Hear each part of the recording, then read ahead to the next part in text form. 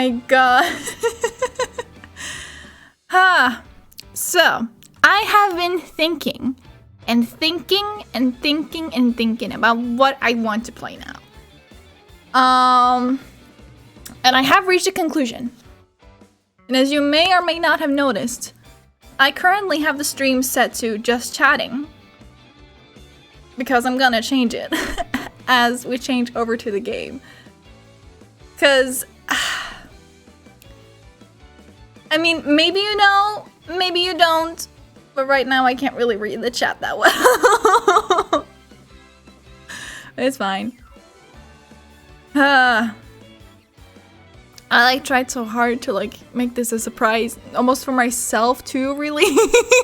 Like I was like I had no idea what the fuck was gonna happen. Hold on, if I do this and I can actually GeoGuessr, yes, it's exactly it. That's exactly it.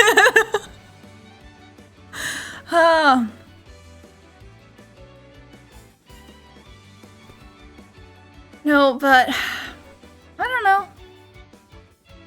I figured, why not? Might as well. I have missed it a bit. I said I wanted to play Earthbound, but maybe not yet. Because I know that that's gonna take me a while, whatnot. So, for now,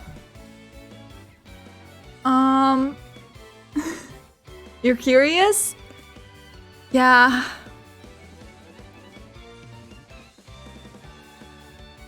Let's see here. If I do this, and I do this, I do this, I do this, and I do this. Let's go. Let's go.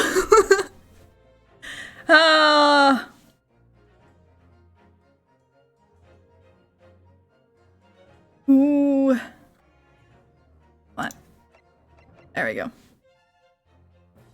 I hope the audio is fine. I feel like it's a bit low, but maybe not, because I feel like I struggle a lot with audio for this. Like either it was like too loud or it was like too low. There was like no middle ground. It's a bit low? Okay, that's easy. That's an easy fix.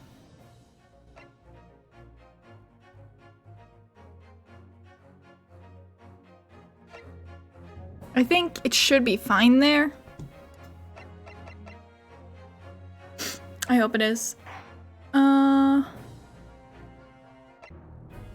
So we're on to Resolve now. I'm so excited because I have no idea what is gonna happen. We finished the first game, right? Like I'm pretty sure we did. Okay. New game. Let's go.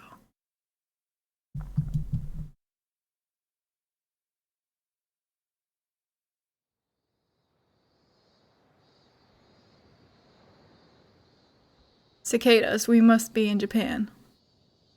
We must be in Japan. The last thing we did was wave Susato goodbye. Ooh, standing here. Okay. まるで嘘のようでございます。懐かしい異国の大帝都。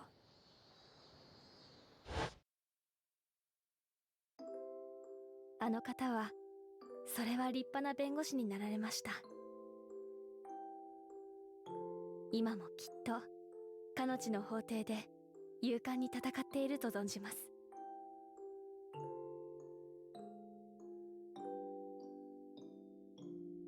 ご挨拶が遅くなって本当に申し訳ございません。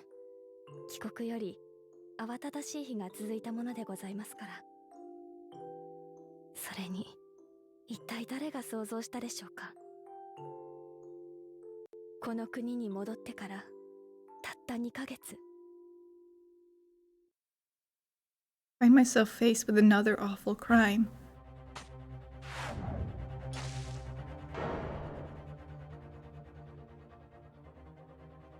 That swan lady again? That looked like her. That bitch. 私は大審院の法廷に立ちます。一生にただ一度。弁護士として。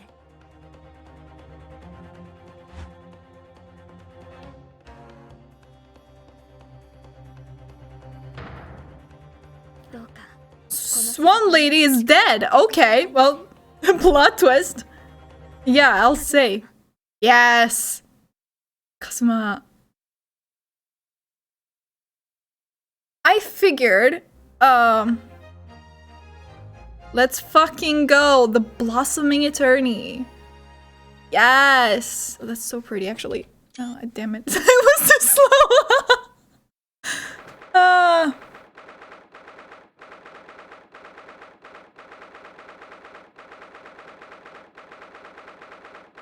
So, what I decided to do, because to, like, keep it authentic, I guess, is for the parts where we're in Japan, I put it on Japanese voices. Just, you know, so it feels more authentic, so they're not speaking fucking British to each other in court. Not that there's anything wrong with that, I just, you know, for immersion's sake. Shut up. Nice touch? Yeah? You think so? I think so too. Oh my god. I don't know where I should put my face here. Alright. Here I am again after 9 months. The Supreme Court of Judicature of Japan. I feel so nervous, but I must steel my nerves and find a way to compose myself. Ah, good. You're here. It doesn't do for a lawyer to be late. Oh, yes. Good morning, sir. I hardly recognize you. You cut a fine figure, counsel. Is the audio still fine? Just checking to make sure.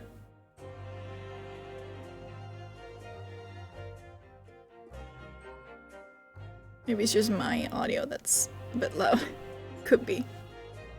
Slightly very little low. Really? Okay.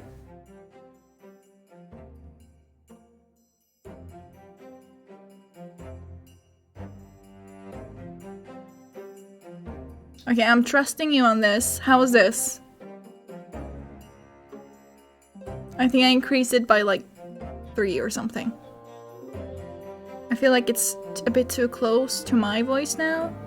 Just looking at like the bars I have on my screen.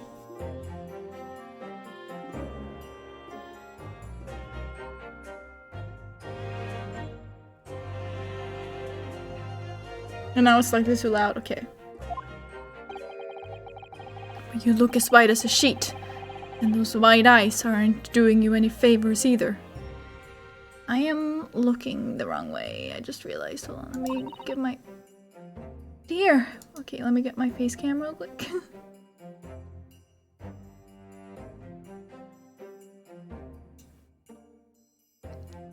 Just so that I'm actually, like, looking towards the screen. Is it better now? The audio?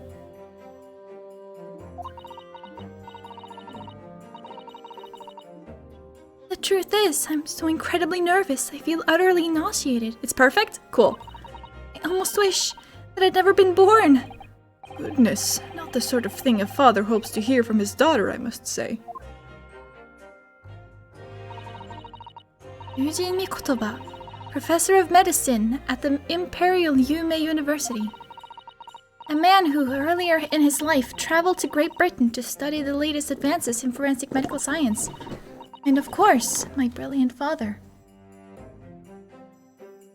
At least his sickness turned out fine. I gotta be honest, I don't remember much. Excuse me? Who this? I'd be correct in thinking that you're to be my lawyer in court today. Oh, yes, that's right, miss. I want to ask thank you for agreeing to represent me. I swear on my life. It's a complete fabrication, this whole thing.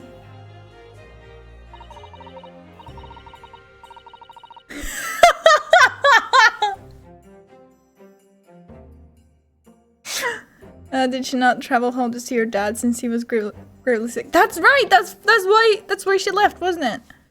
Or at least that's why we were told she left. Sorry, I can't with her name.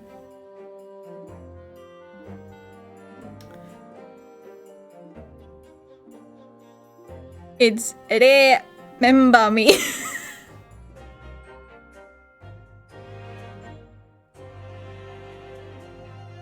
Remember me.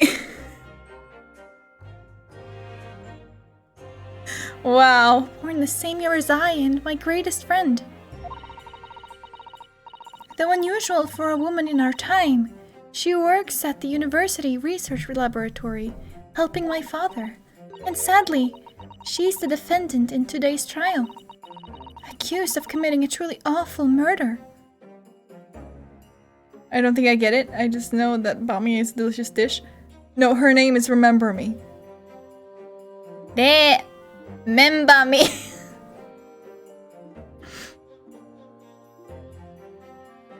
Oh fuck.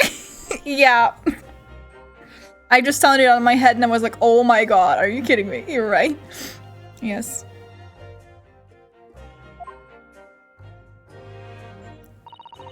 Are you feeling alright? Since we started talking, you seem, well, to have become a little flushed. Oh my, well, it's just that you look so gallant and dashing. Sorry? And when I fall under your intense gaze, it makes me feel rather bashful. Goodness, I don't think she knows. She hasn't realized who I am.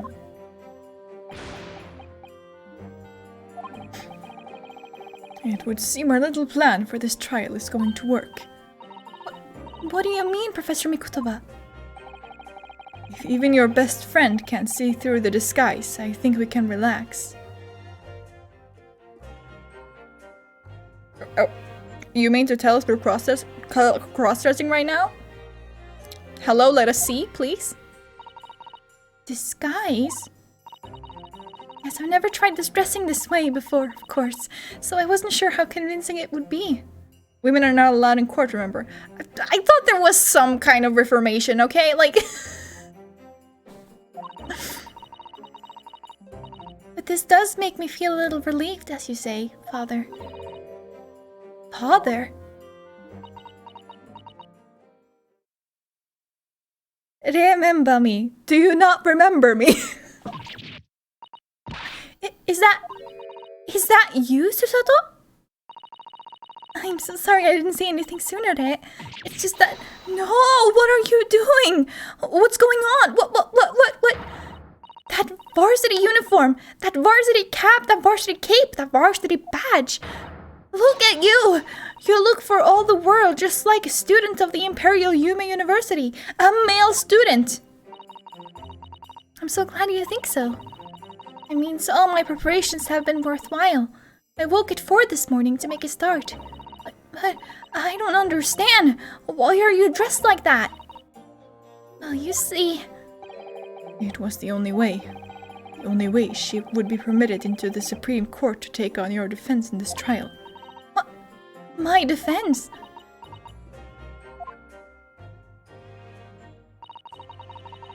Never before in my life have I felt so frustrated at having been born into this body. Courts in Japan are barred to women. We're not even allowed to set foot inside the courtroom, despite the fact that the laws of the land apply to all people, male and female alike. But women are forbidden.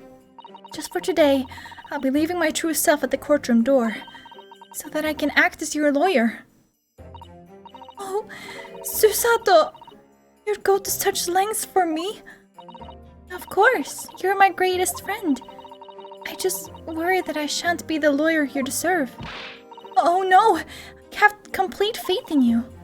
Rei. It's so strange, though. I mean, you're such an accomplished judicial assistant already, and yet, just because you're a woman... What a wretched reason!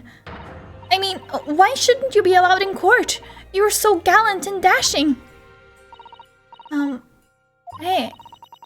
Please don't look at me like that with those flushed cheeks and doting eyes.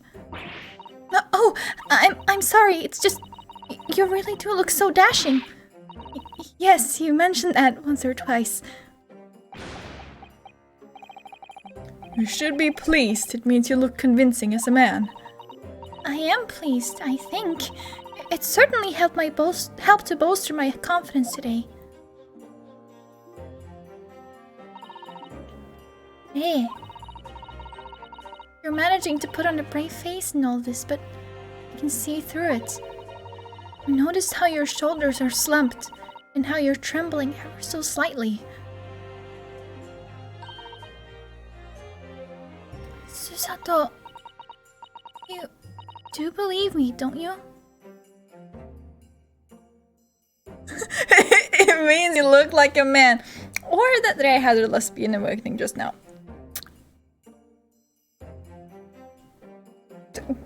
We may never know. I didn't do it. I couldn't have. I mean, murder. Of course. You have nothing to worry about. Your conscience is perfectly clean. Isn't that right? Yes. Yes, it is. Perfectly clean. I have absolutely no doubt in my mind about your innocence. Which is why I'll stand by you until the bitter end in this trial. Whatever happens, I'll always be on your side. Because that's what it means to be a defense lawyer. That means so much to me, Susato. Defendant, counsel. The court is about to begin. Proceed to the courtroom at once. Should go in at once today. If you're late, the judge won't hesitate to pronounce you guilty. Oh! Stand aside! I think I've ever seen her run so fast. Well, Susato, you've certainly surprised your father. Going to such lengths to be admitted into the courtroom, and with no prior experience of being a lawyer. There was simply no other way. That's all there is to it. But, Father, you haven't told her, have you? I mean, I'm right in assuming that Rhea doesn't know how it came to this. Yes, quite right. I've kept that information from her. It would only worry her if she found out that no other lawyer would agree to take her case. I didn't want to burden her with that. And is it true? The reason why every other lawyer is refusing to take the case, is it really because of who the victim was? We should be making a move now too. As you know, law isn't my field, but I'll do what I can to support my student. Thank you, Father.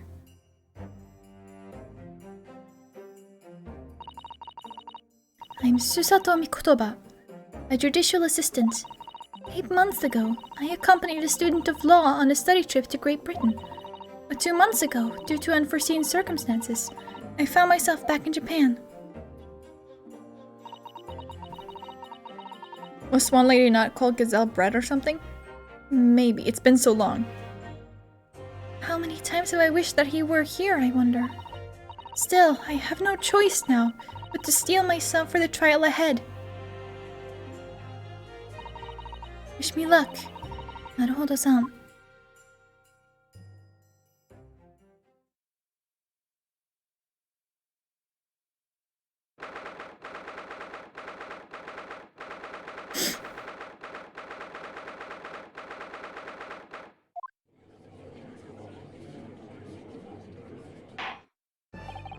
This court is now in session to hear the trial of Re Membami. The prosecution is fully ready to proceed, Your Excellency.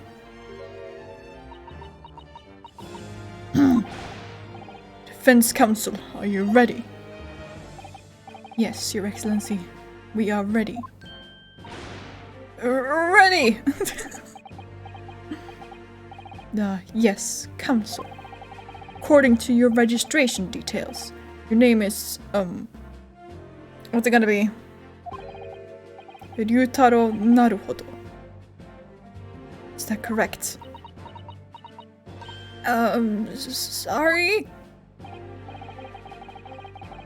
Oh yes, I had to come up with a suitable male name for you for this little venture. I'm afraid to say I simply put down the first name that sprung to mind. Well, Council. Yes, that's right. That's me. Yes, I'm Ryutaro, he who has vowed to uphold the pride of the great Naruhodo clan. It seems Ryutaro may need to consider how better to uphold his manly act first and not overdo it. And those wild, wide eyes aren't doing you any favors either. Just relax and listen. Naruhodo. A fresh face in this courtroom, if I'm not mistaken. But the name Naruhodo, would that perchance be? You may be thinking of Ryunosuke Naruhodo, currently in Britain as part of a study program. This is, his cousin! That's right. Ryutaro here has been studying in the provinces, but was called to the capital for this trial.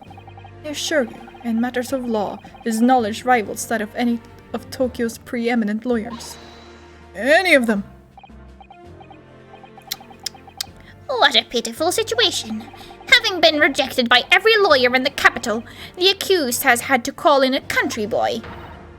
How dare you! Susato is every bit as gallant and dashing as any of your Tokyo attorneys. I won't have you making fun of her. Please. Her? Please be careful, Re.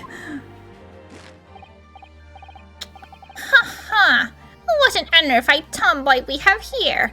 But I wonder, is your gallant and dashing lawyer up to the challenge of defending you? His wide, skittish eyes very much suggest that he is not. I'm so nervous. Now that I'm standing in his shoes, I'm starting to understand what Naruhodo-san goes through. Like it or not, eyes wants to flit. And hey, you best shut the hell up. The case to be heard on this day is a matter of great significance to our national interests. In fact, it would be reasonable to assume that the outcome of this trial may well affect the very future of our empire. Just like the trial 9 months ago. And yet, for proceedings of such importance, we have this unknown yokel by the dock? Dear me. Perhaps this would be an appropriate moment for me to assess the defense. To determine whether you are sufficiently competent to practice in this courtroom. 9 months ago, when a certain other Naruhodo stood where you're standing now, the same judge tested him as well. And even though he was just a student at the time, not even of law, he passed the test with flying colors. My fucking mouse is on the screen. Hold on. Wait, let me fix something real quick.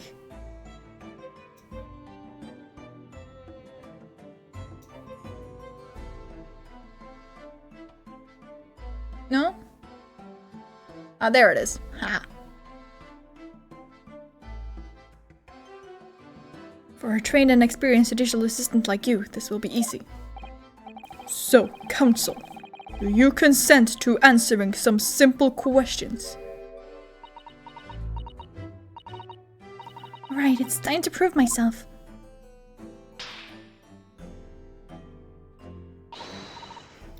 Yes, Your Excellency. Please do make them simple. Very well. To start with, you will state the name of the victim. Oh, that is simple. I couldn't forget that if I tried.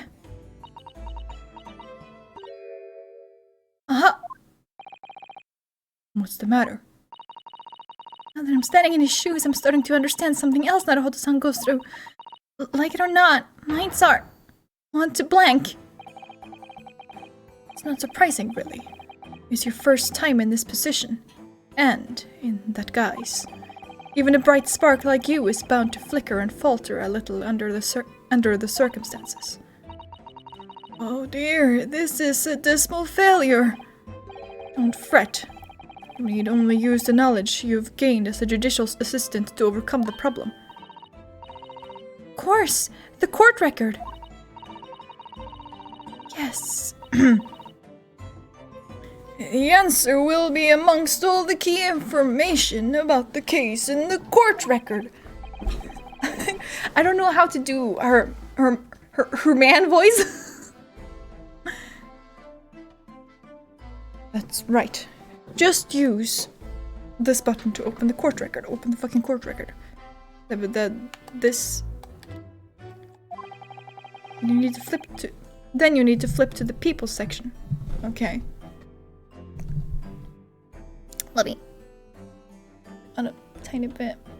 A bit close.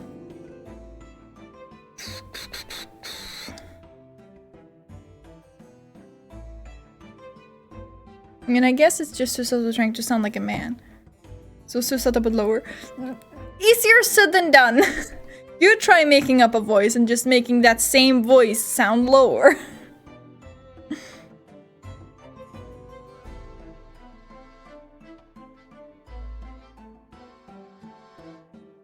And also without putting too much strain on your own voice.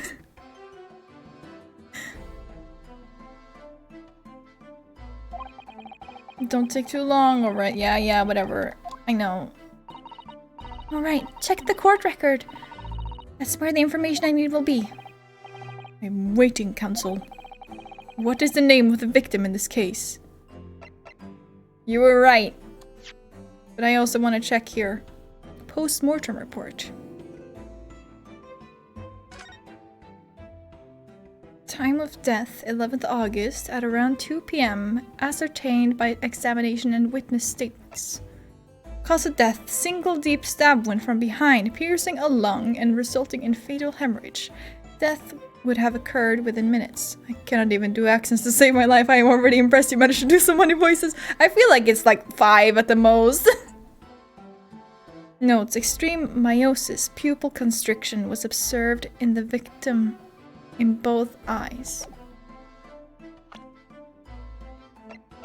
Yes, her name was Giselle Brett. My best friend who works as an assistant to my father in his laboratory at the Imperial Yuma University. She's a defendant in this case. The victim of the case, who was a former British exchange student, 9 months ago she was found guilty of the murder of visiting Professor Dr. John Wilson. Yes. It's ouchie! No. Giselle Brett.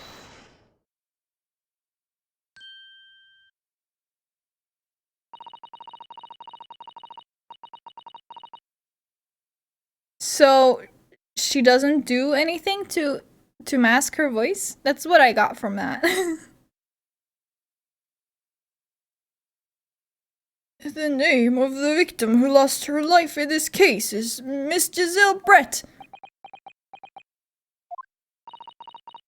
Giselle Brett. A name that will never be forgotten in the courtrooms of our country, I'm sure. Correct. And being a member of our empire's judiciary, you will be well aware of the significance of that name. So, let me pose another simple question. As you know, Miss Brett was a visiting student from the Empire of Great Britain. Why then is her name indelibly associated with our own empire's judicial history? Obviously, you won't have forgotten that case from 9 months ago. But if it's proving hard to recall the finer points, everything you need is included. Yeah, whatever. Obviously, I still remember. That was the start of everything. Giselle Brett. Behind the woman's student persona was the face of a killer.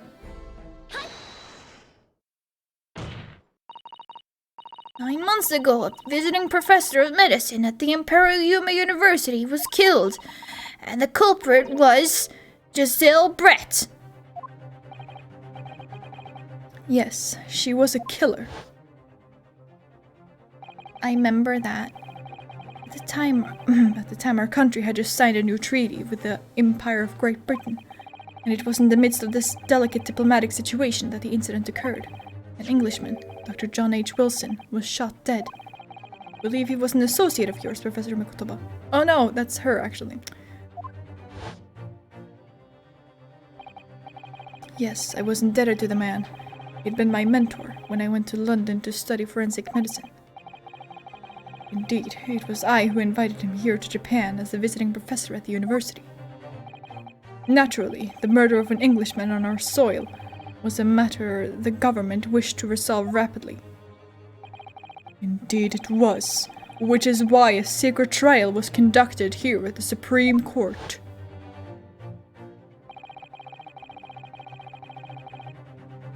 A student of the Imperial Yuma University was arrested on suspicion of murder. Second-year English language student by the name of Yunosuke Naruhodo. With the help of his best friend, a student lawyer, the accused conducted his own defense and exposed a despicable crime committed by Miss Giselle Brett. Did we ever see her face, actually? Did they just, like, get to, like, the top part of her face? And we're like, nah. We don't want to do any more character design for her. Only the mask, I think. Yeah.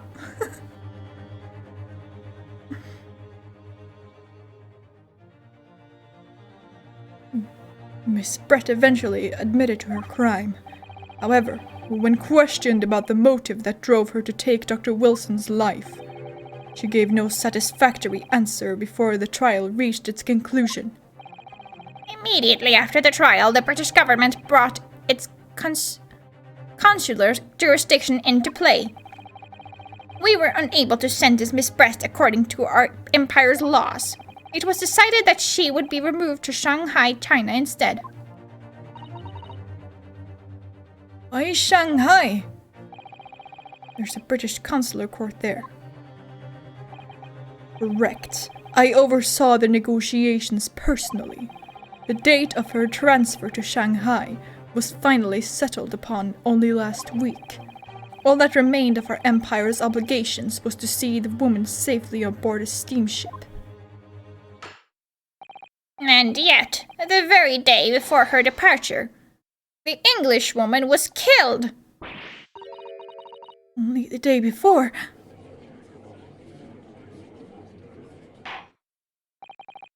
That will do. I'm satisfied that the counsel for the defense is sufficiently capable of representing the defendant. Oh. Thank you, Your Excellency. Over the first hurdle. Now, a summary of the incident, if you please. Prosecutor Ouchie. As is your wish, Your Excellency. The repugnant crime took place on the 11th of August in broad daylight. On the outskirts of the imperial capital, under a bright blue sky at a secluded bathing spot by the sea. The incident occurred inside a small beach hut erected for bathers to rest or change their clothes. The cause of death was a single stab wound to the posterior abdomen that pierced the victim's lung, an injury which proved fatal.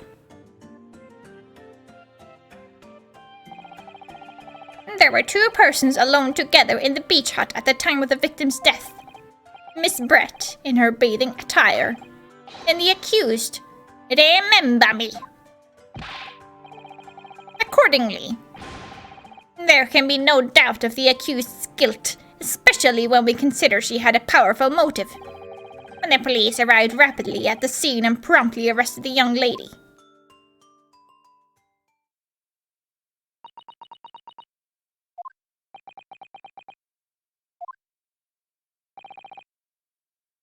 Well, that extraordinary description of events leaves me somewhat lost for words, I must say. That's certainly true. The prosecution's summary. was full of words that raised an awful lot of questions. As a lawyer, I really ought to pick up the prosecution counsel on what he said about, I guess, motive. You're clearly exaggerating. Powerful motive is a blatant overstatement. Is the yokel boy using long words he doesn't fully understand? I beg your pardon? No matter. Let us put this to the accused, shall we? Membami-san, you are a research assistant at the Imperial Yume University, I believe. Yes, I am. I'm working with Professor Mikotoba in his laboratory at the moment. I can confirm that. The defendant is an excellent assistant with a strong sense of responsibility. Fascinating to hear. Now another question. Prior to your work with Professor Mikotoba, whose research were you assisting then? Oh, I was studying under Dr. John H. Wilson. Dr. Wilson. The visiting English professor who was murdered by Miss Brett 9 months ago.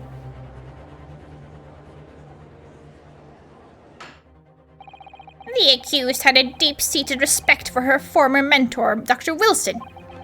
Is that not true?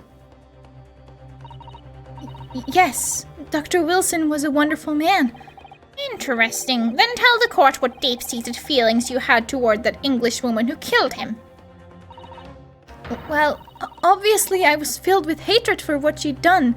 A powerful hatred. Oh no. Hey, be careful of what you're saying!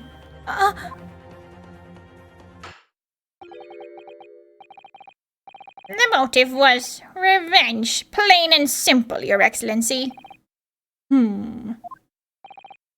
Well, it was clearly a trap all along. Wicked of him to use Rei's undying respect for her former mentor against her like that. Must find out more details and something we can use to bolster our defense. As a lawyer, I really ought to pick up the prosecution counsel on what he said about, I guess, just everything, really. You can hate someone without wanting to kill them, true. Okay. Alright, there we go.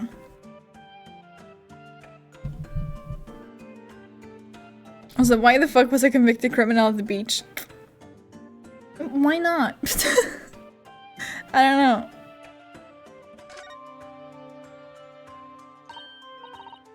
If I may, Prosecutor Ouchie.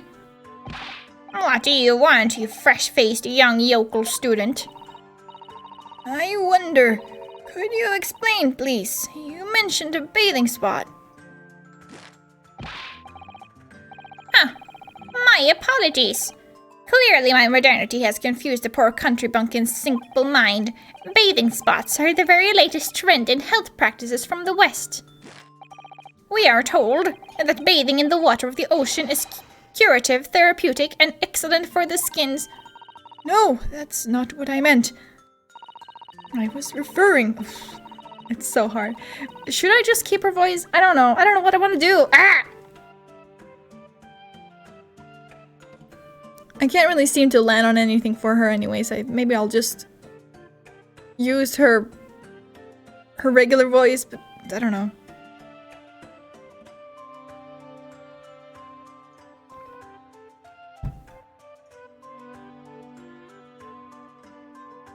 From the yell she did, I assume she does not really cover up her voice.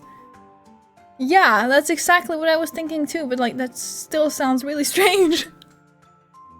Okay, I was referring to the fact that Miss Brett had, to all intents and purposes, been found guilty of murder. Why would a known criminal have been relaxing by the sea?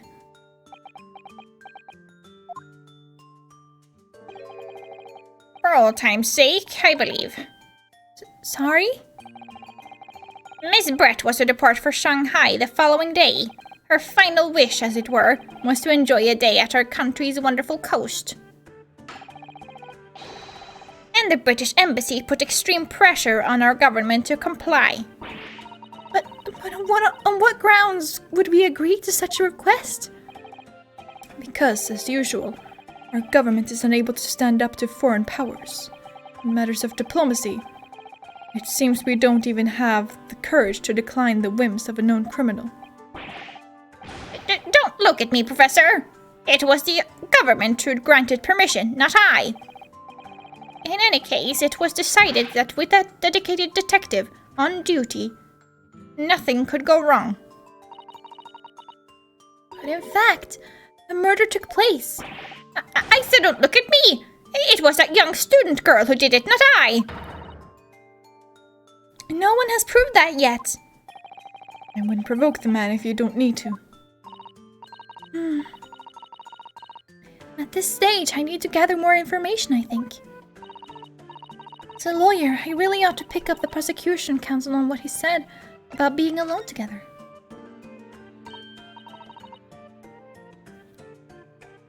Is the detective gonna be the blood coughing guy?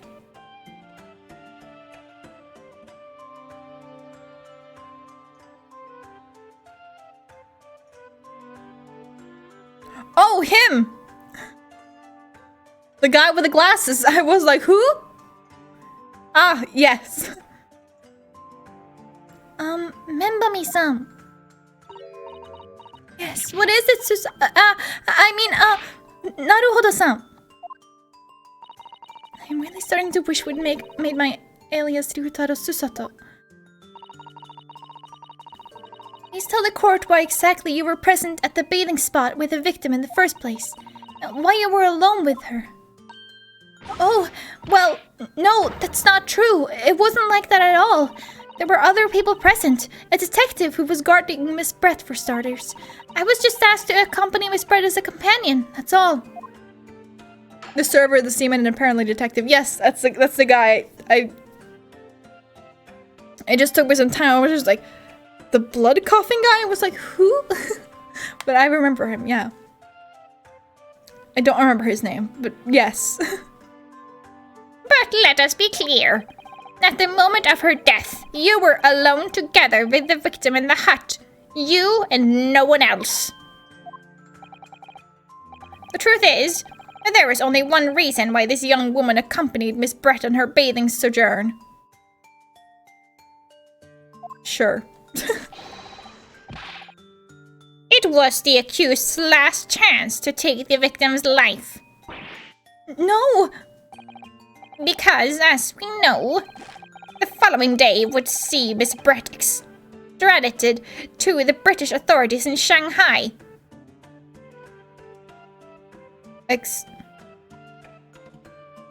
Sure. And the accused would never have an opportunity to dispatch her again.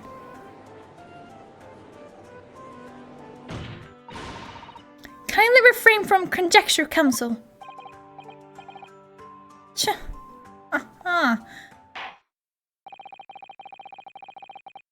I believe we all have a clear picture of the incident now.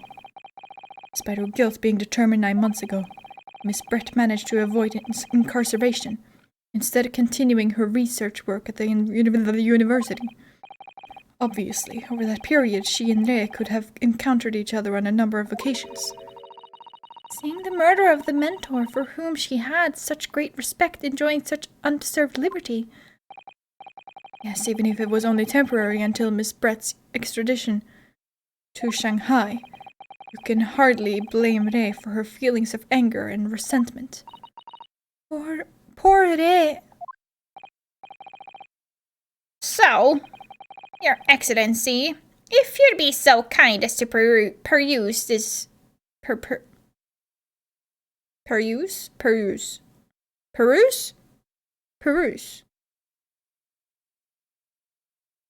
Peruse this exhibit. A photographic print that shows the scene of the crime immediately following the grim incident.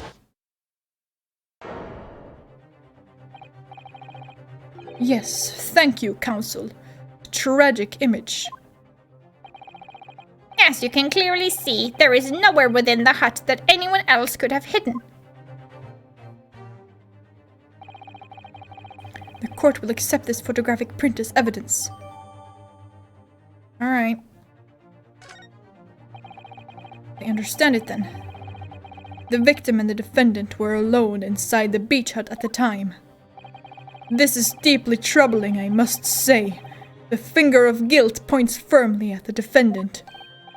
Well, Your Excellency, naturally the prosecution has much more to its case.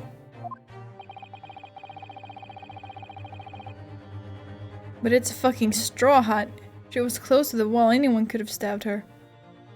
Ooh.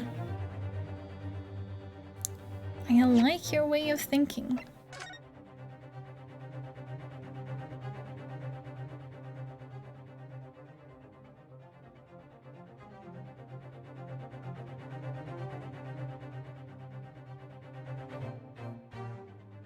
You may be onto something. Like she was sitting there and then she got stabbed and then she fell over. Could be it! Could very well be it. There's probably also gonna be some other fucking twists because God knows there always is. We intend to prove the accused's appalling actions beyond all possible contention. To that end, I can confirm that we have multiple witnesses to the crime and damning evidence. Witnesses? But who? One of whom, I might add, is a highly respected police detective. I assure you, the testimony of... Pardon me? The testimony of these witnesses will leave no room for doubt.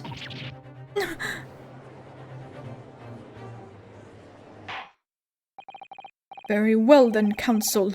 Bring forth your witnesses. If there are witnesses, then people saw what happened and thus they were not alone. You know what? You're so right. I, Taketsuchi Aochi, have been waiting for this moment. Sorry? Oh yes, I haven't forgotten. That trial 9 months ago, here in this very courthouse, when that irreverent little student boy utterly humiliated me.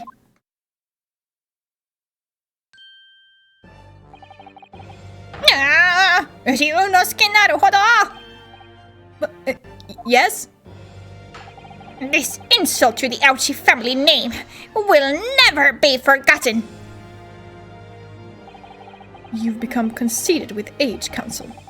But the old have to stand aside and make way for the new. It's the way of the world. May you never forget that.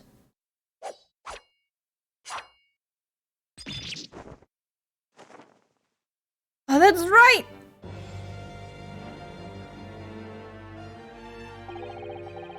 Did he grow out that little whipped cream of hair on his forehead? Strike the head of a samurai whose top knot has been cut, and the bell of cultural enlightenment tolls. Yes, on that fateful day, my former self died. Start of your own mini Meiji revolution. Are you modernizing as well, counsel? Seems that revenge and poor prosecuting runs in the family. Silence! Since I swore revenge back then, there has been a minor miracle atop my head. Observe the Aochi growth. Oh, it really is? You see? You see the seed of hope sprouting forth from the barren expanse of my crown? I think that tiny growth is trying to tell me something. I'm afraid I can't really see. Where is the hope exactly? I said silence! Today, I face another yokel student of the Naruhodo clan. Well, I will vanquish you. And my victory will be the fertilizer for the seed of hope atop my head. You have been warned. With that, the prosecution calls the witness to the stand. It looks like the stakes are high on both sides in this trial. The prosecution and the defense each has much to lose. A haircut is hardly... A haircut is hardly comparable to today's life.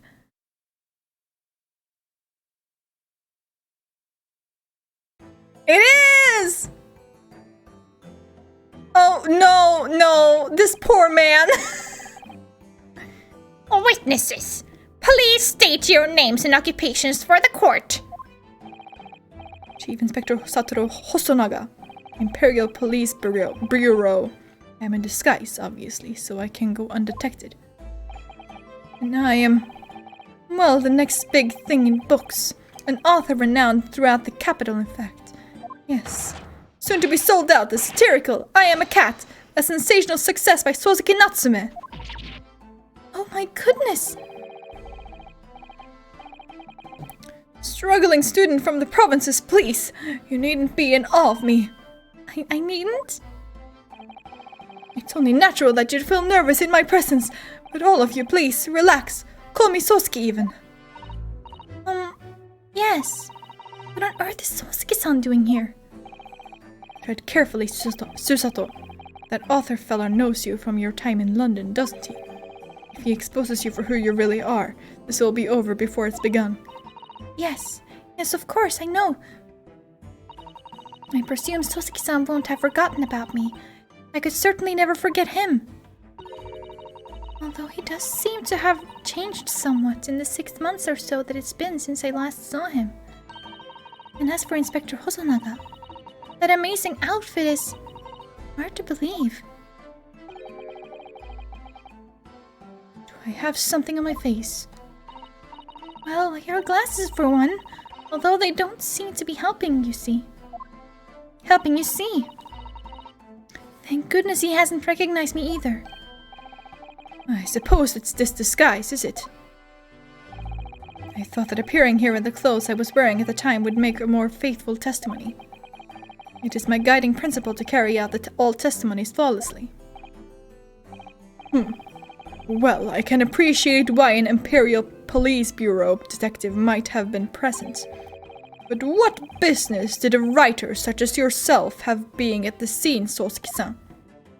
Well, you see, I had been asked that day to give a lecture on the morning of the incident in the Imperial Yume University's Grand Lecture Hall, no less.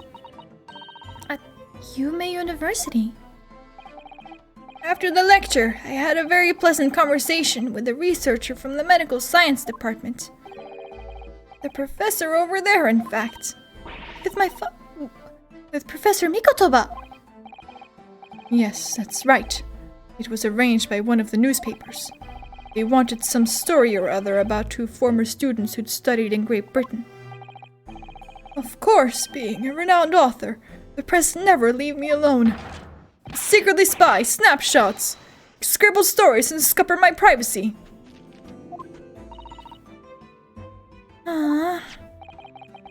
As you can see, the conversation was written up in this newspaper here. Read it at your leisure. My provincial, struggling student friend. I have plenty of copies. Thank you very much. It practically threw that paper at me. Cool.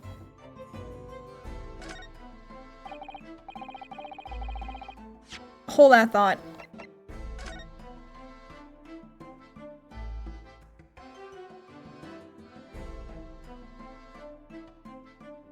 Ah, damn, how I wish I could read this.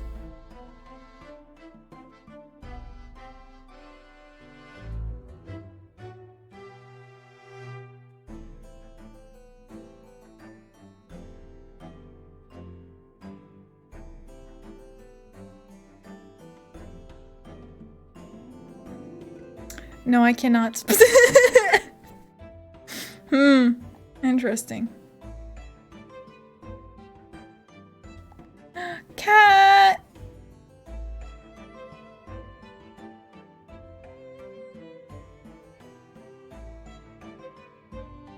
I was gonna say, wait, I thought his cat was left behind. This is not the same cat.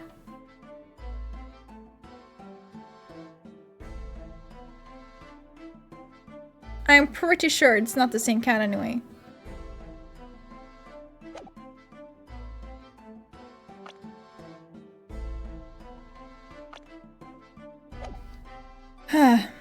Anyway, following my interview with the professor, the lady in question appeared and made a very unexpected announcement. I should like to go with everyone to see your country's coast. Those were her words. As I explained before, Miss Brett was never taken into custody. She continued to work in my laboratory. Under strict surveillance, of course. At which utterance, the university immediately contacted the government to seek guidance. And the response was, permit Miss Brett to go as long as a detective accompanies her. The detective I am at liberty to divulge was me, Chief Inspector Satoru Hosonaga. Thereby, the entire party departed cordially for the seaside, it seems. It was extremely challenging to clear all other members of the public from the vicinity of the beach. Love this man's turtle hat. I think it's just an actual turtle. Why do you have a turtle strapped to your head, good sir? But fortunately, I am at peak physical fitness at the moment, so... Sure, let's go with that.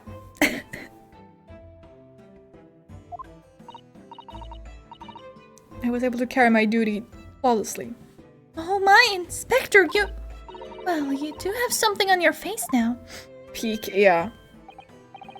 No, how unsightly, I do apologize. Does that mean that you went to the beach too, Father? No, fortunately I had work to finish off. But unfortunately, of course, it meant that as my assistant, today I was invited to take my place. Of course, being a renowned author, I didn't like to decline the invitation. Ah, but if only I had! I'd never have seen that awful sight! Relentlessly racked by remorse and regret!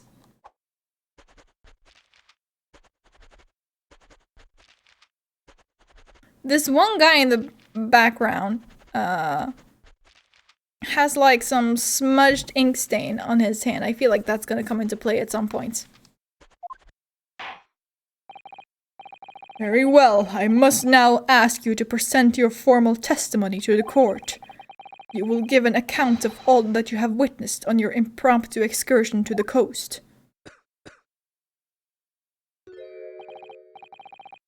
Of course, Your Excellency. Relentlessly racked by remorse and regret, I am. His eye twitches! Especially since the dude writes with a pencil without ink. True. The day of the incident, I was ordered on a special surveillance assignment in this disguise. I just managed to catch that crab when I suddenly heard a caterwaul from behind me. A what? I ran into the beach hut at once, where I found the pair in question. Yes, that young girl was astride the Englishwoman, dagger in hand, as she stabbed wildly. I saw blood on the blade. It proved to me that she'd stabbed the victim multiple times.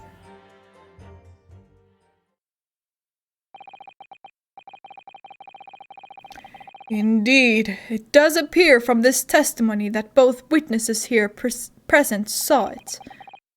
The very moment of this heinous crime. What?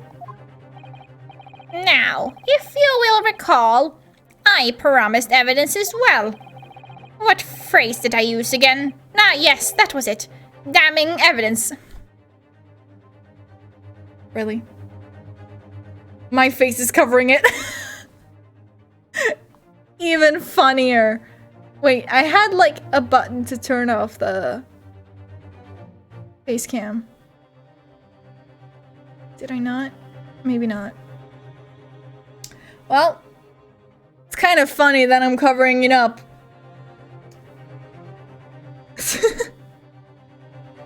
There it is. Wow.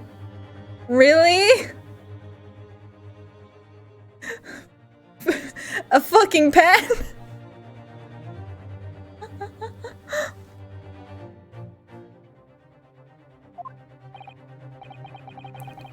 Have you there, Counsel? A so-called fountain pen, is it? correct, Your Excellency. I found it at the scene whilst examining the body. You were right about the ink stain being important. It's kind of like the fucking... What is it, Chekhov's gun? Is that the thing?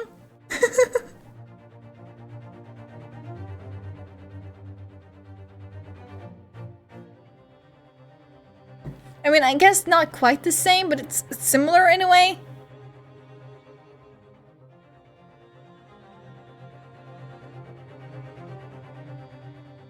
Maybe that will be like just a coincidence and there is another character who that fountain pen actually belongs to or something like that. It appears that in her dying moments, with her final ounce of strength, the victim clutched a piece of evidence that would positively identify her killer. It's gonna be a wild ride anyway, for sure. What? Your Excellency, if you would cast your eyes over the photographic print of the crime scene once more.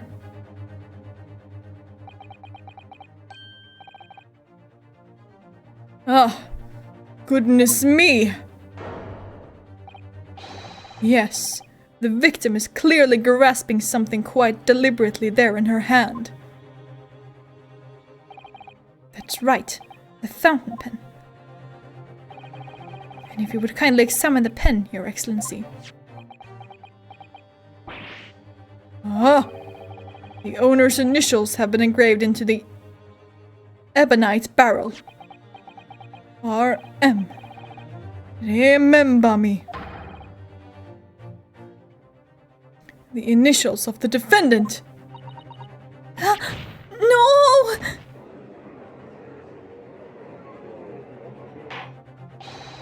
This fountain pen will be admitted immediately as critical evidence.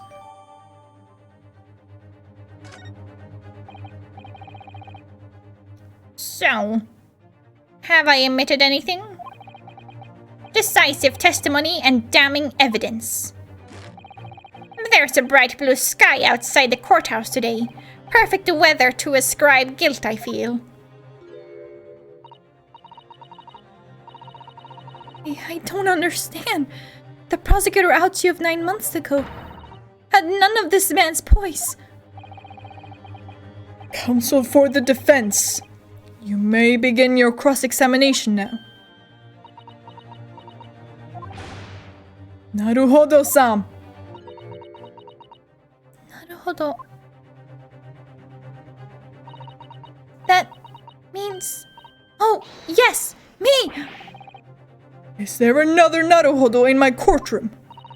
Actually, there isn't even a single Naruhodo in your courtroom. Cousin Ryutaro, pull yourself together, please. Alright, I've seen this countless times as a judicial assistant. Find inconsistencies in the witnesses' testimonies to prove that they're lying somehow. That's all there is to it. That's how a real lawyer would handle a cross-examination. So let's see what I can do.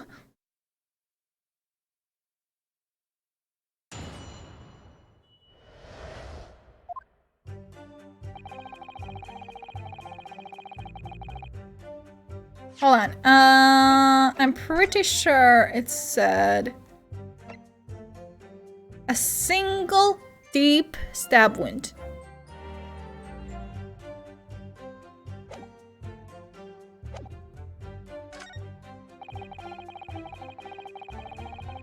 Okay. Went into the beach hut where I found the pair in question. The young girl was astride the Englishwoman, dagger in hand. She stabbed violently. I saw blood on the blade. It proved to me that she'd stabbed the victim multiple times.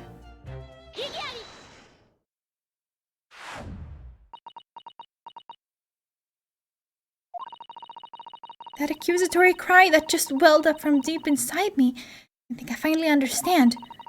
Every time Kazuma-sama and Naruhodo-san have stood here at this bench, the stakes have been very, very high indeed. What's the meaning of that menacing pose, Counsel? I'd like the witness to clarify something for me. Oh, what? Where? When? How?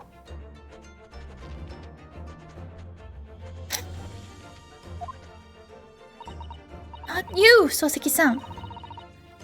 This query is directed at Inspector Hosonaga. Me? In your statement just now, you said that the victim was stabbed multiple times. Yes, that's right. As I said when I entered the hut. The defendant was already standing over the victim, bloody knife in hand, like a murderous demon. And yet, that cannot be! What? Get to the point, please, Counsel. In the post-mortem report, it clearly states the victim was stabbed one time only. In other words, Inspector Hosanaga's testimony is clearly flawed. And Soseki-san, me? You claim to have seen Memnami-san in the throes of stabbing the victim. Yes, I did. Wildly. But both you and the inspector confirmed the same point. That there was already blood on the knife that you saw the defendant holding. Yes, and? It's quite simple. We know the murder weapon was used to stab the victim only once. Therefore, there is no way there could have been blood on the knife if that single stabbing hadn't already occurred. True! And what exactly is your contention, Counsel? Are you ever going to tell us? Yes, Your Excellency.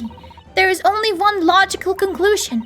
What Soseki-san in fact saw was not the moment that the defendant stabbed the victim at all, but the moment that the defendant in fact withdrew the blade from the victim's body. That can't be! Excellent work, Susato. You exploded at them with that objection, and then proceeded to pull them apart systematically. Well, this takes me back. Yes, I seem to remember your cousin staged a scene much like this in that trial 9 months ago. A half-witted child with a half-baked objection, attempting to steal the show. Sir, if you actually do remember, though, you would also remember that he won. Like, Attempting to steal the show. yeah, but he also won. What are you aiming for here?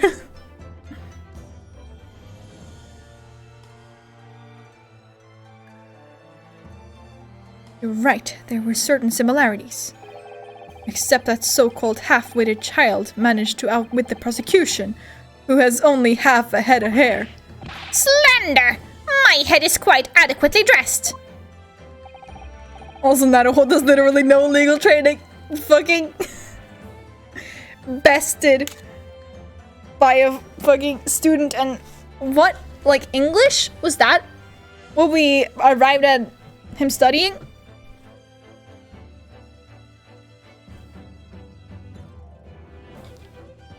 In any case, all this talk of stabbing and withdrawing and multiple wounds, it makes not a jot of difference. What? Why not? Engage your brain, young man. When the accused first plunged the deadly weapon into the victim, that was the fatal blow. And it was that moment, just as she had withdrawn the blade ready for her next strike, that the witnesses saw. The knife was already tainted with blood because the accused had already stabbed the victim.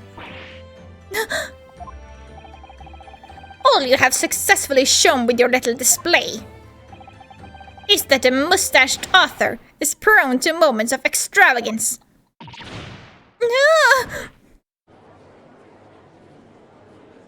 Student of foreign language, English, yes. I am in agreement with the prosecution. If the defendant was seen wielding the blade at all, that is sufficient grounds for her actions to be viewed with suspicion. But if she was withdrawing the blade... Then we are back where we started. Sorry? Consider this, young yokel boy. If the student girl is as innocent as you claim, then why would you have pulled the blade from the victim, and with the demon's cold-blooded composure too? The prosecution demands an explanation, and it had better be good. Why did I pull out the knife? Ah, yes. Going for the jugular. Jugular? What does father mean by that? Let the court hear your answer then, counsel. The truth is, I don't really know, but I have to come up with a plausible reason here, or we don't have a case. The reason why the defendant pulled the knife blade out of the victim's body was surely so she could...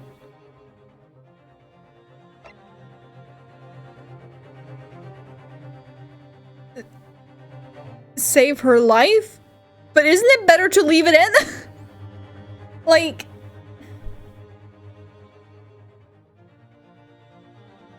I guess if she had like proper... Save her seems the most innocent. Yeah, I mean, I bet that's what the game wants me to choose, obviously. But just like, why would you pull out the knife in this scenario?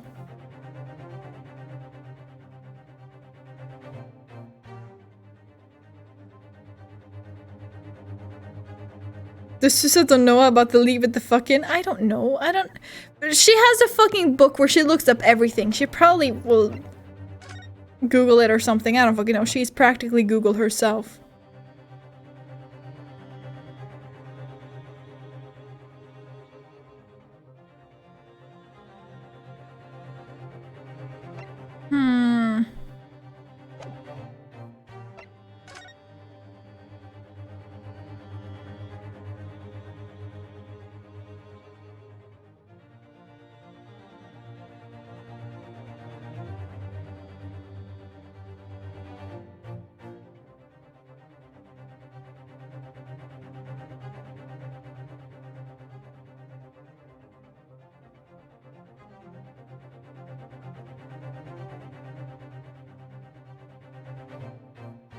Maybe...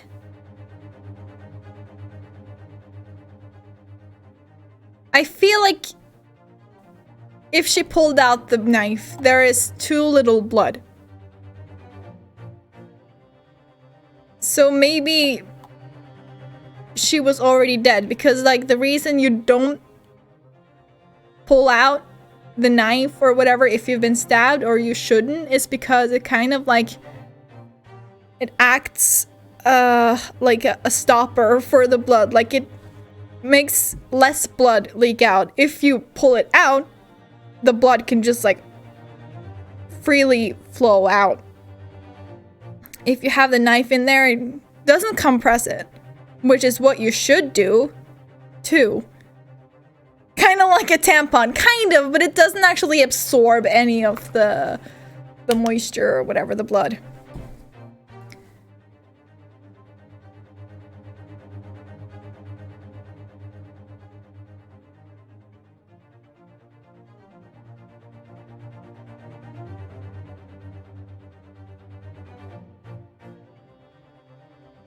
It could just be like the game not wanting to like be too bloody and me reading too much into it, but like to me, from what they're talking about, this wouldn't be enough blood. Like maybe there is some blood over here that we can't see because the fucking lighting is shit. That could very well be it. But I feel like it should have like leaked and like pulled somewhere on the floor. Maybe they had a good reason to pull the knife. Or she did an Edgeworth. She just found it and was like, what's this?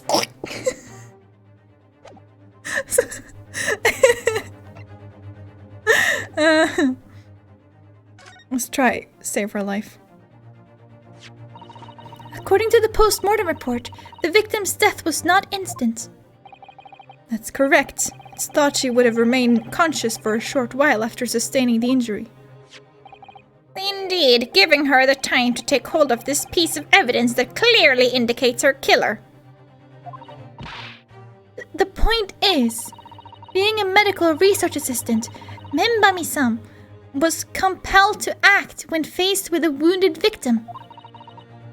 Instinctively, she pulled the blade out in an attempt to save Miss Brett's life. I agree with this if she had like some proper compress available. Wait, no, that's just... It doesn't seem like she used... Maybe she didn't get that far. Who knows? But I can't really see anything that's like supposed to act as compress here.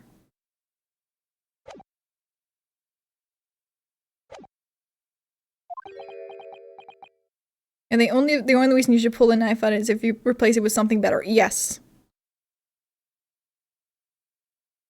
That's it.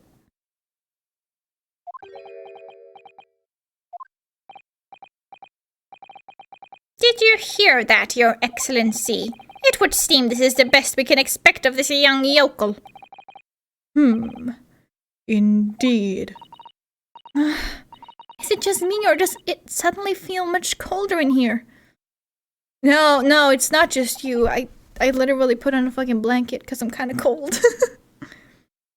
Your Excellency, if I may. Speak, witness. Would like another opportunity to testify. In respect to the slipshod assertion just put forward by the yokel defense counsel, I mean. Slipshod? An excellent idea, Inspector. Our young yokel hopefully has a modicum of knowledge when it comes to the law, it seems. But in matters of medicine, he appears to possess not one iota of common sense. Very well, Inspector. I will permit your request. You will testify again before the court on the subject of the defense counsel's assertion. Yes, sir. I will do so flawlessly. Flawlessly. Pulling a blade from a wound without thinking could cause heavy bleeding. My man, let's fucking go! We literally spent like 5 minutes talking about this. It's basic knowledge that any medical research assistant with an ounce of sense ought to know. In other words, there's no good reason why the defendant would have tried to pull the knife from the victim. If she had something better that could actually compress the wound. Let's not forget that the young student did have a motive for killing the victim. Or so you say. The man the victim murdered 9 months ago, Dr. Wilson, was the defendant's highly respected mentor.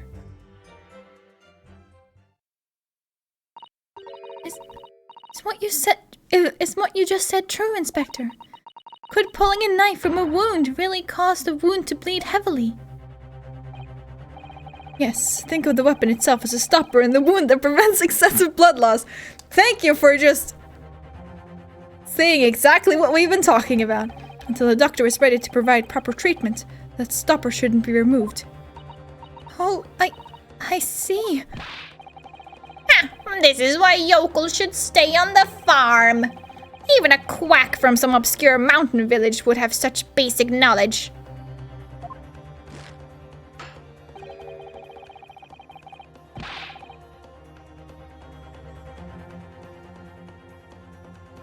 They assume she doesn't know because she's a woman, is that it? That she wasn't fucking prepared or whatever? Anyone who's ever given someone a little poke with a knife and pulled it out again knows it. Ah, I see, so you have experience? Oh. Well, I've never stabbed anyone, you see, or pulled a blade out of a wound, so... Of course you haven't. I didn't bring you up to behave like a bandit. Father, is it true what they're telling me? Yes, it's basic remedial knowledge for medics. They would have been well aware of it. If she were to claim ignorance of such fundamentals, that would prove fatal in many ways. But then, why would Ray have done it? Could she have pulled out that knife in full knowledge that it would be fatal for Miss Brett? I don't know. Ray never once mentioned anything about the knife to me. It seems almost impossible to believe, but could my friend actually have... Susato, Yes! pull yourself together. We mustn't lose sight of why we're here. No! Council, it's time for your cross-examination. Oh, yes, Your Excellency. However, I must warn you that if your cross-examination fails to identify any issue with the established facts... I think they say she's stupid because she's from the country, considering that she would not be allowed to continue if she is found out.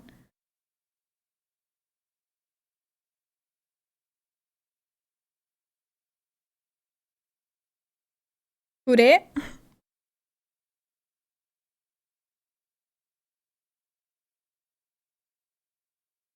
I will be moving to my adjudication immediately afterwards.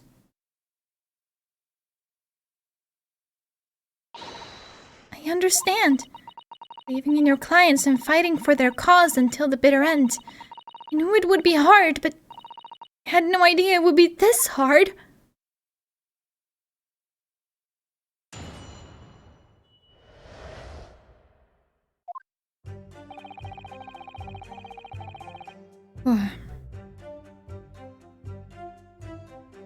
Yes, pulling a blade from wood can cause heavy bleeding. That's basic knowledge that any medical research assistant with an ounce of sense ought to know. In other words, there's no good reason why the defendant would have tried to pull the knife from the victim. Let's not forget that the young student did have a motive for killing the victim. The man the victim murdered 9 months ago. Dr. Wilson was finished. Okay, whatever.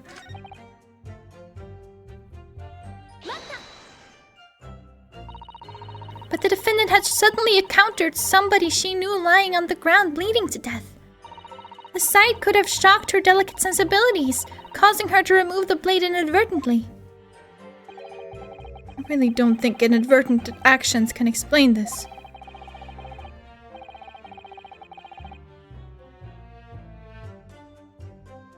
And maybe it's not a real turtle. Maybe it's one of those things with their bopping heads or something.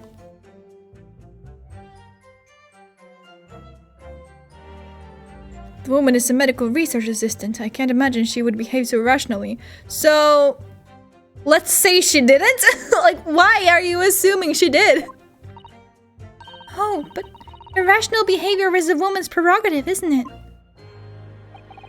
Oh dear, you have a lot to learn about women. Only a small-minded man could have such bigoted views. Oh dear, perhaps I'm letting my male persona take hold a little too much. Well, have I managed to convey the basics now?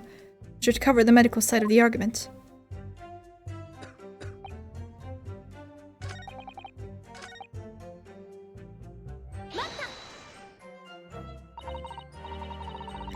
In that case, there's an obvious explanation here. Which is? Clearly, the defendant, Remembami-san, does not possess an ounce of sense. No!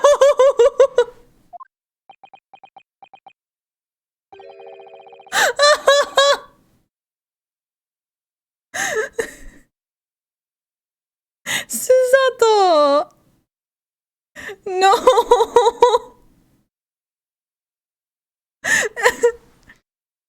What do you think about that, Professor Mikotoba? I'm not sure that you should be labeling your best friend as lacking in common sense. Well, I thought it would be better than labeling her as a murderer. I don't know young people today. If that's friendship, I don't understand it. Careful, Counsel. A lack of common sense can be a very dangerous thing. Oh dear, that recoiled on me rather badly.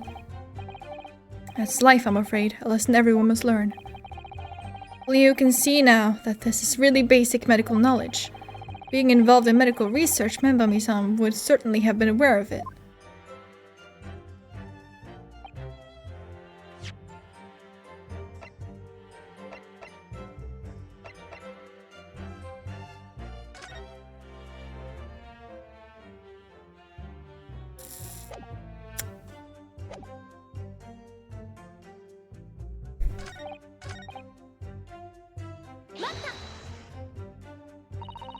You say doing it without thinking could be a problem. Does that mean that if you used due care and attention, it would be alright? I wouldn't have thought this needed spelling out, really. But the blade is like a stopper in the wound. Remove it and a serious hemorrhage will occur. In other words, a medic would need to be present before any attempts was made to withdraw the blade. But she was a medic student!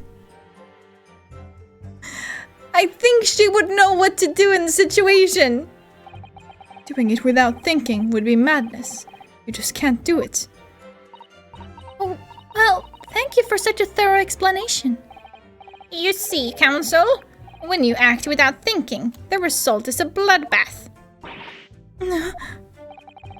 Back to the witness testimony, please.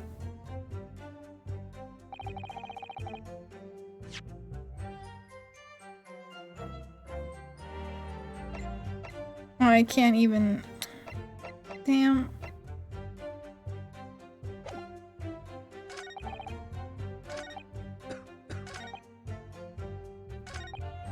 I guess just press everything else. Whatever the motive, it just isn't in Membami-san's nature to do something so awful. But you have both motive and opportunity. That's very hard to argue against. But you don't know the defendant! And you, Counsel, do not appear to know the law. Yes, evidence is the only way to convince the court of your argument, not feelings. Maybe there is something in the court record? I don't know.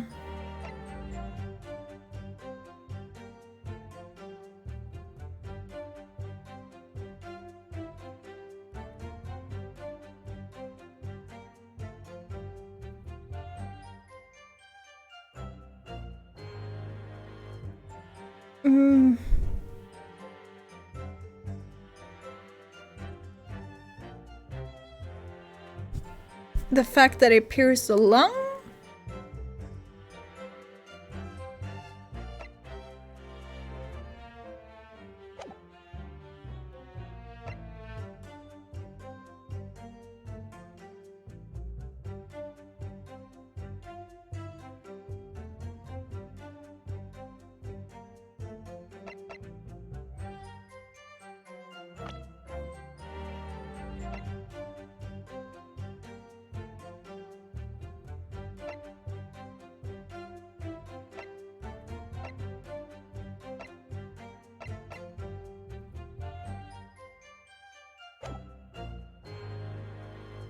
With this fledgling to defend her, I would almost say I pity the accused. So do I. Inspector, you will reiterate your point about the defendant's motive, please. Yes, Miss Brett was in many ways the sworn enemy of Membami-san. The man the victim murdered 9 months ago, Dr. Wilson, was the defendant's highly respected mentor. Still just that, okay. Well, yes, that's true. Dr. Wilson recognized Membami-san's talent and offered her the position of assistant despite her being a woman. She was extremely grateful to him. Yes, the Englishman appears to have been a very broad-minded individual. Dr. Wilson had no time for outdated traditions. He met with opposition, of course. But he believed firmly in Membami-san's abilities. Clearly the defendant was in the man's debt, which only serves to prove my point. This is hopeless. I can't find a single crack in this testimony anywhere. If Rhea knew that withdrawing the knife from the wound would threaten Miss Brett's life further, I just can't think of any way to explain why she did it. Susato, it's at times like these when it's especially important to remember the fundamentals. The fundamentals? Always believe your clients? And evidence is what counts, okay. True, I guess. Of course, but I've been through the court record dozens of times already. I think perhaps you're forgetting something, though. You needn't take the evidence at face value. You can and must examine it in greater detail, too. The pen? I can't examine the pen.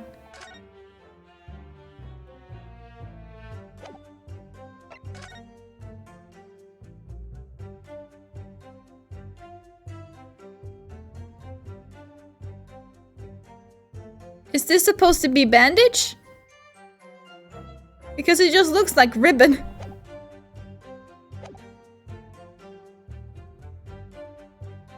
She's holding the pen. Well, yeah, but we already went through that. I realize this is your first time playing the role of lawyer in the courtroom. If you need reminding of the rudiments, you need only ask whatever. Yeah. Examine the evidence. Yeah. I know what to do. Come to think of it, Kazuma-sama and Naruhodo-san were always turning evidence over and over in their hands. Yes, I need to examine things in greater detail. Okay, whatever. By the look in your eyes, I see it's coming back to you. Can you flip the newspaper? Cannot. Through the court record again and have a thorough look at everything. Maybe just find a clue. Do it straight away.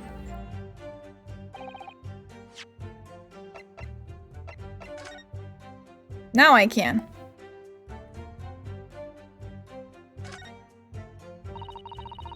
This is the newspaper from Sosuke-san. There seems to be an important article on the back page as well. Exclusive! Deadly poison stolen from Yume Medical Research Laboratory. From Yume's Medical Research. Father, isn't that your lab? What the? Let me see that. The poison's been stolen. It's this morning's paper that Sosuke-san gave us. Are you saying you didn't know? As embarrassing as it is. As that is for the head of the laboratory, I didn't. Not heard any such thing. Where on earth could the reporter have gleaned this information? Come to think of it, there was no article mentioning this story in our paper this morning, was there? It's a highly toxic poison we've been working on in the strictest confidence. Was Brett trying to poison someone?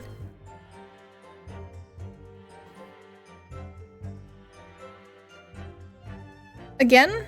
Wasn't that what happened last time, or am I mixing them up? I put Rei in charge of the project. Hey! She was managing it! If what's written here is true, it means that she tried to hide the theft from me.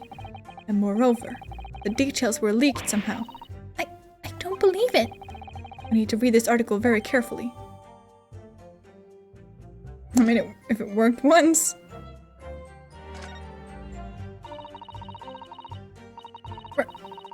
I can't read that word. England returnees tell all. This is the interview with you and Sosuke-san, is it, Father? It looks as though it was quite an exchange. Yes, he became a little over-animated when he was talking about his time in England. The photographer managed to capture the moment his hand karate chopped me on the neck. I do hope you weren't hurt.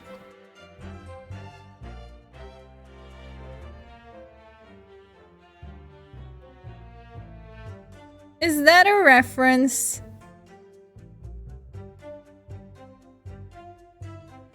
Luck Carnival. I can read that.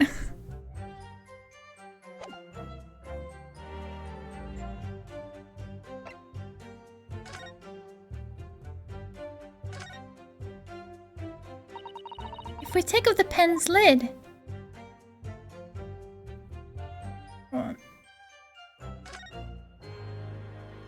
Sure. RM initials are very clearly engraved here. And the fact that Miss Brett was clinging to this pen in her dying moments was very clearly a message too. To identify her killer, you mean? I don't think there can be any doubt that this is a key piece of evidence in this case. Is a symbol?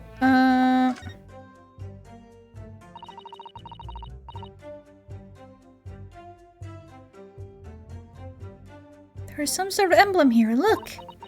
But it isn't the Yume University one. It belongs to some other organization, I suppose. A business of some kind. These things, they're called something. Kamon? I think it's Kamon. That would seem to imply that the pen doesn't in fact belong to Re. Kamon are just like various crests. Used in Japan. Not used as much now. And it was kind of funny just going through like a list of them and then suddenly like in the middle it was just like fucking the logo for Mitsubishi. Like it makes sense, but it's still kind of funny to see. Okay, and now we look at the tip, I guess. Now let's unscrew the barrel, shall we?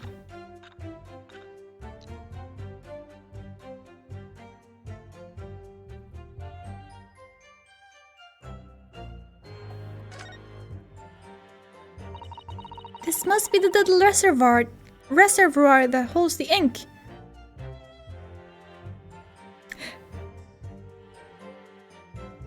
I bet that held some poison. Yes, you fill it by drawing ink from a bottle up through the nib. Is something wrong, Father? Just that there doesn't actually appear to be any ink in there, that's all. Oh yes, you're right, it's pretty much empty. That seems like a perfect container. Yeah, it's fucking crystal clear. Well, it could be on the verge of running out, I suppose. Ma'am, have you ever seen ink? Have you ever experienced ink?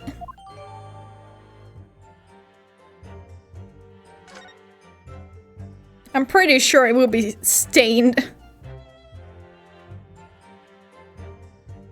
If it actually had ever contained ink of any sort. Pretty much. Okay, I don't think there's anything else to examine on here. Okay, and the poison article. Exclusive! Deadly poison stolen from Yume Medical Research Laboratory. Following a lecture at Yume Basosuke Natsume on 11th of August, it's come to light that a very disturbing incident took place. A deadly poison being secretly developed in this university's forensic science laboratory was stolen. Depending on the surface, ink doesn't stay on all surfaces. That's true.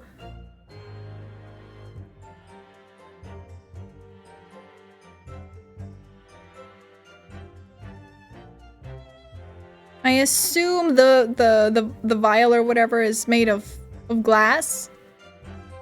And I feel like it would stain at least a little bit. Like there would have to be like some residue somewhere in there. Like I don't trust it being completely clear. Even the smallest amount entering the body, either via the mouth or via a wound from a poison-laced blade, would prove fatal in minutes. Current methods cannot detect the newly developed chemical. The university would have to be consulted. Onset of symptoms occur in minutes, starting with impaired breathing and ending with acute contraction of the pupils prior to death. Such symptoms would be suggestive of this toxin. It's apparently an entirely new synthesis of alkaloids and rumored to have been commissioned by the military.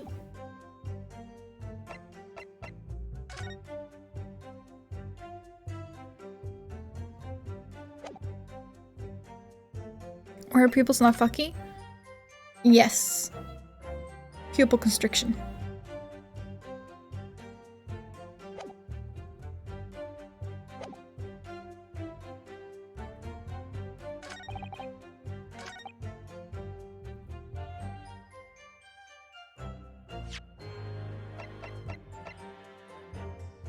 poison article?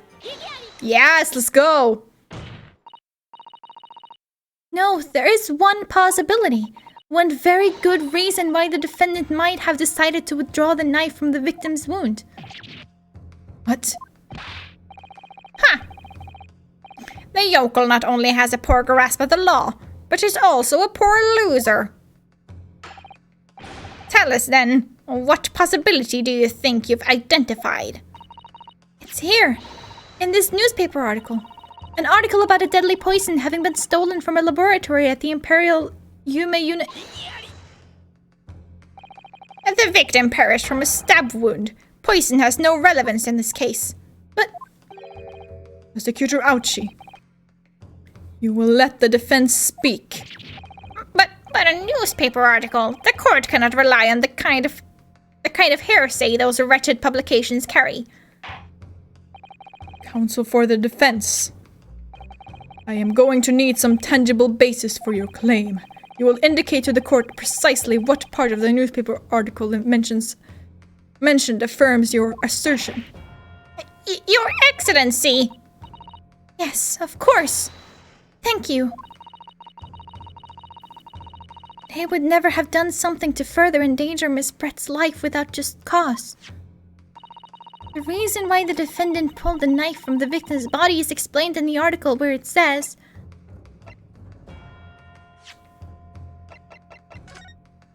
Was it this one?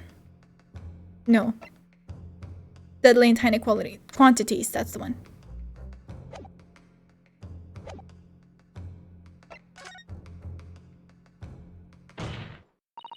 The article reveals the following property about the poison in question.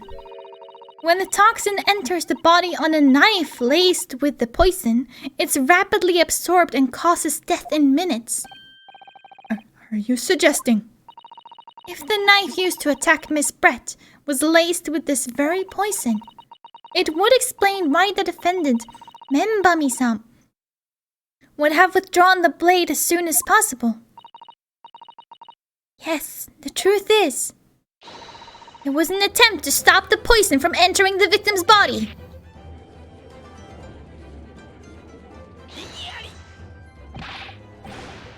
This is complete and utter nonsense. Now they're gonna be like, you have no way of proving that there was any poison on that blade. And then you're gonna be like, hey, look at her eyes. And then they're gonna be like, oh shit. Still don't trust you. Not at all. The defendant withdrew the knife blade from the victim's body not to accelerate the woman's demise, but to save her life, and the prosecution cannot deny the possibility. Have you not read the post-mortem report? The cause of death was hemorrhage. The word poison appears nowhere in the document. Well, that's because by acting quickly to remove the blade, the defendant prevented the poison from taking hold. Oh, please. This is clearly desperation. The weasel's last breaking of wind. Poison has nothing whatsoever to do with this case, as I believe the defense is well aware. We have no proof that the information in this wretched newspaper article is at all reliable anyway. In that situation, what the student should have done is wait for medical assistance to arrive, but instead you claim she suspected poisoning, and took the potentially lethal decision to remove the blade. She must have had a strong reason for her suspicions then, or the argument makes no sense. Exactly. Well put, Inspector.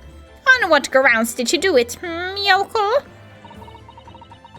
Why did Ray suspect the stolen poison was involved? If you want grounds, I'll give you grounds. What?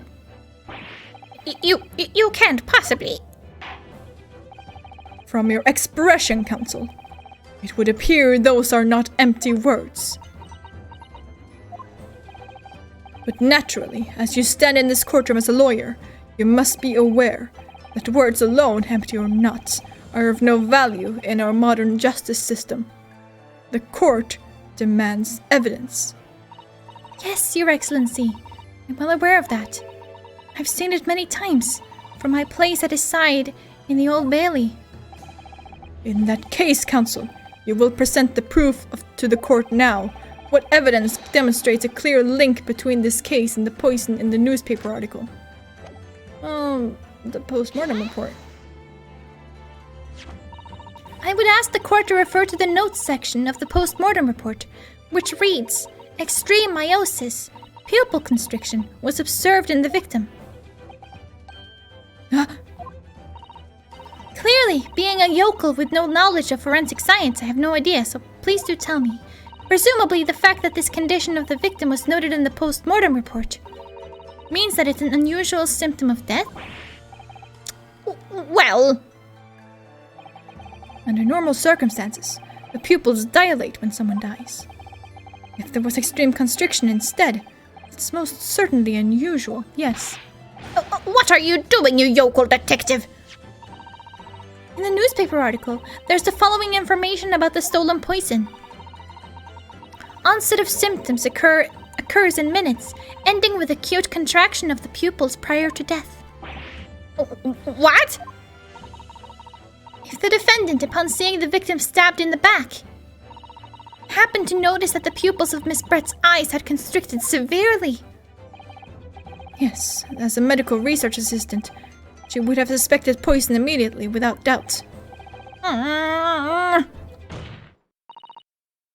Prosecutor Ouchie, I think you'll agree this is very compelling evidence.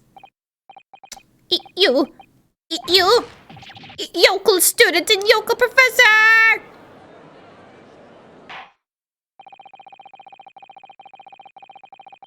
Especially if she was in charge of the project, kind of, yeah. I believe the defense has expertly demonstrated a credible reason for the defendant's actions. No. Yujin Mikotoba. Yes, Your Excellency. I believe you are best placed here to confirm or deny the veracity of the defense counsel's argument.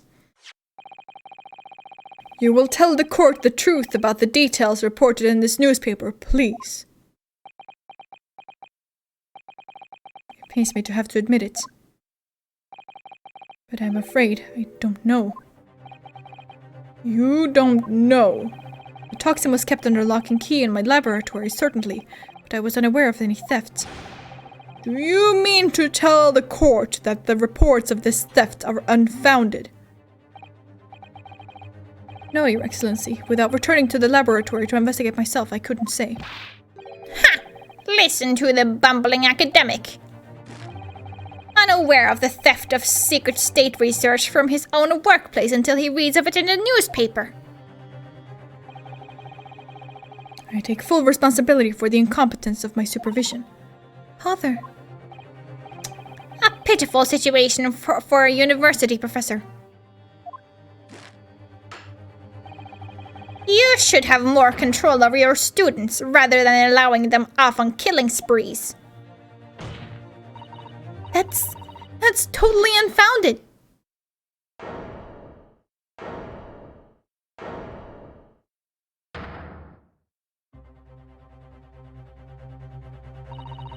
None of this is Professor Mikotoba's fault. It's all my fault. Mbami-san, you stand accused here. Outbursts like this will not be tolerated. But it was me. I was the one who noticed that the poison we were developing had been stolen that day. What? So you knew. I've been placed in charge of overseeing the project. It was the day the professor and Soseki-san were interviewed together for the newspaper. That's when I noticed that some of the poison was missing. Just a tiny amount it was. Why didn't you let me know immediately? I was scared. The whole project was supposed to be confidential, but some of the toxin had somehow been taken. So I decided I'd try to get it back before anyone else found out. Because I had a very good idea who the thief was. Thief? You don't mean... Yes, of course. It was that dainty Englishwoman. Miss Giselle Brett. That's why I decided to join the little group of people going to the seaside. Inside the beach hut, I confronted Miss Brett. But she just sat on the stool at the back of the hut, smiling sweetly at me, as if she knew she was untouchable. I know it was you who stole the poison. Well, now, whatever do you mean? Sorry, that wasn't English enough. Well, now, what do you mean? And then, she suddenly got to her feet, before falling to her knees in front of me and then collapsing on the floor. That's when I saw the knife in her back. I couldn't understand what had just happened. And then, a moment later, I was seized with fear. The pupils of her eyes had shrunk to tiny pinpoints. I don't believe it. In other words, you realized that the victim was suffering the effects of the stolen poison. My mind started racing. I hadn't seen anything past Miss Brett's lips whilst I'd been with her, which left only one possible way for the poison to have entered her body. On the blade of the knife in her back. And that train of thought was what spurred you to withdraw the blade. Yes, it's the amount that had entered her bloodstream. If the amount that had entered her bloodstream was small enough, she might still have a chance. That's what I had hoped. Really, I'm so sorry for staying silent all this time.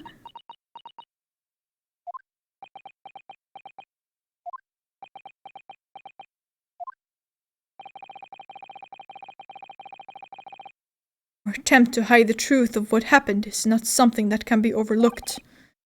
However, I have duly noted the courage with which you confessed in the end. Thank you, Your Excellency. It's barely perceptible, but I do think the balance has shifted a little here, in this courtroom now. Oh, for fuck's sake. Your Excellency, do not be deceived. The victim just collapsed before your eyes, you say? Well, Membami-san, if that is the case, perhaps you could explain how Miss Brett came to be stabbed. Well, You have no answer because the simple truth is that you stabbed the victim motivated by revenge. But you have no conclusive evidence to prove that assertion, do you?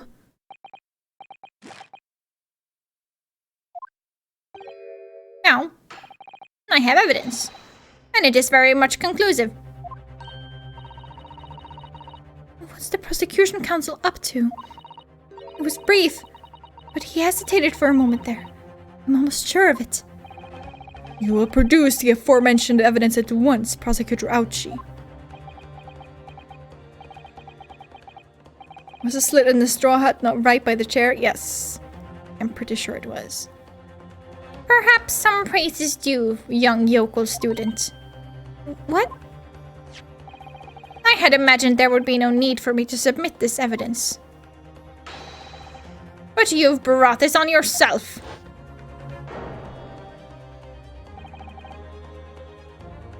Could a more damning shot exist? The cruelty in the air on that beach is almost palpable.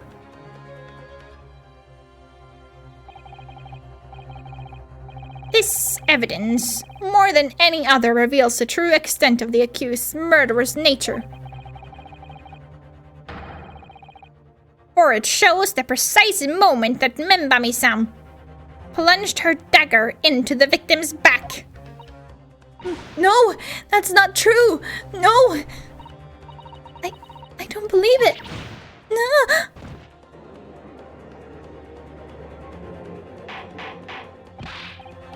Order! Order! Order! Counsel for the defense. Was it you who was responsible for that shrill scream that just pierced my courtroom? Perhaps his voice has yet to break. These yokels are slow of mind and slow to mature. I'll show you who's slow to mature. Careful now. Susato is starting to show her face here.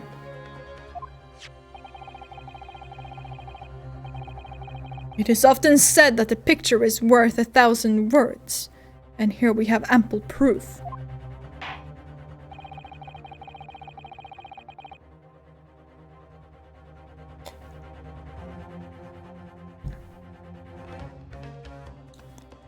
The court will accept this extremely cogent photographic print as evidence.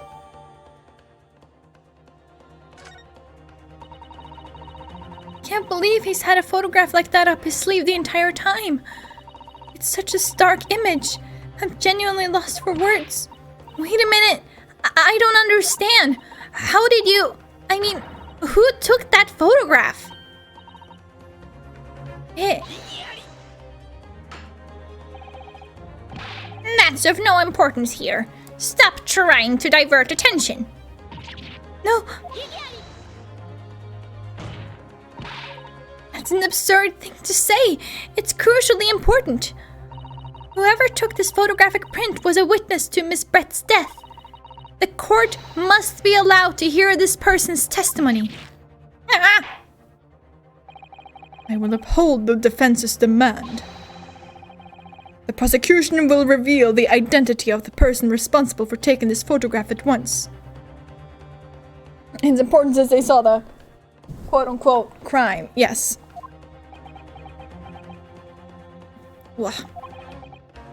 Well, I'm afraid I can't do that. Pardon?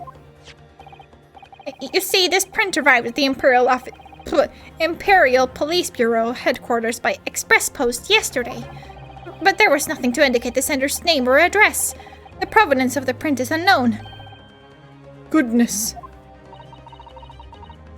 Are we to understand then, Counsel, that in full knowledge of the fact that this photograph has the murkiest of origins, you nevertheless believe it fit for submission as evidence in the Supreme Court? When you first produced that print before, I noticed that you hesitated for a brief moment. Because you knew that it wasn't completely reliable evidence, didn't you? Silence! You yokel student and blabbering professor! What matters is the blatant truth that this print so eloquently expresses. But the defendant has already admitted to pulling the blade from the wound. Clearly, this isn't the moment that the knife was plunged into the victim's back. But the moment it was withdrawn? Don't waste this court's time with your ramblings. Indeed, without knowledge of who produced this print, we have no means of verifying this claim. And the scene it captures is without doubt the most compelling evidence presented to the court. If the defense is unable to shed any further light on the matter, I believe the conclusion is clear. Oh no! And it looks a lot like Maya in that picture. It does. Susato, this is the time for you to fight. If what you've established so far is true, then there can be no doubt. You're so right. This photograph shows the moment that Re withdrew the blade from the victim. Yes, we just need to prove that somehow. You'll have plenty of time to rue your defeat on the slow train back to the provinces. And to rue the day you came up against Takatsuchi Ouchi in a court of law. If I can't determine who took this photograph, then the trial is going to come to an end. There must be a clue somewhere. There must be some way of working out who took it. Well, Counsel.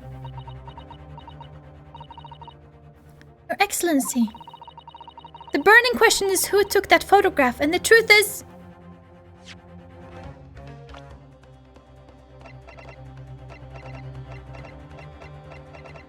I mean, I don't know. I mean, I know, but I don't know.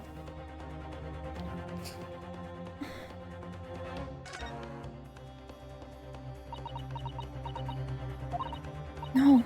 If I give up now, I'll never be able to look Rei in the eye again. Susato, you need to steel yourself and summon your best argument.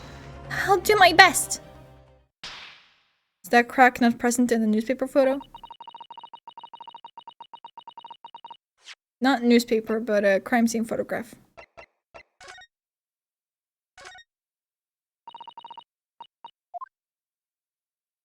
Because this isn't the same place at all.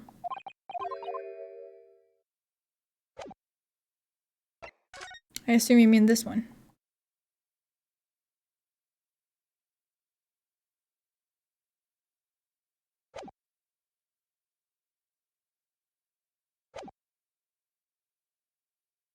This isn't about whether I can or can't come up with the answer now.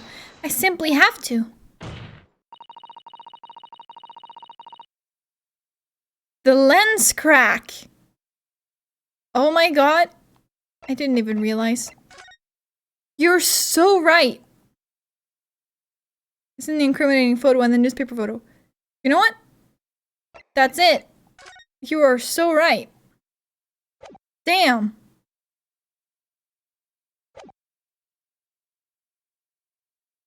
I didn't even realize. The identity of the person who took this dramatic photographic print is, I assure you, something the defense can and will reveal. What? No, you can't possibly. But as you so boldly claim that you can, please, do enlighten us. Unfortunately, I'm unable to present a name. How utterly underwhelming. Did you really? However, I am able to present evidence. The defense has a piece of evidence that reveals important details about the photographer's identity. What? Very well then, counsel. Present your proof to the court. Which piece of evidence do you claim reveals something about the identity of the mystery photographer? What is that? The newspaper again. I still don't know how to read that, and I'm not going to look it up. Something England returnees tell all. It's not the headline that's relevant here, Your Excellency. It's the photograph. If you look at it closely, you'll notice that there are some white lines on the right-hand side. Yes, indeed. They had already caught my eye, as it happens. What of it? A shadow of some kind? Presumably from the branches of a tree or the like. White shadows? Are you quite alright? There are no trees growing inside my laboratory at the university, I can assure you. Now, if you look closely at this photograph.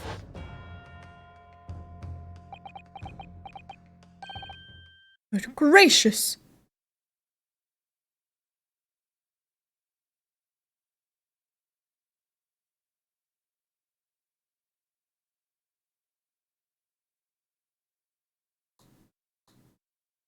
Yeah, I still don't know how to pronounce that! There are like so many ways to pronounce an O.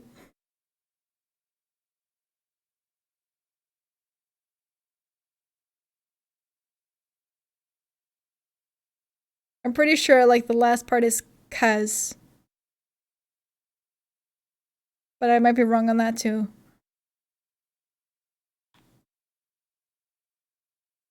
Let me... Raucous?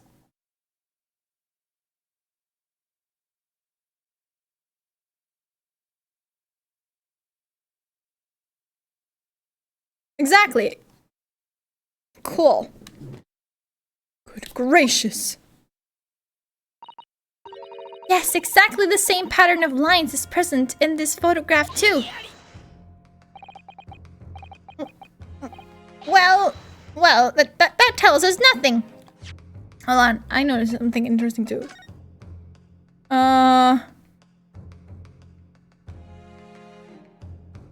Like, in the middle here,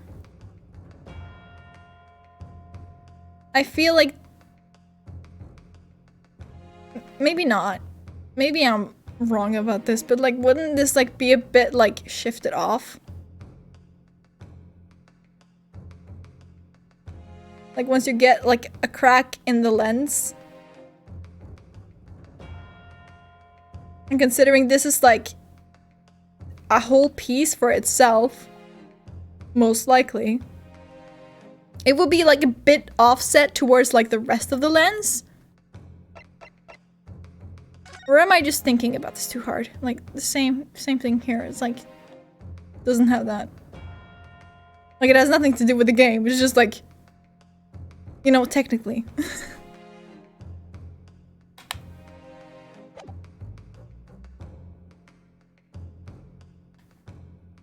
I guess it kind of depends on how the glass is fastened to the lens frame. Yeah, I guess so.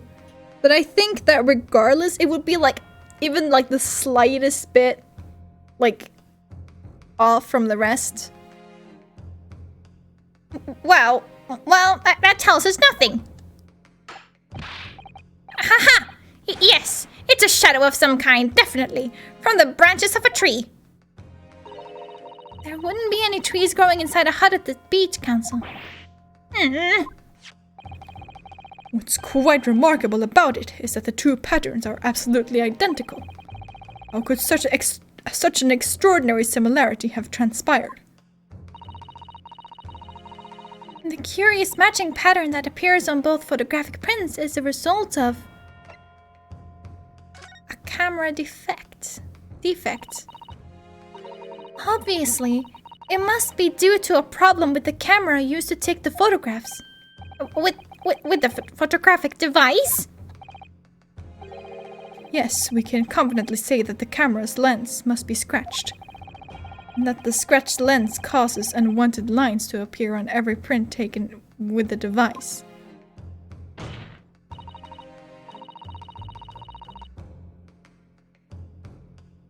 I know that prosecutors want to prove that someone is guilty, but should they not admit when the defense is right about something? It's ouchie we're talking about! In short, the two photographs under consideration here. So it's not a crack, it's just a scratch. That would make more sense then. It just looks more like a crack, I guess.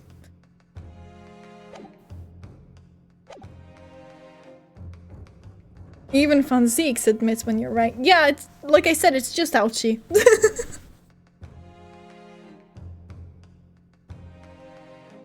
It looks a lot like a crack.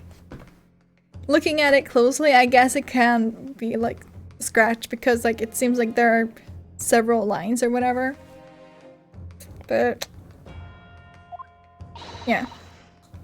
They were taken with the same camera.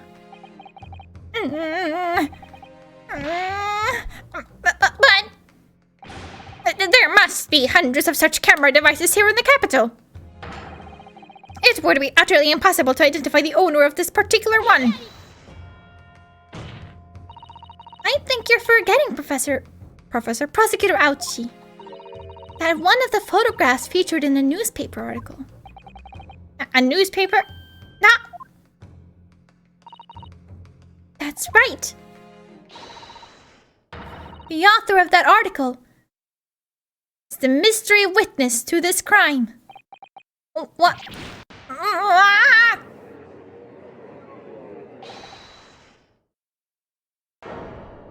What was that? I figured.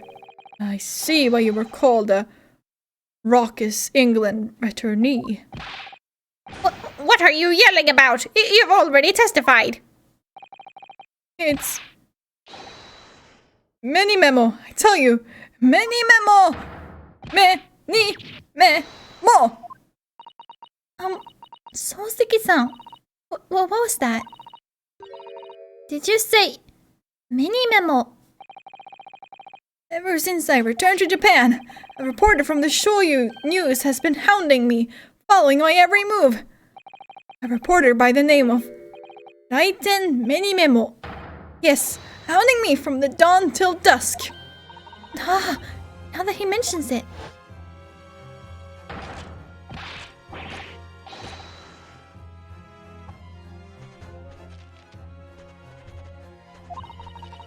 Could that same reporter be writing many memo? Was that? Right, and many memo. I was like, I don't get that one.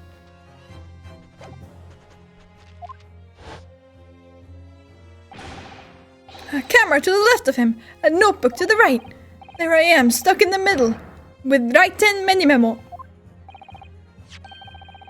So you're saying this picture was taken by my mini memo? Yes, my lord, your excellency, Esquire. Officer, find this newspaper reporter at once and bring him to my courtroom. We will adjourn for a short recess in the meantime. Oh, yes, Your Excellency. As you say, Your Excellency. And one more thing. I want this knife, the murder weapon, examined for traces of poison. You will solicit the assistance of the Imperial University's medical department for the task. Understood?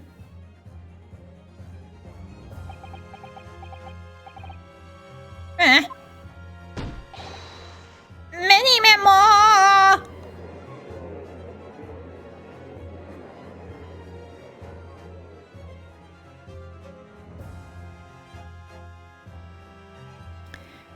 To be continued.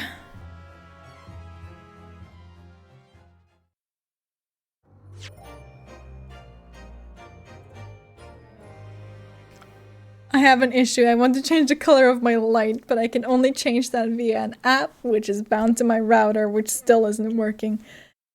Ah, the struggle.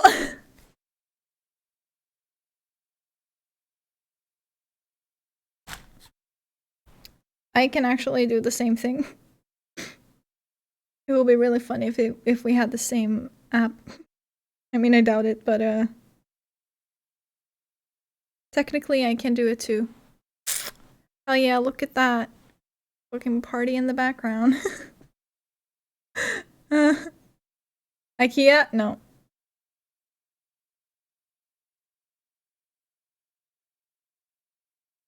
I think I found mine, I want to say cheaper, maybe? I don't know.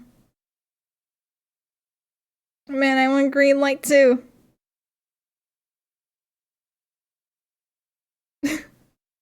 I'll do green for you.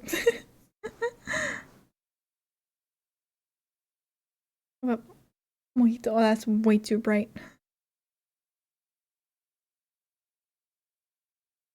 Forest? That's yellow. Does it change?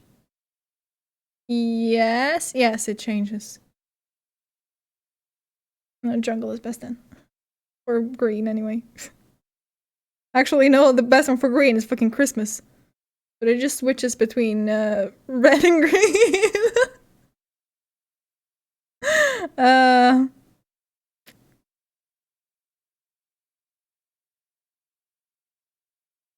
Yeah, but yes, I will save. I guess that is Christmas. It is.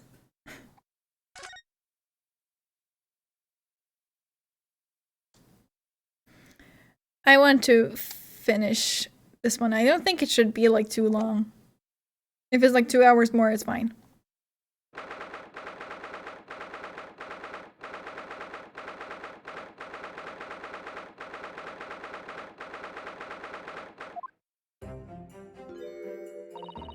I'm so sorry, Susato. I should have told you about the toxin. Hey. You have a strong sense of responsibility, I know. That's why you decided to shoulder the burden alone. It should not be that long, it's a tutorial case after all. Yeah, exactly, that's my thoughts exactly, so... No, that's not it at all. I was scared of my failure coming to light, that's all. So I hope to retrieve the substance from the Englishwoman before anyone found out.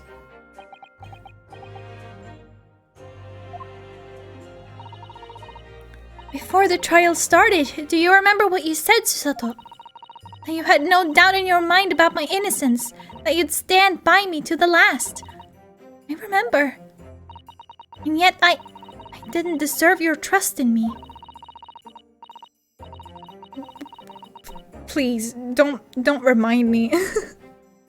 Don't remind me of trust in me.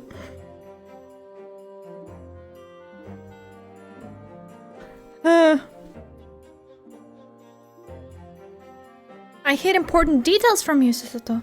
I completely betrayed your faith in me. Hit me, Susato! I deserve it! No, in fact, throw me to the floor! No, that's too good for me as well. Drag me through the city streets! I'm no better, you know. Even though in my heart I knew that you'd pull the knife blade from Miss Brett's back, there was just a brief moment when, in my mind, I doubted you. From a video timestamp, it looks like there's about 2 hours left. Yeah, that's about what I figured. Susato, I'm sorry. After I stood here and promised you that I'd stand by you and always be on your side, I betrayed your faith in me too. And as such, I failed you as a lawyer. Oh, no. I think the situation has taught both of you a valuable lesson. Placing your unbridled faith in another is no easy task. Yes, Father. That fact has certainly struck home. Which is why I can see more clearly now. So, hey. Yes. Can you find it in your heart to forgive me?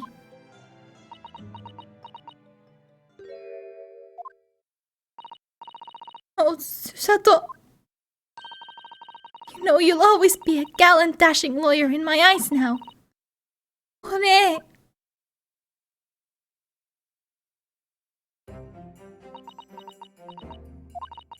I was so scared, you know. When it happened, I didn't know what was going on. The Englishwoman was sitting at the back of the hut, listening to what I was saying. I know it was you who stole the poison. Well now, whatever do you mean? And then, a moment later, she suddenly got to her feet. Before collapsing on the floor in front of me, with a knife in her back. Oh no, it was the other way around. It was her asking Giselle. Whatever.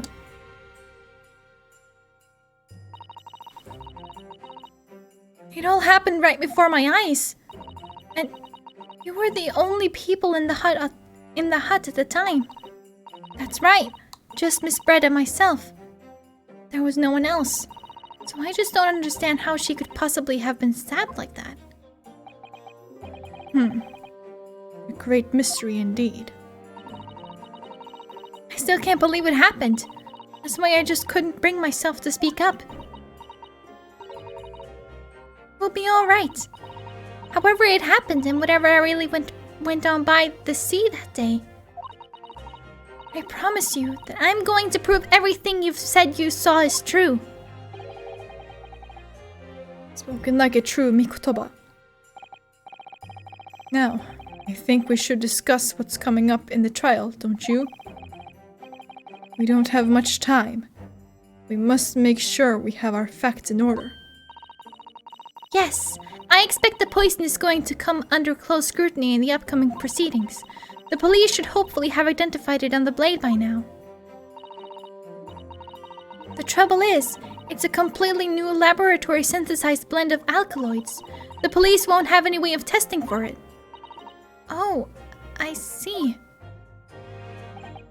Yes, without this chemical reagent, it's impossible to detect a toxin. Chemical reagent? I sent a colleague of mine off with some earlier to deliver to police headquarters. I think perhaps you should have some as well, though, just in case.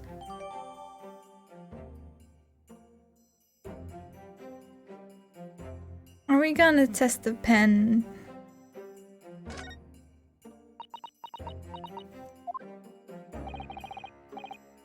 What's the matter, Susato?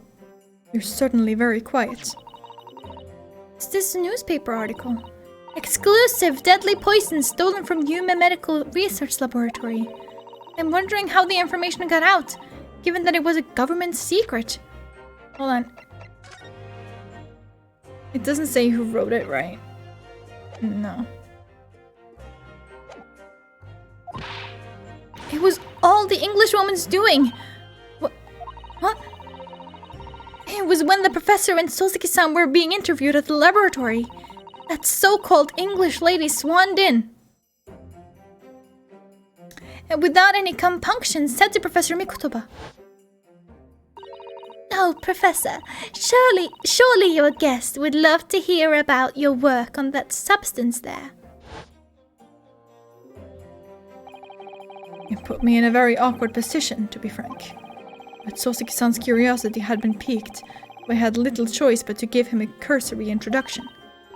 So then, Soseki-san knew about the poison? Yes, and it's highly likely that the reporter who was writing up the story about us would have caught a glimpse of the toxin too. This Menimemo-san.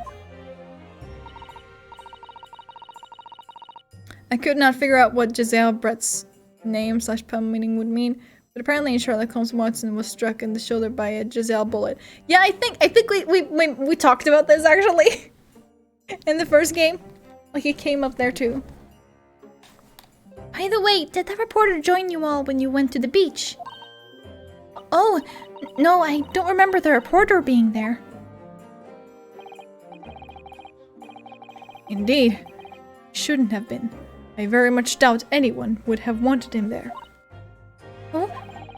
No criminal had been given permission by the authorities to bathe by the seaside. Soseki-san pointed out that inviting a reporter might be problematic, so the man was sent back to his office. Yet he obviously didn't go back. He secretly followed the party to the beach and took this very candid photograph. It's hard to remember sometimes. I don't blame you at all. I just feel like I remember it coming up before. I feel like you said like the exact same thing last time too.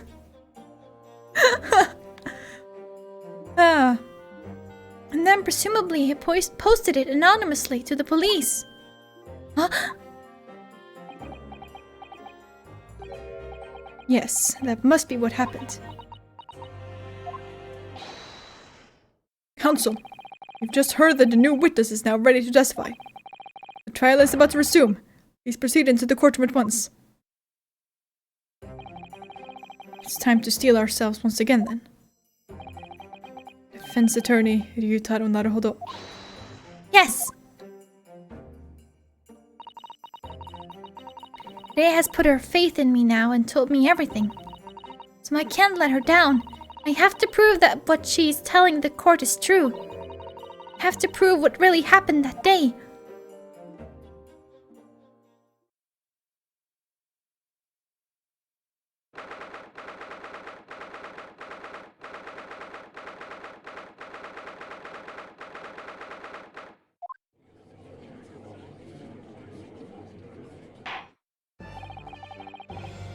Hereby call this court to order as we reconvene to continue the trial of Rei Membami. Prosecutor Auchi, have you summoned the new witness? Before I address that question, Your Excellency, I have some very important news to share. Oh? What news?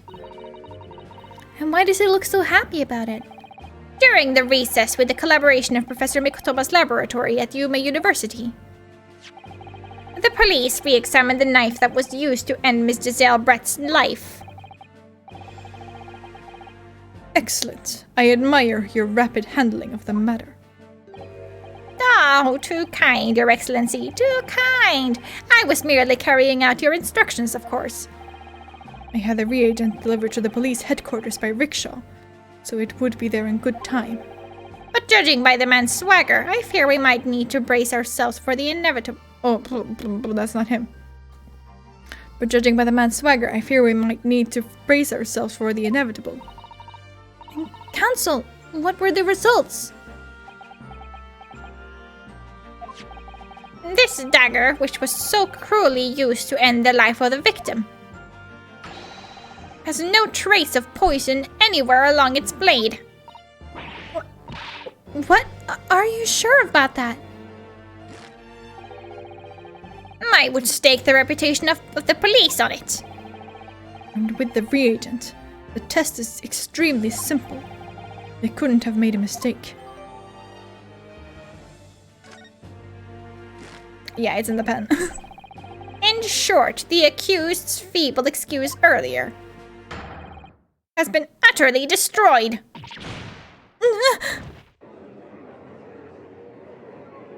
They could not have known that. True. Now, the prosecution is ready to call the new witness. The newspaper reporter who managed to capture a photograph of the crucial moment. Good. Very well. Officer, bring in the witness. Trace of poison on the knife. But if that's really the case, could the toxin have entered the victim's body?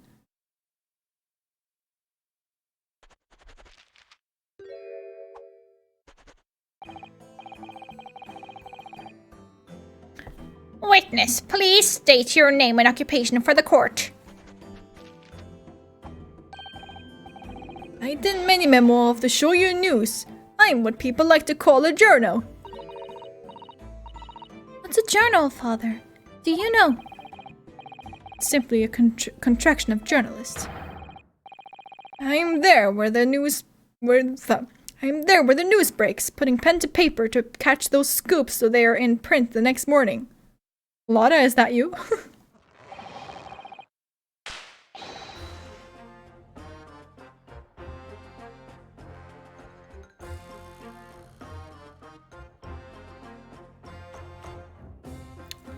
Sorry, that just...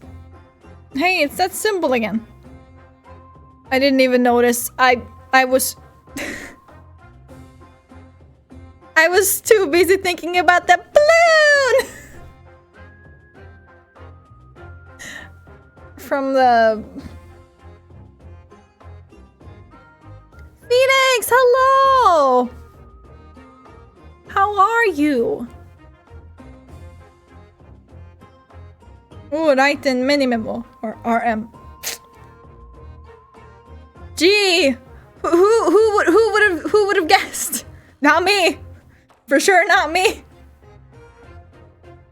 You don't call me the hero of the Herald for nothing! The nice guy of news. Nice guy is right. Oh, so, it was you who took this photograph, was it? Well, what have we here? I'm sorry? Brace yourselves, people! Minimemo senses a scoop in the offing. I'm just waiting for his chest to explode! Female student up to foul play defended by curiously handsome young lawyer in Supreme Court. The readers will lap this up. We'll set it above the fold at 72 point in a 5-leg format for the morning edition. Huh? Right then. Let's start with your name. It's Ryutaro Naruhodo. Played water basketball too hard and lost, and now I'm sore and tired. Yeah, water basketball? Damn. Well, if you're sore, shouldn't you do some stretching exercises? There was a hoop and an inflatable ball. Okay, yeah.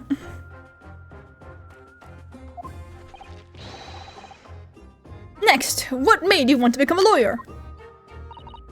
I wanted to reform our country's legal system, I suppose. Yuzaro has suddenly become very ambitious, I see.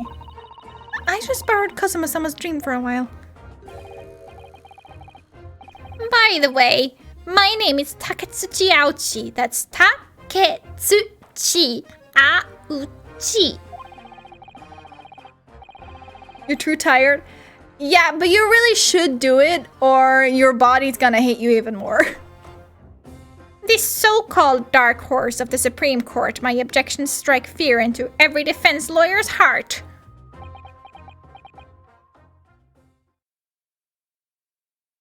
How do you move and do the ball bounce thing?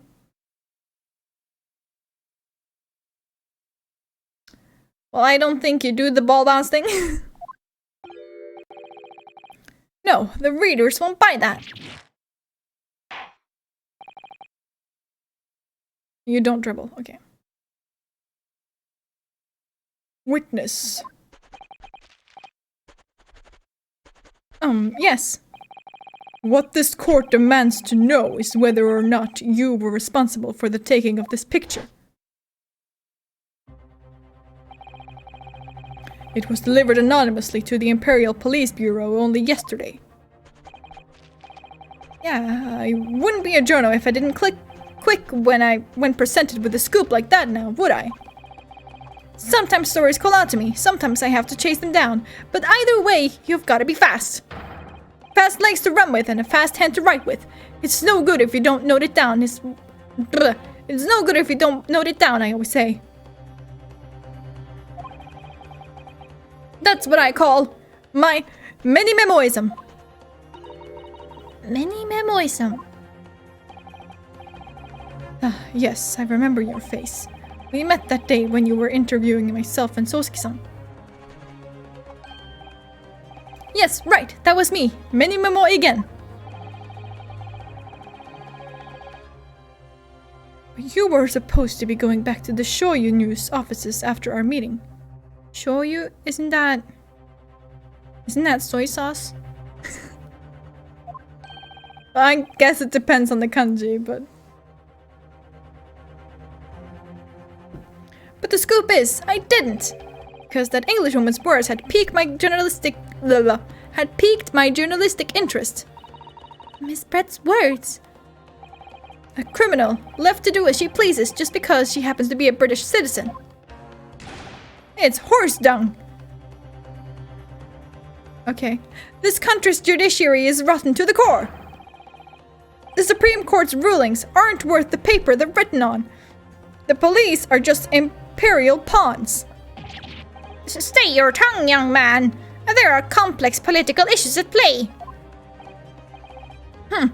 Well, anyway, I quickly jotted down those words she said in my memo pad. Are you ready? I'll read it out. It's all here. Right here goes. Should like to go with everyone to see your country's coast. A serious criminal going on some junket. The people need to know about this. That's why I decided to sneak after them.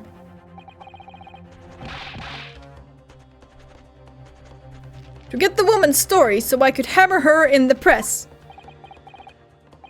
You mean to say that you did indeed witness it firsthand? At the end, it just turned into wrestling for the ball. That could also be why I'm so sore. Yeah, but still. Just do some stretches. Do some simple stretches.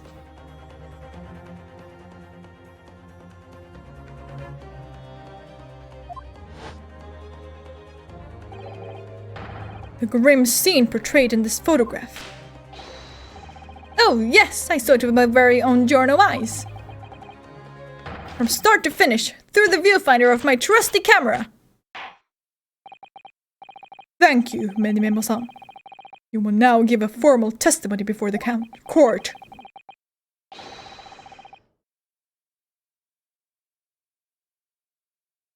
I know you don't wanna, but trust me, it's gonna feel better than if you don't.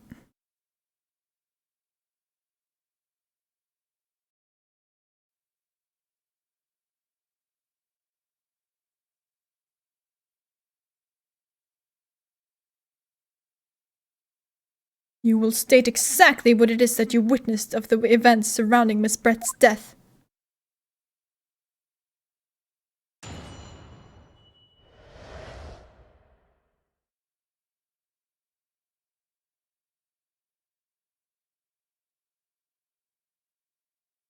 Yep, if you don't, tomorrow you will be tired and even sorer. That's true. No, I know I've gone to bed feeling like a slight bit sore, wake up, and I'm just so sore I can barely sit down on the toilet even sometimes. You really should do your stretches. 20 seconds each stretch. You can be done with basic stretches in like 2 minutes.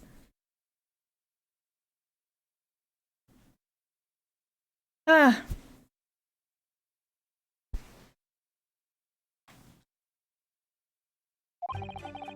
The beach hut was made by shoddy old reed screens, so there were plenty of gaps I could see inside through. The Englishwoman was sitting on the stool when the student girl came in and started arguing with her. Seconds later, the girl pulled out a knife, throwing the Englishwoman to the floor as she stabbed her in the back. My smoldering journal spirit burst into flames. Quick as a flash, I whipped up my camera, ready to click. I pulled apart the rough weave of one of the screens and poked the lens through for the perfect shot. 8 screens, you say? Right, you can see them clearly enough in that great shot I snapped. The hut walls were just screens made of coarsely woven reeds. Yes, it allows the breeze to pass through and bring some relief from the summer heat. And it was a breeze for me to poke my camera through and see the whole thing hotting up. Ignoring for the time being the appalling invasion of privacy involved, did you witness everything that happened from the moment the defendant entered the hut? Oh yes, I saw it. I saw the whole thing from start to finish. Can you say that you took the photograph through a gap in one of the screens? Luckily for me, they were pretty shoddily woven. I pulled the reeds apart and thrust the lens of my camera through the gap. The lens of your camera, eh?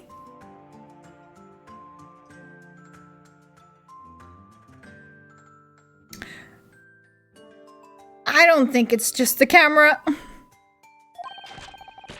Would I get away with it? Or would I be seen? It was the gamble of a lifetime. A tenacity of purpose that's considered admirable in a journalist, I suppose. Run a risk one day, run a scoop the next. That's minimalism in a nutshell. At last.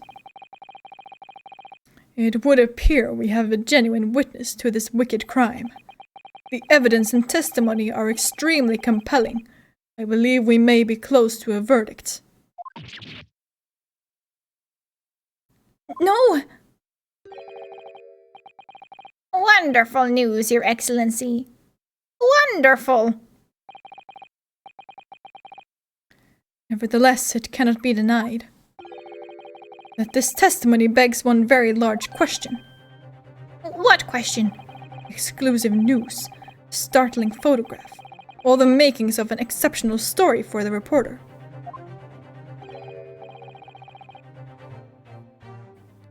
Why then was the story never published? Oh, that's right!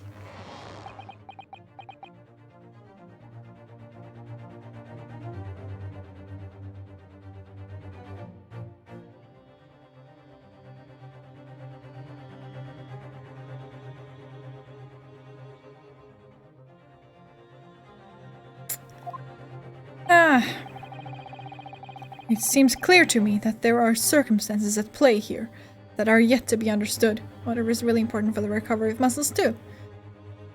So it is. Ha! More pathetic excuses. Very well then, Counsel. Proceed with your cross-examination. Yes, Your Excellency. There's more to this reporter than meets the eye. He's keeping something about this case very close to his chest.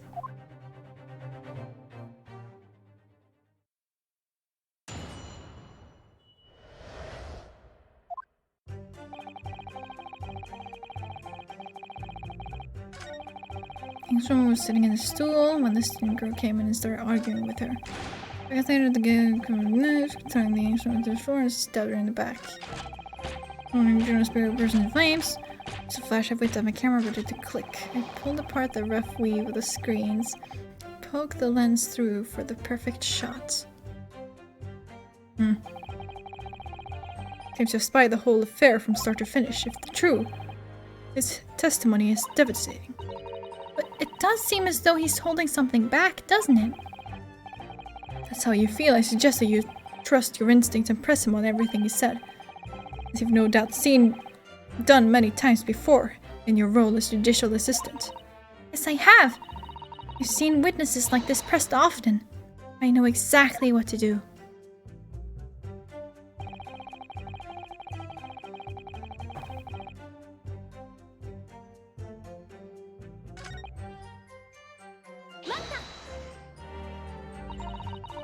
So you actually saw Membami-san entering the hut?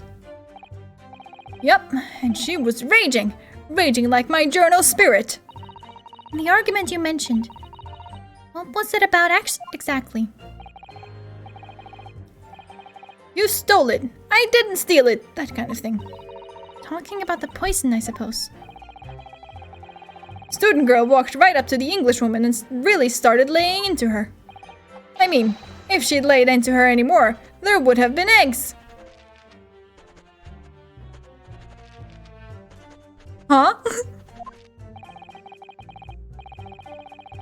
The man should have been an author. His descriptive talents are wasted on journalism. Was that supposed to make sense? Is that like a saying?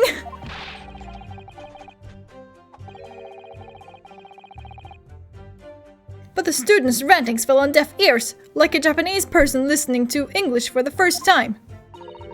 You really ought to work on his similes first, though, to be honest. Anyway, the point is, that woman in the dock was mightily angry. And her temper finally got the better of her. Since eggs are laid? I don't know, I am confused. Yeah, that was sure was something.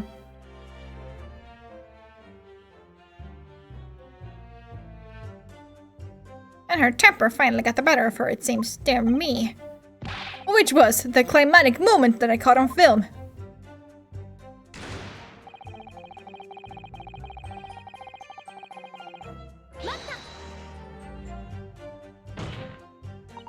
Do you swear before this court that you actually saw the precise moment when the stabbing took place? Huh! The precise moment? I didn't see just that. I saw the whole hellish scene play out, from start to finish. I have here a simple plan of the beach hut. Perhaps you could use it to explain to the court exactly what you witnessed.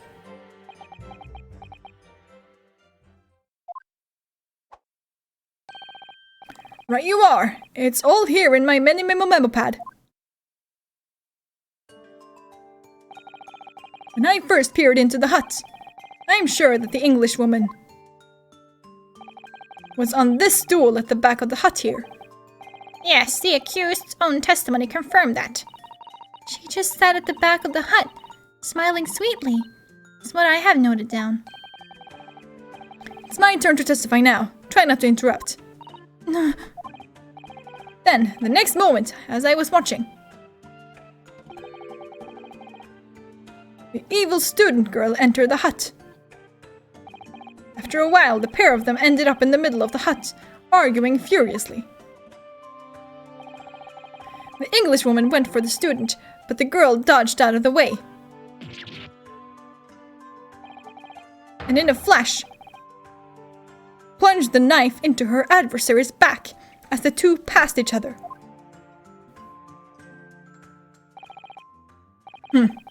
What you describe is a grim crime indeed.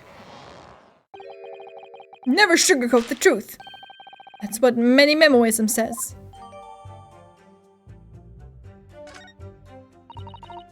Wait, Minimemo-san. Whilst you were watching that terrible scene unfold before your eyes through the gap in the screen, that snapping must hurt each time. For real. Did it not occur to you to try to prevent the tragedy rather than capture it on film? Journals have to be observers. We can't get involved.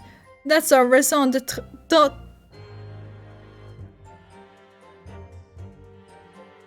D'être?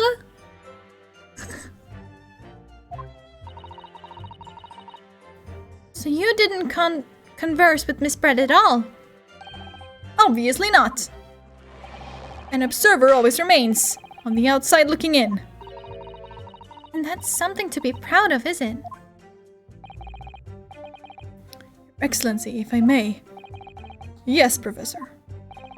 I think the witness's last expertly phrased statement should perhaps be added to his formal testimony. Father, what are you... I will grant the defense's request. Memo-san, you will supplement your formal testimony with the aforementioned statement. Well... It's nihilism, right? Nihilism is the foundation of many memoism, but I'll gladly prove that my words aren't meaningless. I never once set foot in the hut nor spoke with the Englishwoman. I was there only as an observer. Okay.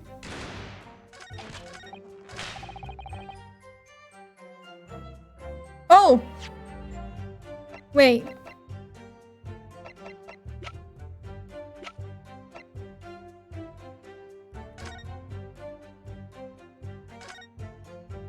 It all appears to be written in a foreign language that I don't know. It's German, so your knowledge of English is going to be of little help here, I'm afraid. Couldn't you just have written medicine on it in Japanese? Then we'd all be able to read it. German is the international language of medicine, my dear. But yes, I can certainly see the merit in labeling the bottle in Japanese. Though I'm not sure medicine would be entirely appropriate. Yo, that's all for that one. If he was only observing, how come his pen was in the hut? We can't prove that it's his pen.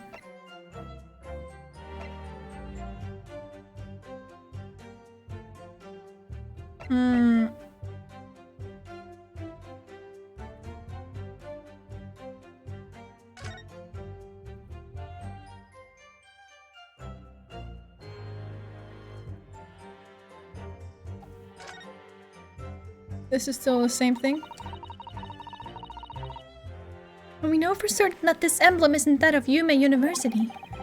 Police really ought to have spotted that. They were obviously convinced of Rei's guilt from the outset. Our initials are very clearly engraved here. Cool, thank you. We take off the pen's lid.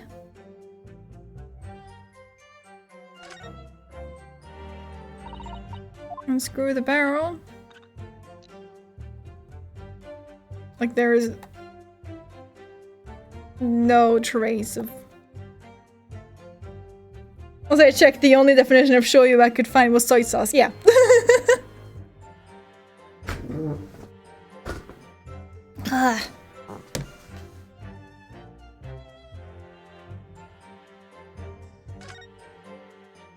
This is the same. The little reservoir that holds the ink. Yes, this is exactly the same.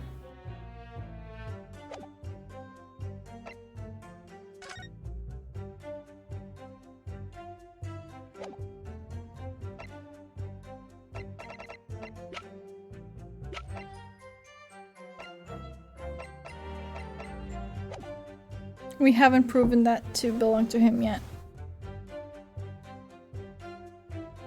Let's just press this. Really? You didn't set foot inside the hut at all? Are you quite sure about that? I think you may have the wrong impression of me. We're talking about a murder scene here. My nerves were stretched to breaking point already. Oh, I see. You were scared. Maybe I did have the wrong impression of you, yes? It was all I could do to stifle a scream and hold my hand steady enough to snap the shot. You really should have summoned help before thinking of your camera. Many memoism and humanism don't always agree. Most of the time in those instances, many memoism comes out on top. Huh? As a sculptor of stories, sometimes I have to be cruel for my art. Yes, that's spot on! Surely he's making all this up. Claims to have spied. Okay. Testament is devastating. Seems as though he's holding something back.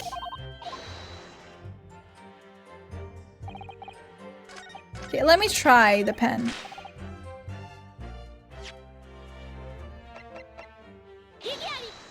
You were right. Minimemo-san. Until now, I've had a firm belief that newspapers are in the business of uncovering and publishing the truth. You're spot on there. The press don't lie. The press doesn't lie, which is why I'm proud to wear the emblem of the Shoyu News on my arm. In a way, that's more many-memoism. Sadly, though, it seems the journalists who write for those papers don't always share the same passion for the truth. What are you suggesting with those recriminatory words, Counsel? Minimemo-san, do you recognize this fountain pen? This pen was found at the scene of Miss Brett's death. In fact, the murdered victim was gripping it in her hand as she died. What are you? If you look at the barrel of the pen, you'll notice that its owner's initials are engraved there. R.M. Yes, thank you for bringing that up, Counsel. The initials of the accused. Remember me. Is it a coincidence, I wonder? That your initials are also R.M. No! Raiten Minimemo. R.M. That's horse dung! Can't you see? One of the central tenets of many-memoism is being a pencil user. Yet, as the court will clearly be able to see, on your right hand, there is a very obvious blue ink stain.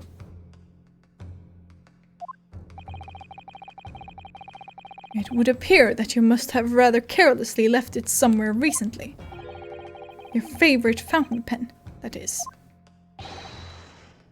Horsey horse dung! Minimemo-san, is it not the case that before she died, you met with Giselle Brett in that beach hut? Why should we listen to this absurd nonsense? It's nothing but another excuse. Exactly.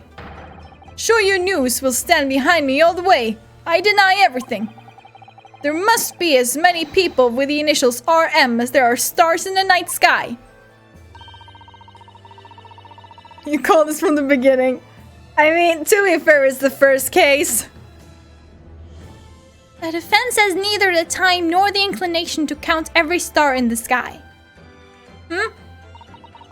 There's no need anyway, because this pen has more to tell. Yes, there is another clue. A clue that undeniably proves who its owner really is. In that case, Counsel, the defense will now show the court where this alleged clue lies. Of course, Your Excellency. The clue on this fountain pen that clearly reveals its owner's identity is... There we go. Yeah, oh my god. Okay, fine, whatever. I can't skip this. Let me skip. Skip. There we go. As well as the initials, there is also an emblem on this fountain pen. An emblem that you will, of course, recognize, Minimemo-san. Oh. Goodness me. It's the emblem of the Shoyu News. In other words, the owner of this pen is an employee of the Shoyu News, whose initials are RM. Suddenly, the stars in the night sky don't seem so numerous, do they? Well, Minimemo-san, how do you respond? No! Order! Order! Explain yourself, witness.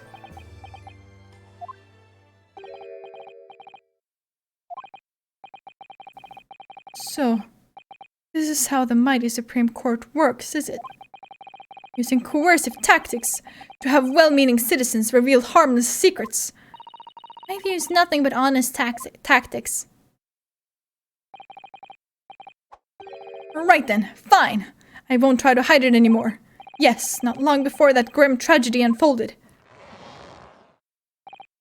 I, a Shoyu news reporter on behalf of the public, conducted an interview with the Englishwoman. An interview? You never mentioned this before. When exactly was this? As I said, it was before that evil little student girl showed her face in the hut. I couldn't have lasted more than 2 or 3 minutes, that's all. It was just a brief exchange. But it came to nothing. And as we many memoists say, the people don't pay their dues for unworthy news. However insignificant you deem it to be, this court cannot overlook the meeting between yourself and the victim. You will testify now under oath about the precise nature of this meeting and what transpired. Got it. Yes, all right, but on one condition. Condition? In good conscience, I couldn't speak out alone about this. You need to call back that earlier witness, Soseki Natsume-san. Soseki-san? Oh yes, according to my notes here, that man has a secret of his own. And brace yourselves, because it's not a harmless one. It's big. What?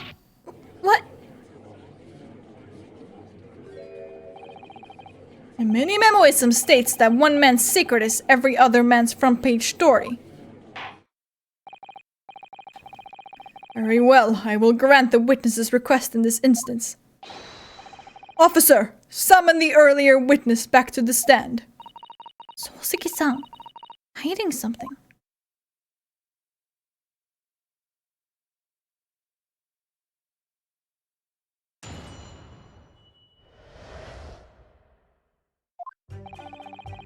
I asked the Englishwoman for an interview, but she declined, so I left the hut without making a fuss.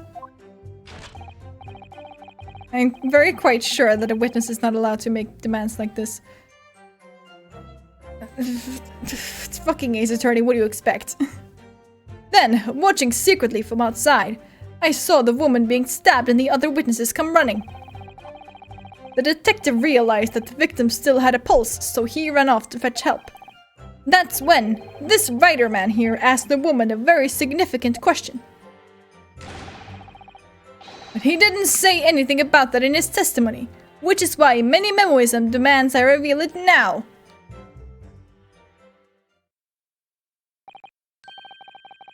You mean to say the victim? The victim regained consciousness. And when she did, you decided to ask her a question? That's, true, yes. He did! And that's not all. The woman gave him a very definite answer. An answer that incriminates the accused. This is preposterous. Why am I only hearing about this now? Why didn't you mention this before, you yokel hack? It wasn't even a conversation. Yes, I did pose the withering English rose a question, I don't deny it, but she could no longer speak. She was barely conscious even. Counsel for the defense, I expect a thorough cross-examination to be conducted here. This court must and will know the truth. Absolutely, Your Excellency.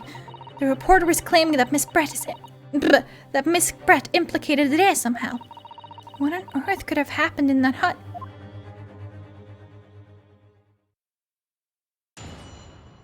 Well, if she wasn't able to speak...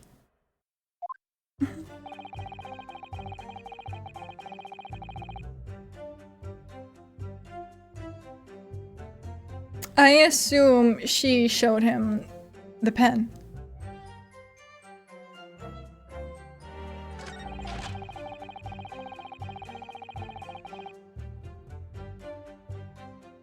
Or pointed? Also a possibility.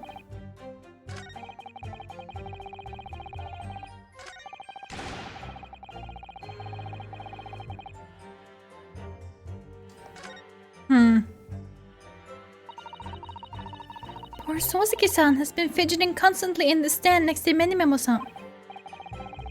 Yes, like a naughty child who's waiting for punishment from his parents.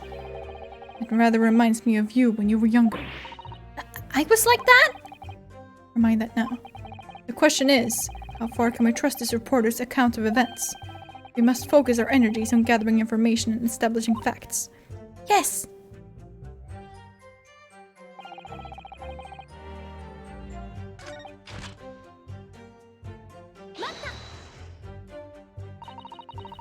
That was very persistent of you, considering that Miss Brett has just turned you away.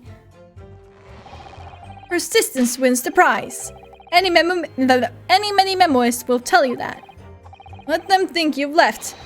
Then just when they lower their guard, that's when you swoop in for the scoop. And the fruits of your labor are all too apparent in this telling photograph. Though I'm sure the young yokel student would rather not be reminded of this damning evidence. Actually, it's thanks to that photograph that we managed to identify this witness. And now that you've found me, I'll tell you whatever you want to know. I've got nothing to hide. I'm sure. Please do go ahead, witness. The court is eager to hear what you have to say. Try to stop me. There's a story to tell here, and I'm going to tell it.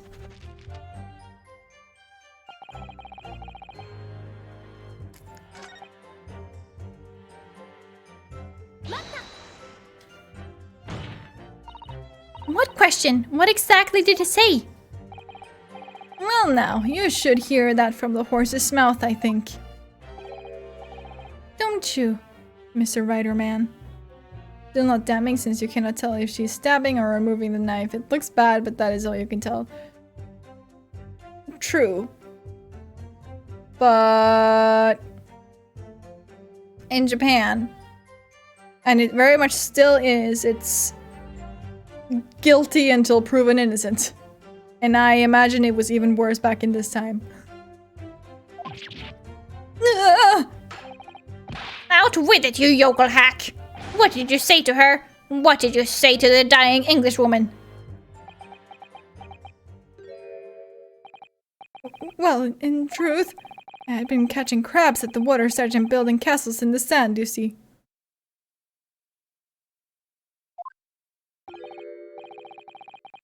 Well, the seaside is a place to be at leisure, I suppose. Even for a grown man. Ooh, nice. What type of pizza? But then, all of a sudden, from that little beach hut, a young girl's panic-stricken cries for help pierced the air. Air, not ear, air. I guess reasonable doubt was not really known back then either. Hey! I ran up to the beach to see what was happening. To find the defendant leaning over the collapsed victim. As soon as Inspector Hosonaga saw Miss Brett on the ground, he sprinted off to get help.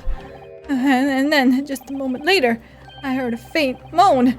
A moan from the dead Englishwoman. I nearly jumped out of my skin! But what did you ask her, Sosuke-san? I asked her, who did this to you?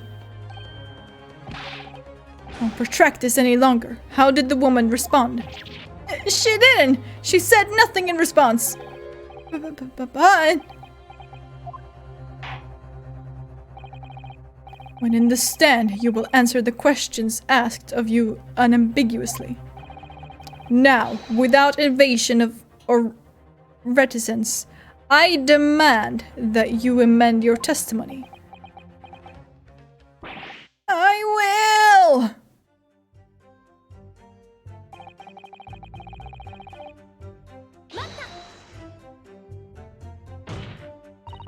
So you tried to find out who the culprit was? He who asks a question is a fool for a minute. He who does not remains a fool forever. And having been labeled a criminal twice during my time in Great Britain, I was quick to make up my mind. Better to be a fool for a minute than remain a fool in prison forever.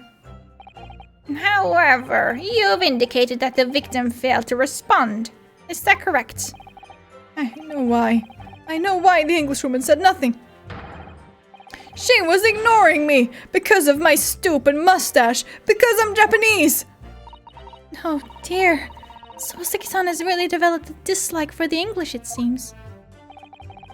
Having read the report on his time in Great Britain, I can't say I'm surprised at his xenophobia. But the Englishwoman didn't ignore you at all, did she, Mr. Writer Man? Well, yes, alright, she did respond in a matter of speaking, I suppose.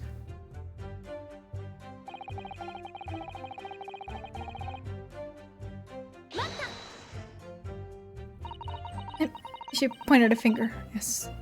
Miss Brett pointed a finger at the defendant. Soseki-san! Is that really true? It's not easy to stand here and say this, but when we first entered the beach hut, the Englishwoman was sprawled on the floor before us, with the student girl standing on the far side of her. And when I asked who did this to you, the Englishwoman summoned her last ounce of strength to point a trembling finger at the back of the hut. Which was, it can't be denied, in the direction of the student girl who stands accused today.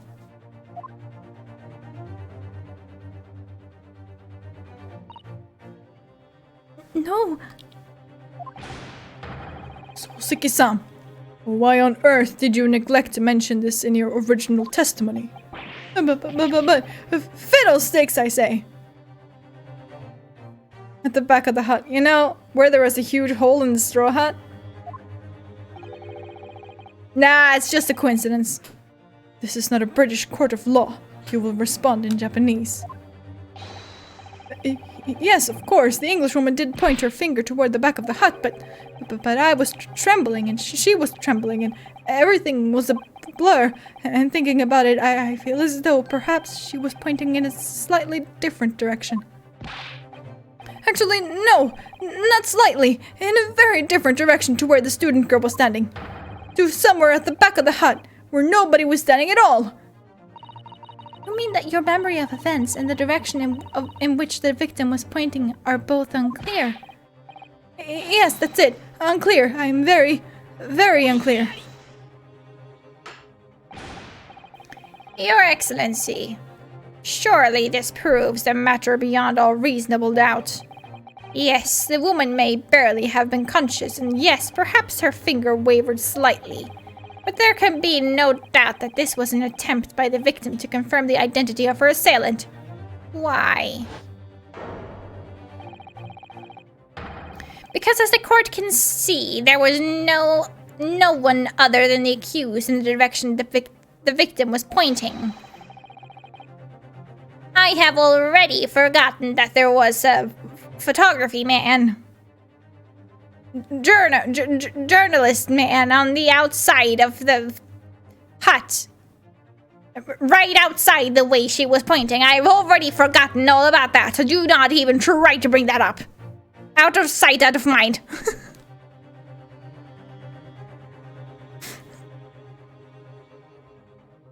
It is now abundantly clear that no one besides the accused could possibly have committed this crime.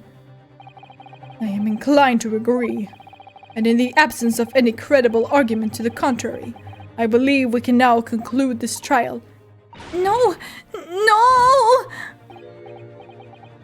The headline's writing itself. Dashing lawyers, hopes dashed. 92 points across the whole page. We'll do an extra edition. Ouchie be like that, stuck in his old sad ways. True. This is a serious blow, Susato. Unless we're able to identify the true culprit and substantiate our claim with evidence, the judge will give his ruling, and the trial will be over. But that's impossible, Father! We don't even know how the crime was committed yet! Impossible though the task may seem, you have no choice. We must think back over everything we've learned thus far. Somewhere in all those details, I'm confident we'll find the clue we need. Aya gave us her account of how events unfolded in the defendant's antechamber before the trial resumed. She told us what had happened at the precise moment Miss Brett was killed. Sitting at the back of the hut, listening to what I was saying. A moment later, she suddenly got to her feet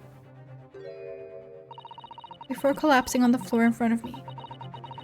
The knife in her back. How could Miss Brett have been stabbed in the back in a beach hut that was empty but for herself and Ray? Somewhere amid all the information we've gathered so far, there must be an answer to that question. I take it then that the defense has nothing further to add. So, the gallant yokel student's luck finally runs out. I can't say I'm surprised. In that case, I am ready to deliver my final verdict on this matter. This is a crucial turning point now. If I can't establish what really happened, it's over. Where was the real culprit hiding? And how did he or she stab the victim? I know how.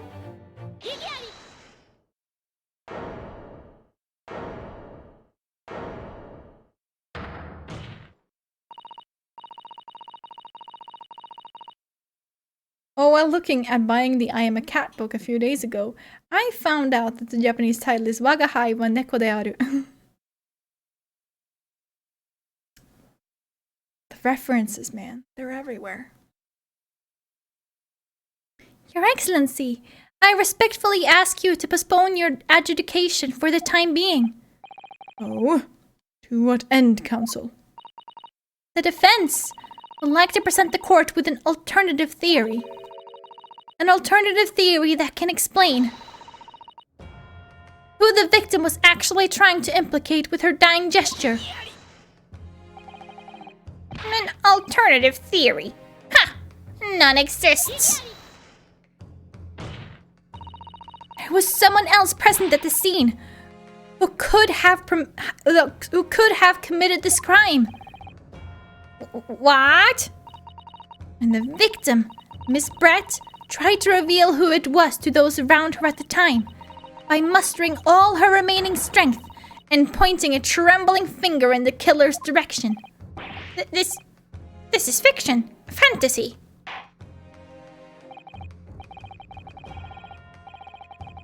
Very well. As you seem so sure of yourself, Counsel, I am prepared to hear your alternative theory. So, young Ryutaro Naruhodo. Yes, Your Excellency. You will present your latest theory to the court by means of this plan. The moment the victim was stabbed, where exactly are you proposing the culprit was concealed? Hello. Naruhodo-san would never give up. And I'm a Naruhodo now. The true culprit who fatally stabbed Miss Brett was concealed in this location here. You mad, Counsel. You're suggesting the culprit was outside the hut.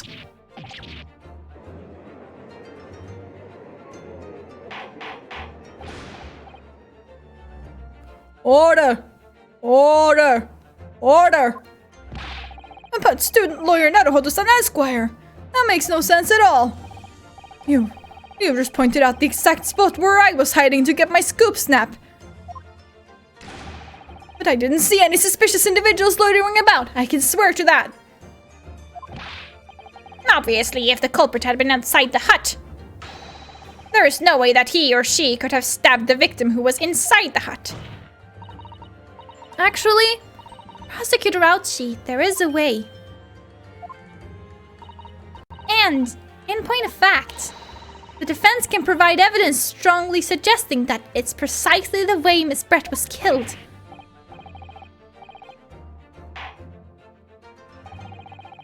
The defense's assertion is clearly too fantastical for the court to comprehend. You will need to give us more guidance, Counsel. What piece of evidence corroborates your theory that the victim was stabbed from outside the hut? I want to say crime scene photograph.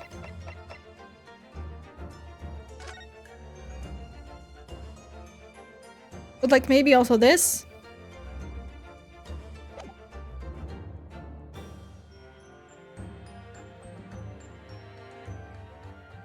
I don't know which one to go for first.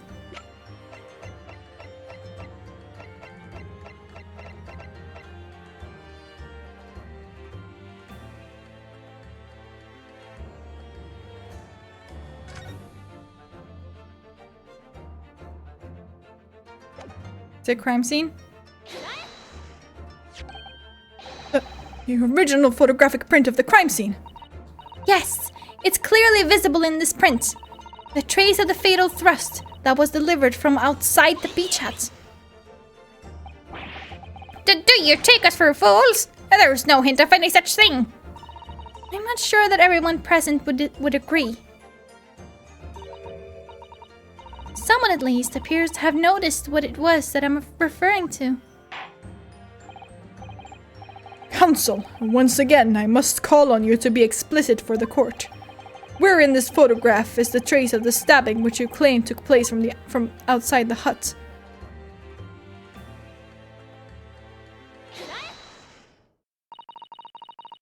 Look closely just here. In the screen at the back of the hut, you can see the effects of a blade having been forced through the reeds. No, I can't. I can't see any such thing. See, it's just him. He just is like this. It's just what he is. It's true that the hut in question had 4 walls as you'd expect. However, by parting the reeds, a knife blade could easily penetrate them. This is extraordinary. Yes. The true culprit actually stabbed the victim from outside the beach hut. And of everyone present at the scene, there is only one person who could have done that.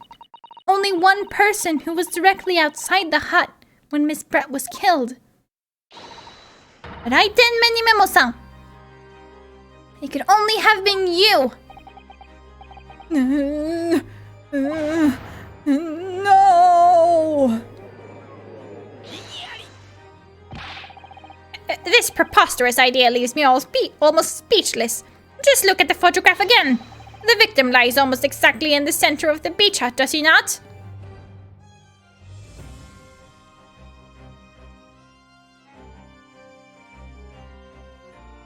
And Are we to assume, as part of this farcical scenario, that the assailant was a knife thrower? he can't use his imagination even like a tiny bit. It's sad, really. No, of course not. We're not? If you recall the testimony of the defendant about the events just before the victim's death. I confronted Miss Brett. She just sat on the stool in the back of the hut, smiling sweetly at me as if she knew she was untouchable. A stool. Have another look at the photograph.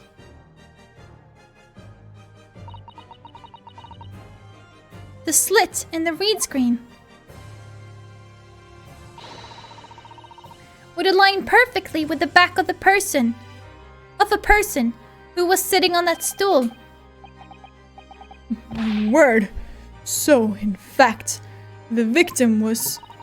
Killed while sitting on that stool by a stab wound to her back delivered through the reed screen. Nah. Having been attacked, Miss Brett rose to her feet instinctively. But then, unable to speak, she collapsed on the floor in the middle of the hut. Before the defendant, Membami-san, appalled eyes. And that, Your Excellency, is the truth of what happened on the beach that day.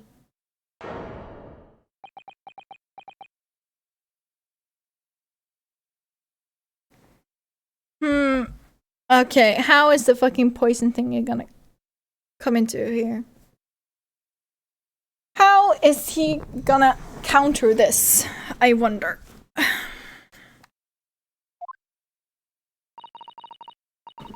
By your silence, Memo-san, I take it that you don't deny the charge. Did she eat or drink anything?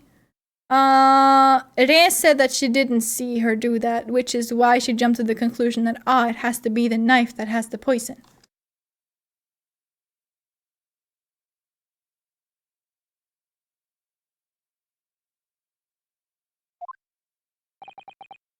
This is absurd. That will do. It would appear that we have a tacit admission of guilt from the... No, yeah, it's tacit, because it's taciturn. Admission of guilt from the witness. Accordingly, this court has successfully established the truth of this matter, which means that the defendant, Mimbami-san, is innocent of the crime. Oh, goodness. Finally made him cave. I must say, I've never been more proud. No, this can't be. The Ouchi clan can't. What of my worth? My growth of hope? It wasn't all an apparition. I can't accept this. I won't. Was the poison slow or quick effect? I think it's like rather quick.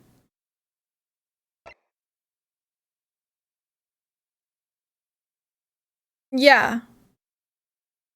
Even the smallest amount entering the body, either via the mouth or via a wound from a poison-laced blade, would prove fatal in minutes. Clearly, she got stabbed somewhere else.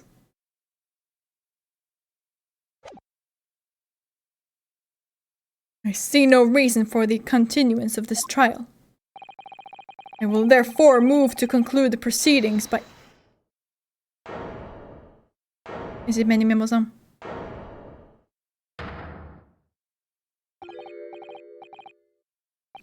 But really, I never would have guessed. Well, this is all very convenient. This is how the highest court in our mighty empire delivers justice, is it? Suppressing well-meaning citizens' freedom to speak, and branding them as criminals. But we've established that the victim was stabbed from outside the hut, through the reed screen walls. And no one but you was in place at the time to have his hand on the hilt of the blade. It's a perfectly logical deduction. So, your argument hinges on the location of whoever stabbed the Englishwoman, does it? Well, it seems a little irrelevant now. Irrelevant? Where she was stabbed, how she was stabbed. It doesn't matter. I mean, whether she was stabbed at all makes no difference if you think about it. After all, this trial's already shown the whole thing hinges on something else. The poison. What are you talking about? Brace yourself, little man. I'm talking about the fact that everything's changed. Because of the dirt you dug up. What? Enough obscurity. Explain yourself, witness. What's to explain? I'm talking about the poison, of course. The poison? Let's ask the professor for a comment on the situation, shall we? I understand that a deadly poison you were developing was stolen from your laboratory, correct? And it's been shown that this poison was administered to the victim, Miss Brett. Is that right? So is he saying that he is innocent because he stabbed a woman that was already dying? I don't know what his argument is right now. That is correct. The unusual constriction of the victim's pupils are a sure sign that this particular poison was used. I see. So, presumably that means that the victim already had the poison in her body before she was stabbed. Given that her pupils were clearly constricted, it seems highly likely, yes. If she had been dead already, The poison could not have circulated in her blood.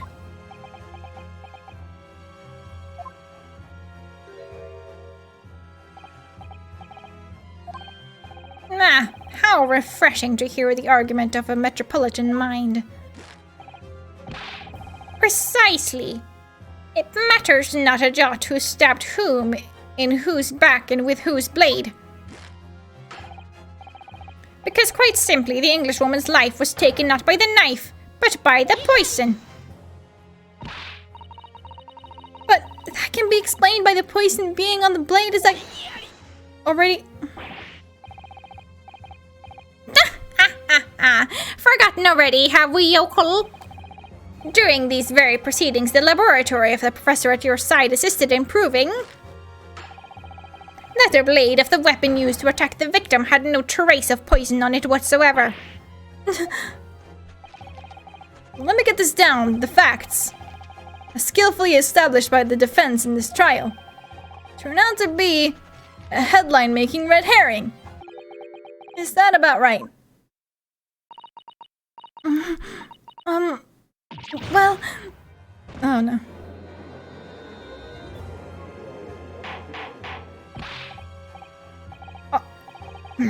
Order! Order! Order! But where does this leave us? How, in that case, did the poison enter the victim's body? There was an undeniably obvious answer to that. The lady most likely imbibed it. You mean she drank it? Have another look at the photograph here. As you can see, a bottle of carbonated water and the glass had been knocked onto the sandy floor of the beach hut.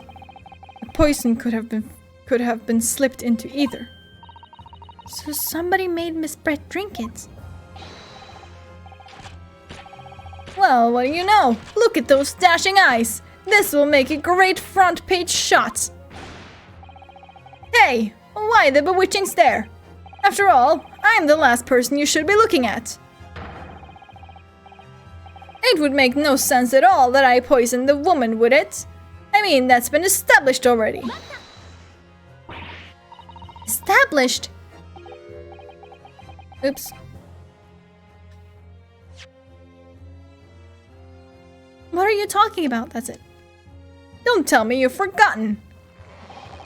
That's a little hard to believe, given that the person who established it was you. Me? What on earth does he mean? Let me capture those wide eyes. This is prime press fodder, this is. It would seem that this trial is not destined to end yet, after all. I hereby call upon the witness to give further testimony. That's great, that is. Let me get a shot of that magnificent beard, Your Excellency. Claim it to be impossible that you were the one responsible for administering the poison to the victim. You will explain to the court in your testimony the basis upon which you make such a claim. I'm a journo and I'm a man. I've never tried to run or hide from anything in my life, except right now I'm running so fast. Oh boy, I'm running.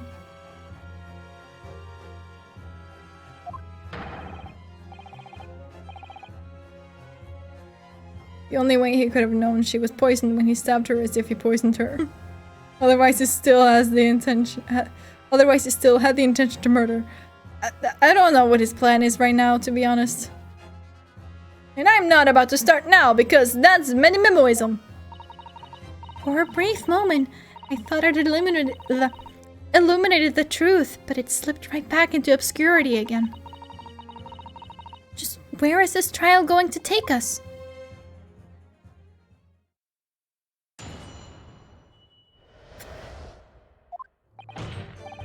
Oh yes, I stabbed the Englishwoman, and it's that very fact that proves I'm innocent.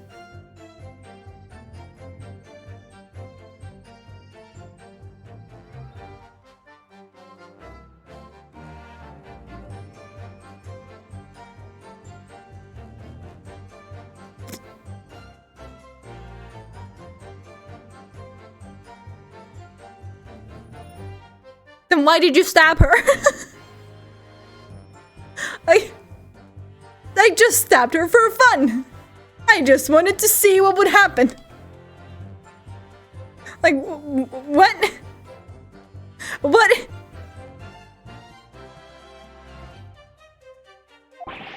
Because why would I have bothered to stab the woman if I'd already poisoned her?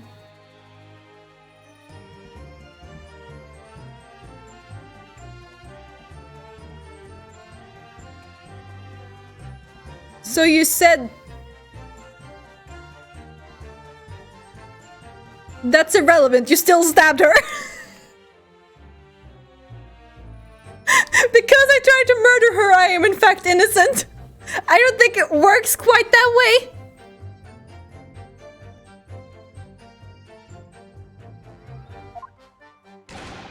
When I heard the student girl and that pompous English murderer arguing, it got my goat. If the courts weren't going to punish Brett for what she did, someone else would have to see justice done. Regardless or not, if you were the first, does not matter. At least I hope it doesn't. So you admit it then, that everything happened as I described. That you are the one who stabbed Miss Brett in the back through the red screen. The reed screen, not the red. You can blame this miserable country of ours. A country that bows to the pressure of foreign powers and lets murderers walk free. What kind of future can a country like that have?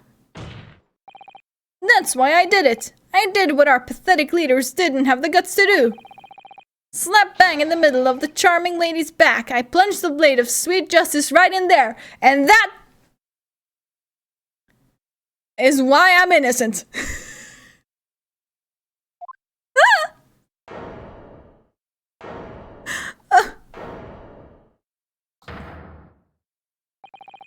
As someone who spends his life seeing that the truth is told, I feel really, really awful about giving false information in my testimony before.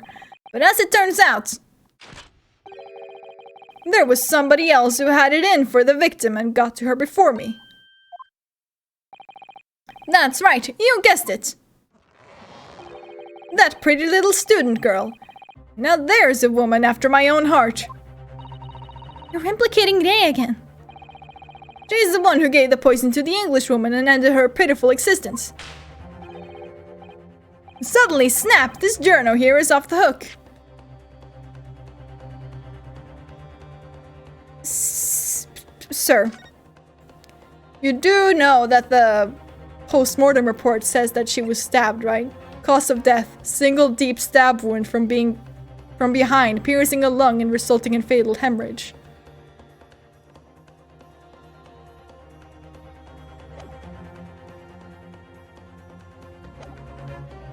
If it is as you say, in that case, it's both of you.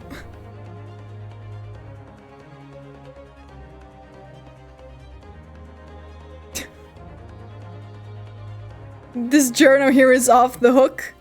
Absolutely not. You literally saw the hook and were like, I'm gonna stuff this down my fucking throat.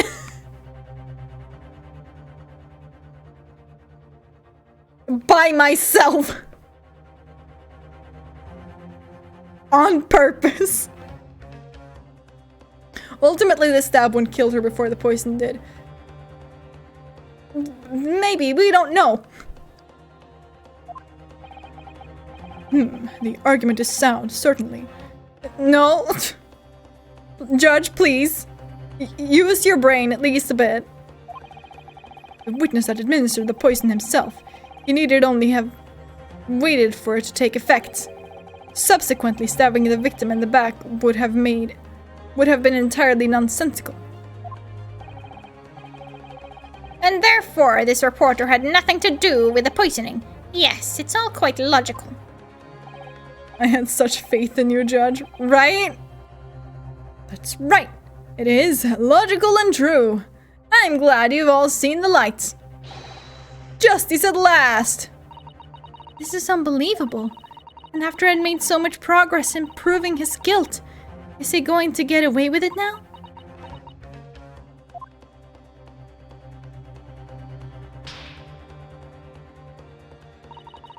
Think of Kazuma-sama and Naruhodo-san. They never stopped looking for a way forward until the judge's final gavel. Very well then, Counsel. Proceed with what I assume to be your final cross-examination in this trial. Yes, Your Excellency.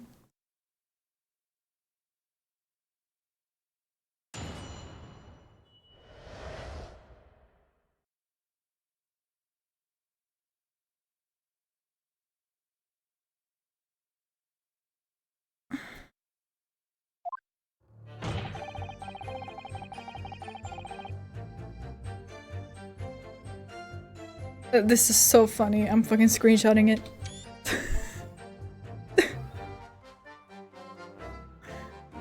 Sorry, that's fucking peak stupidity.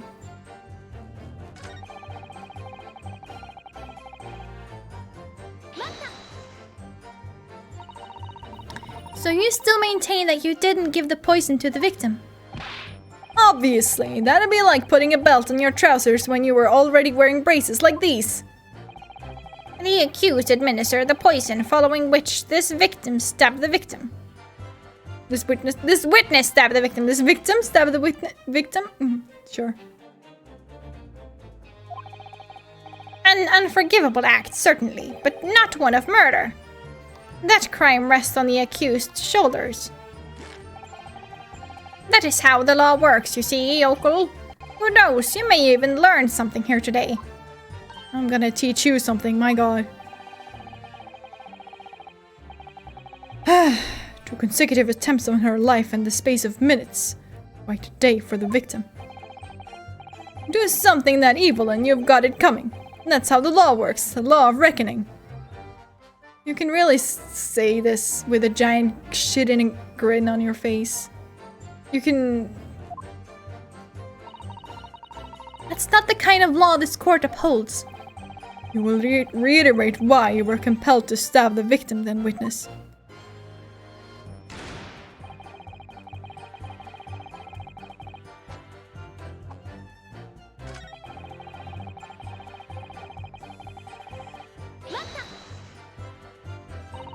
Was that someone else you, Minimemo-san? No comment. Sorry? It was the accused who sent the Englishwoman to hell. I just waved her off, that's all. Alright, yes, I got my hands a little dirty in the process. It's true. But you listen to me. My blade was restless at the injustice of it all. The woman got what she deserved. I say we should all applaud this young student girl for having the courage to rid the world of that menace. It hasn't been proven that the defendant did anything of the sort. Sorry about that, slip of the tongue. Sure. If the victim had unwittingly taken the poison already, the reporter would have had no reason to stab her. On the face of it, that logic sounds entirely reasonable. But there's no reason that this... There's no question that this man was responsible for Miss Brett's murder. If we could think of a plausible explanation as to why he might have stabbed her even after the poisoning. I feel sure that everything would drop into place. That's what we should be looking for. Yes, I agree, and in order to do that, I must try to glean more information.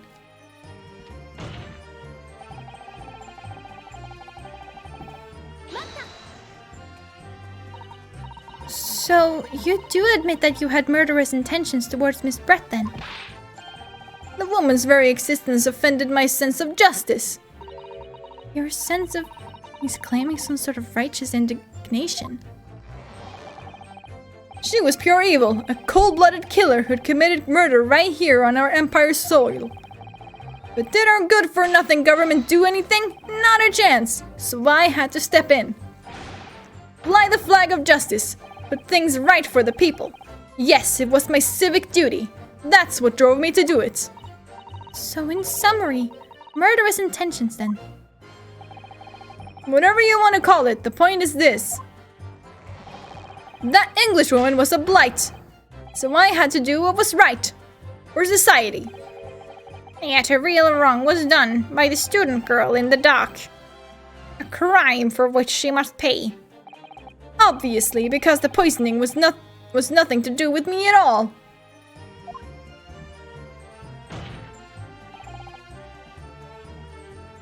Did I press this? Yeah, I did. Ha!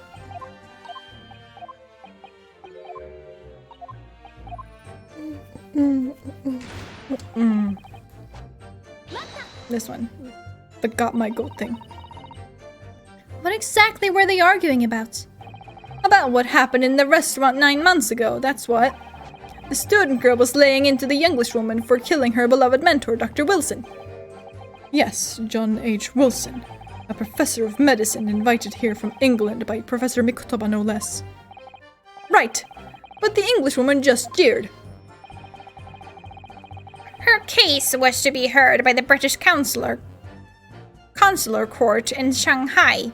However, there is little doubt that she would simply have been acquitted and sent back to her homeland a free woman. It was eating that student girl up inside. You could see it. I really felt for her.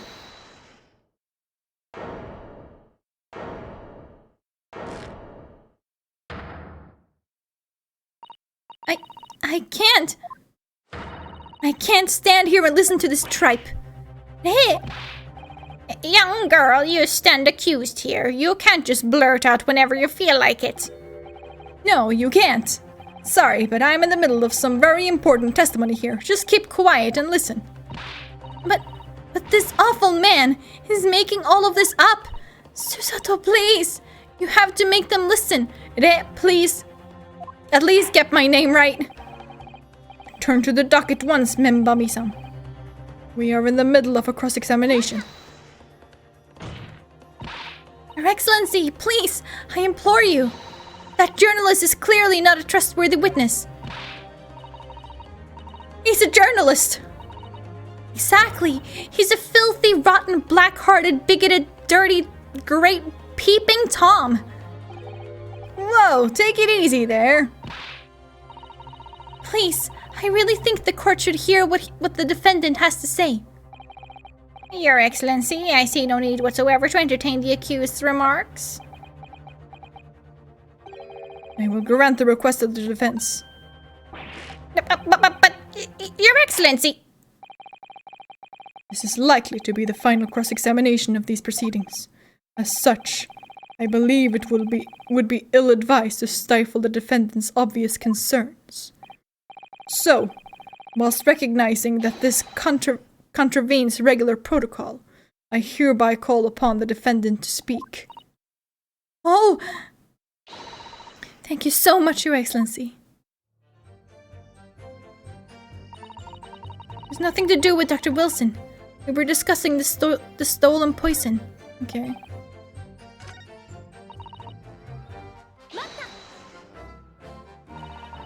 The stolen poison that killed the victim, you mean? He suspected her of being the one to steal it. I mean, just think about how she killed Dr. Wilson. That's true. Additionally, Miss Brett certainly had knowledge of the new poison. But surely, it would be no easy task to steal a highly secret toxin being developed for the government. Indeed, all visitors to the laboratory are thoroughly searched when they leave. Even if a thief managed to avoid being seen by myself or a colleague, getting the poison out would be very difficult. That's true. I pestered Professor Mikotoba until he agreed to show me the poison when I visited his laboratory. As I left, I was searched from top to tail. Miss Brett rather bluntly revealed the existence of the toxin we'd been developing, you see. And since Soseki-san expressed such an interest in it, I felt unable to refuse. Obviously, I gave nothing away, other than the fact that it was an extremely potent substance. I am very ashamed of myself. It's just that I've had a singular terrible experience with deadly poison. I wanted to look my old enemy in the eye! Surely you can understand that! To find out if my suspicions were true, I confronted Miss Brett about the poison. I told her that if there were to be an incident involving it somehow, it wouldn't just be the university. The military would be dragged into it, the whole government even. It would be a complete disaster. And how did Miss Brett respond to your concerns? She just curled those beautiful lips of hers and said she didn't know the first thing about it. In English, actually. Yes. Minimimo-san. One small question, if you don't mind. I do mind. Can't you see I'm busy? Clearly, you were outside the beach hut listening in whilst the defendant and Miss Brett were conversing. Presumably then, it was you who wrote this article about what you'd heard. Exclusive deadly poison stolen from Yume Medical Research Laboratory. The story was published in this morning's edition of Shoyu News. The details are too accurate for it to have been written by anyone else. Sorry, I don't know what you're talking about. Yes, look at this! The entire article! It's almost what I said to Miss Brett, word for word! Duh. Well, Minimimo-san! As a journo, and as a citizen of a free country, I don't have to reveal my sources. That's a founding principle of Minimemoism. Father's clearly right about this. That reporter did write that article, and he based it on what he'd overheard from outside the hut. So that's what it was all about. You were trying to cover up the fact that you were listening in. That's why you came up with that stinking story about me arguing with her. Shut up! My stories never stink. Look, whatever you say, little girl, it doesn't alter the facts. Your Excellency, there's something I want to say, and I want it to go on record. Very well, you may amend your formal testimony.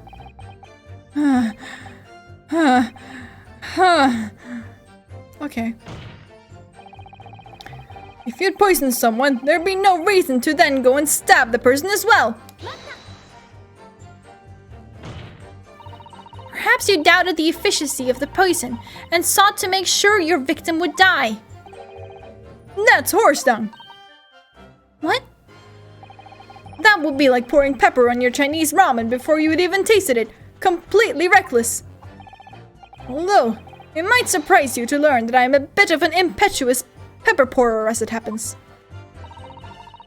Once the victim had taken the poison, she would have been only minutes away from death.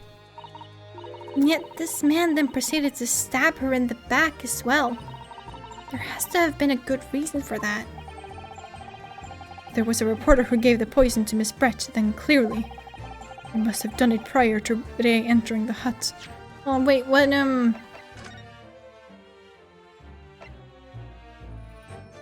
Current methods cannot detect a newly developed chemical. The university would have to be consulted. He did it to place blame on Rei. That's it. Because any one-dimensional being would just assume that the stabbing happened entirely inside of the hut.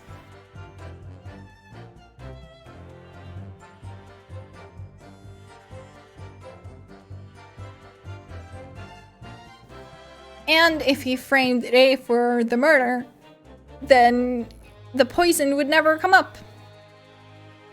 Because they wouldn't know that there was poison there.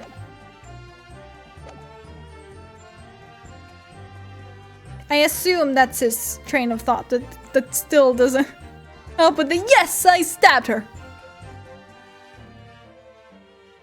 And that's why I'm innocent. Plus, he would have a really cool story to write. True, true, true. Was it done it prior to Rei entering the hut? Yes, that's undeniable. Between him leaving the hut and the victim being stabbed, there was one very crucial change in the situation. Sorry? What change? The reporter overheard the conversation between Rei and the Englishwoman. Yes, that's it! That's when Minimemo-san first found out the exact nature of the poison he'd used. That could be the key here. The victim had unwittingly taken the poison already. The reporter would have had no reason to stab. Okay, I think I haven't actually. On the face of it, that logic sounds entirely reasonable. I have. Okay, never mind. Just gonna skip that then.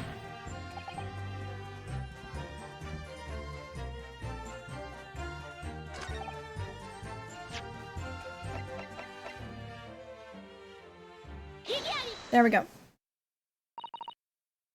Well, I can think of one reason. What? But before I explain, I'd like you to confirm something for the court. Did you glean all the information for this newspaper article from what you overheard outside the hut? God, like the tip of my nose itches so much during streams. It's kind of funny actually. I don't know why. Not the tip of my nose, but like, you know, like under here, between the nostril and up to the tip.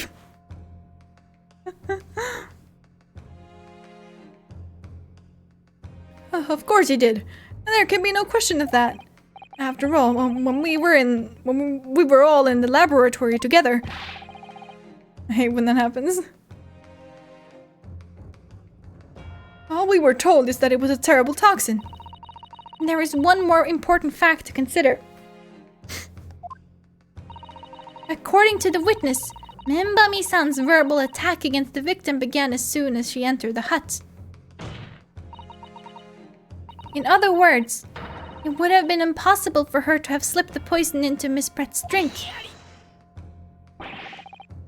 Where are you going with this, counsel? Menimemo-san has made it quite clear that he observed every single thing that happened in the beach hut. If the defendant had somehow found an opportunity, this man would have seen it. Which means that Miss Brett couldn't have imbibed the poison whilst the defendant was present. In fact, it must have been administered to her before Membami-san entered the hut. Yes, very articulately put. When I walked into the hut, I immediately started to press Miss Brett about the poison. Wrong voice. At which point, Menimemo-san overheard some worrying information. Worrying information? What worrying information? The information which he subsequently included in his newspaper article. Namely, that the poison was being developed in strict secrecy and that it couldn't be readily obtained. Absolutely. In fact, that's quite an understatement. The only possible place it could have come from is my lab. And furthermore, anyone inflicted by the poison would exhibit telltale signs of death. The extreme constriction of the pupils. Yes, it's quite stark when you see it. There are other poisons that show similar symptoms, but not among new substances that are undetectable. In other words, it will be clear that the victim's life had been ended by the use of this particular poison, which would reduce the number of suspects to only a handful of people. Everyone in my laboratory is aware of the unique properties of the toxin we've been developing. None of them would be foolish enough to attempt to use it for some nefarious deed. Membami-san being no exception. Therefore, we can conclude that whoever administered this unique poison to the victim was a layperson, unaware of its telltale properties. In other words, someone like you, Raiten Menimemo.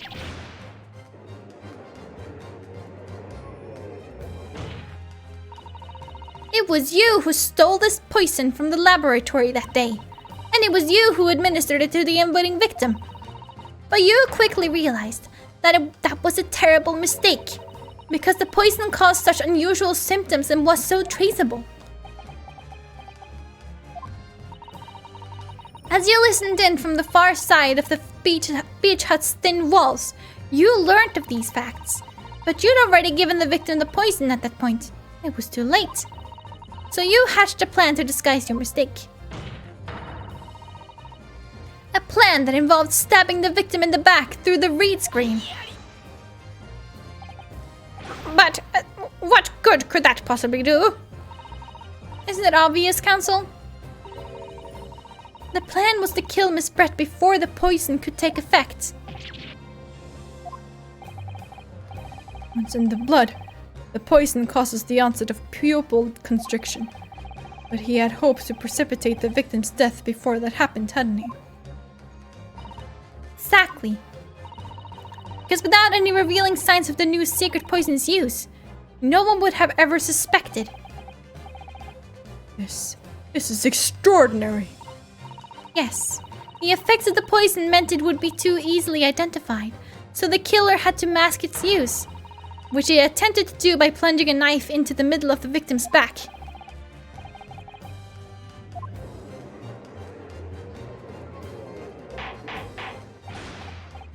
Order.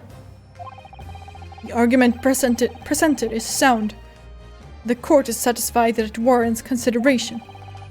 Does the prosecution have a counter-argument it wishes to put forward? Well, there are a number of... I mean, yes, I counter completely. The prosecution's evasive response clearly shows that in much the same way as he nurtures the remnants of his topknot, he is clinging to lost hope. Lost hope?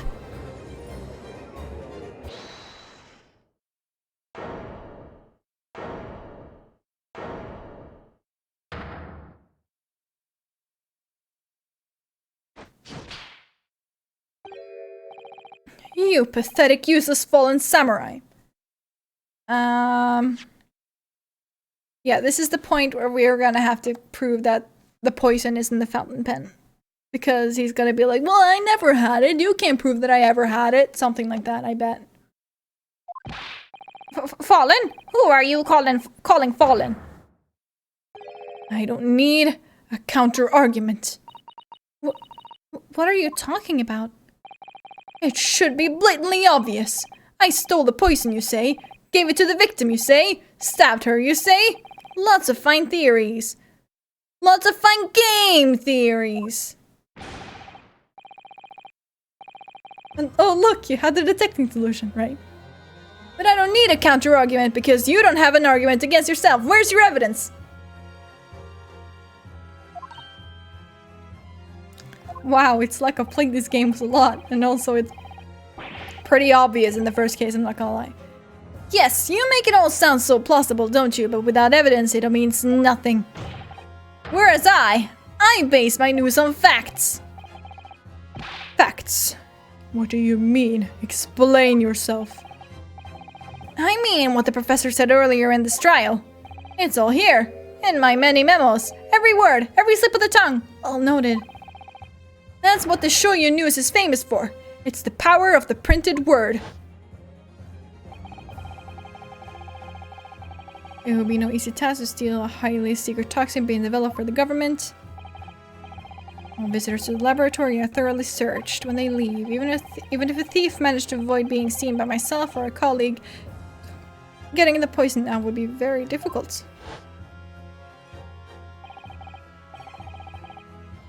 How's that then? Blown the story wide open?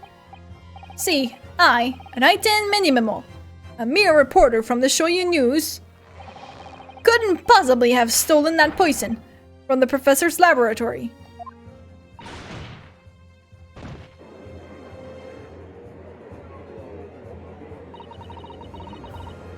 But there can't be any question of it. He must have stolen the poison that day. He stole it and used it to kill. And if that's the case, as you've identified, the poison itself is the definitive evidence we need. Because whoever stole it from the laboratory that day is the true culprit here.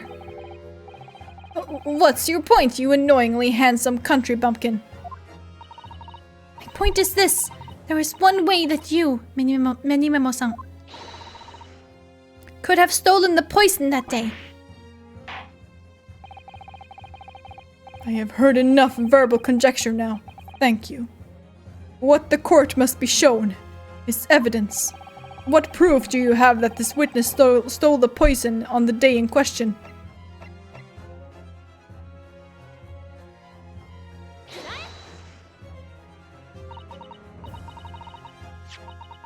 Okay.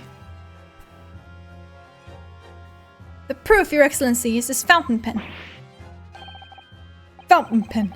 How can that possibly be relevant? These magical pens somehow seem to have enough ink to write many thousands of kanji characters. I believe they arrived in our country for the first time some 15 years ago now. The music continued and I got worried for a bit. Me too, you just saw me stopping, just like waiting, just like, okay, we're good. I swear by a weasel hair calligraphy brush and nothing else. These newfangled pens are merely a fad. Sure. Well, as a forward-thinking man of words, obviously I love my fountain pen. Suck up a I thought that literally was a fucking smudge. What, Susan? What sound does that C make? Of sumptuous ink, and one's work is awash with words in the blink of an eye. That's right. Fountain pens have a small reservoir in the barrel, into which ink is sucked up through the nib of the pen in order to write with later. What does all this talking of sucking up ink have? Rah! And just as it's possible to suck ink up into the reservoir, it's also possible to eject it through the nib again, of course. It's like subsa.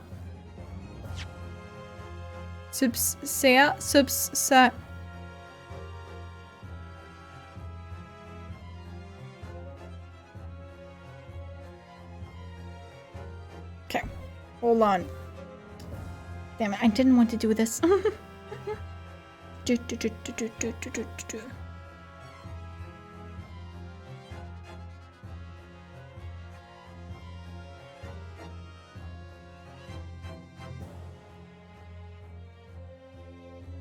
Soupçon.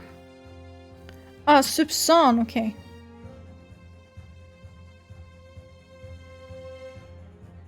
Soupçon. But you actually don't pronounce the N, it's like soupçon, yeah.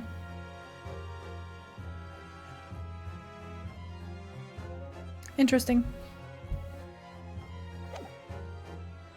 My word, can this really be? Well, Minimemo-san. When you saw the deadly poison before your eyes in the laboratory that day, you used your fountain pen, your very lifeblood, to steal some of it, didn't you? By siphoning the poison up through the nib and into the pen's reservoir.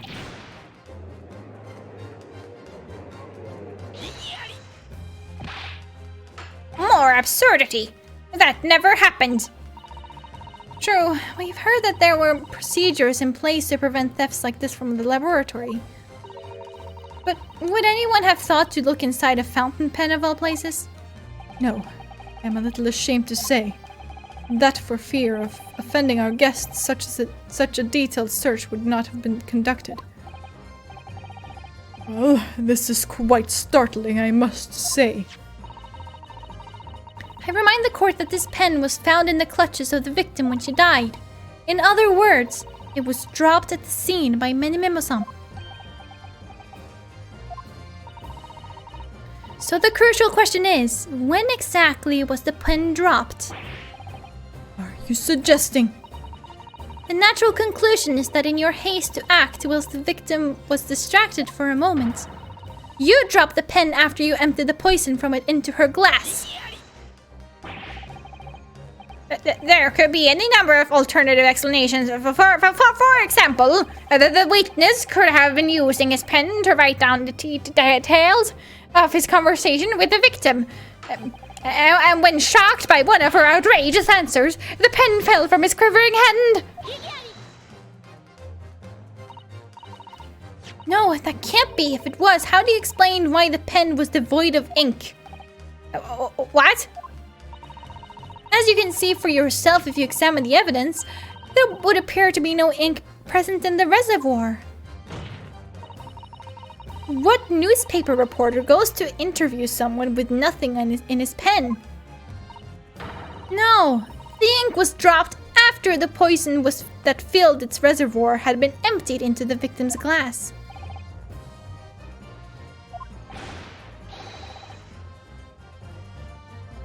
What do you have to say in your defense, witness?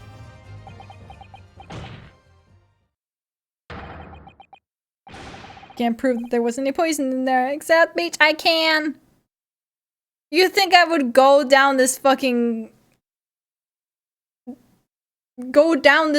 if I didn't have proof? Man, use your brain. So this is how our modern justice system works, is it? So what if the ink in my pen runs dry? So what if my pencil snaps? I can always claw my way back into the game. I have plenty in reserve. I see, we're at phase 2 now. Okay, Wolverine, fucking calm down.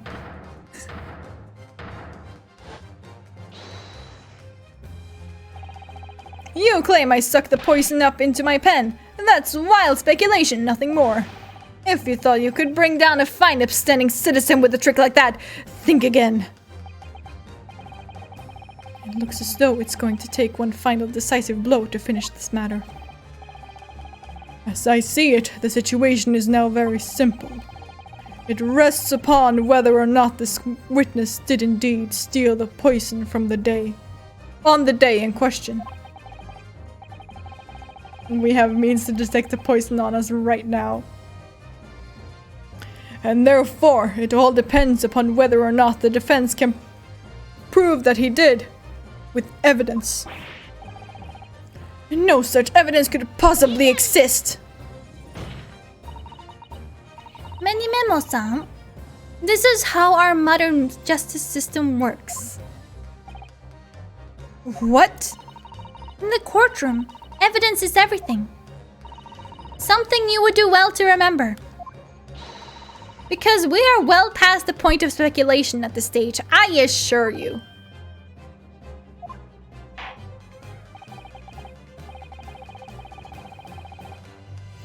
Very well then.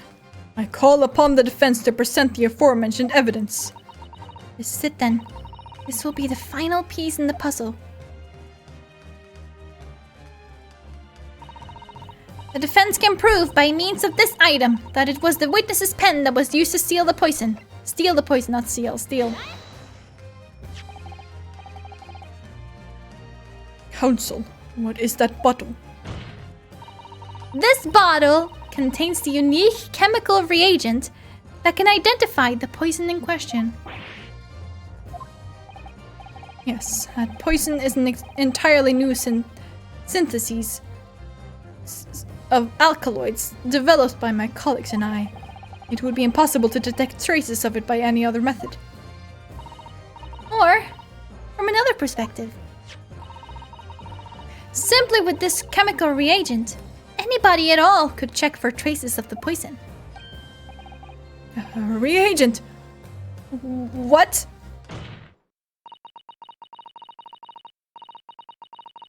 One drop of the contents of this bottle onto the tip of your fountain pen, Memo-san, is all it will take to solve this case beyond all reasonable doubt.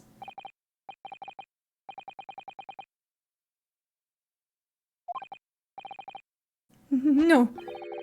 You can't. I won't.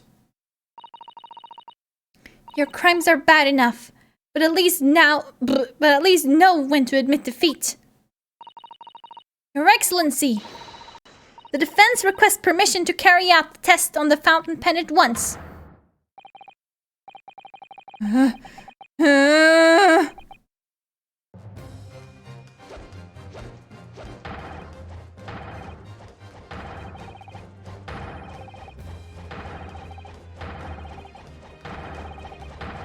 Is he gonna take off? Susato! With me!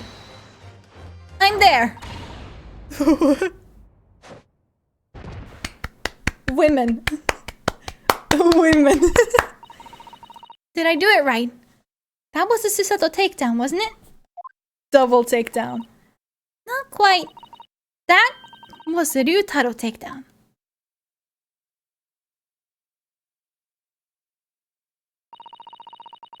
The instant the first drop of the reagent touched the nib of the fountain pen, it was clear to everyone present. We stand queens. Hell yeah. When I saw it there in the lab, the poison, the devil got hold of me and I decided to do it on a whim. I excused myself and emptied all the ink down the sink in the bathroom, washing the reservoir out carefully. Okay, he did do that, I guess. And then you waited for an opportunity to suck up some of the poison, didn't you? Into your fountain pen. Yes, that's right. Answer me one thing, Mademoiselle. Why did you steal it? For what purpose? Isn't it obvious? To find out what it was made of and expose it in an article. I mean, it was a secret project after all. Too juicy for a journal like me to pass up. Then why did the Englishwoman end up dead?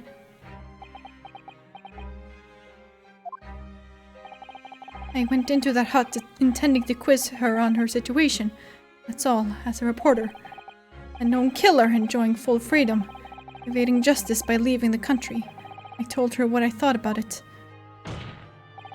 And she just laughed in my face. Oh, what's this? A Far Eastern caveman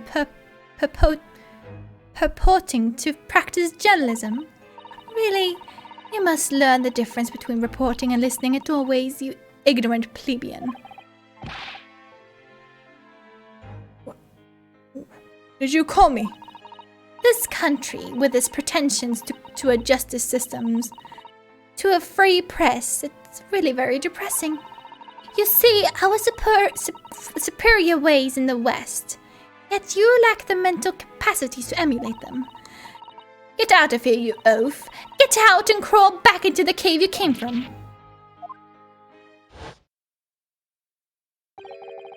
It's when I remembered about the deadly poison I happened to have in my pen at the time.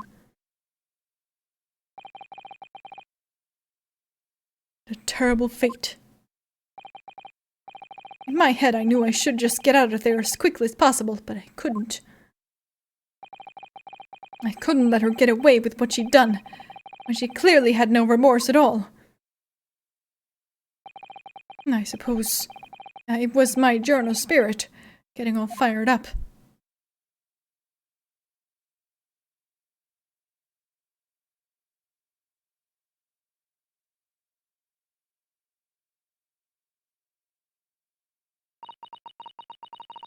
I'd like to ask you something. Yes? You often talk about justice. But surely as a journalist, you could have used other means to deliver the justice you sought. There's no justice in the press. Sorry? After that trial 9 months ago, I kept digging and digging to find out what happened in that courtroom. Finally, discovered the truth. It was a cover-up. That's what it was. A cover-up? What do you mean? I would remind you of your position, witness. Be careful of what you say. Oh, come on! Doesn't it strike you as strange? We're suddenly not allowed to convict a foreign national. Consular jurisdiction should never have come into it. And yet, that puffed-up Englishwoman was going to sail away into the sunset a free woman. The only possible explanation is that, behind the scenes, some deal had gone down between Britain and Japan. What sort of deal? I'd done my research, dug up all the dirt. It was all ready to be published. You know what happened? The editor just tore the article up. He came under pressure from the government, you mean? If our government is going to let criminals walk free, if they're going to crush the free press, then what choice do I have but to see that justice is done myself? Let's not forget, Mademoiselle, that you committed murder yourself, and you tried to lay the blame at the defendant's door. I'm sorry, but you're no better than Giselle Brett. What? It just went up for him. Just what? Oh no. What have we done? The truth is, you have no right to talk about justice at all. I suppose.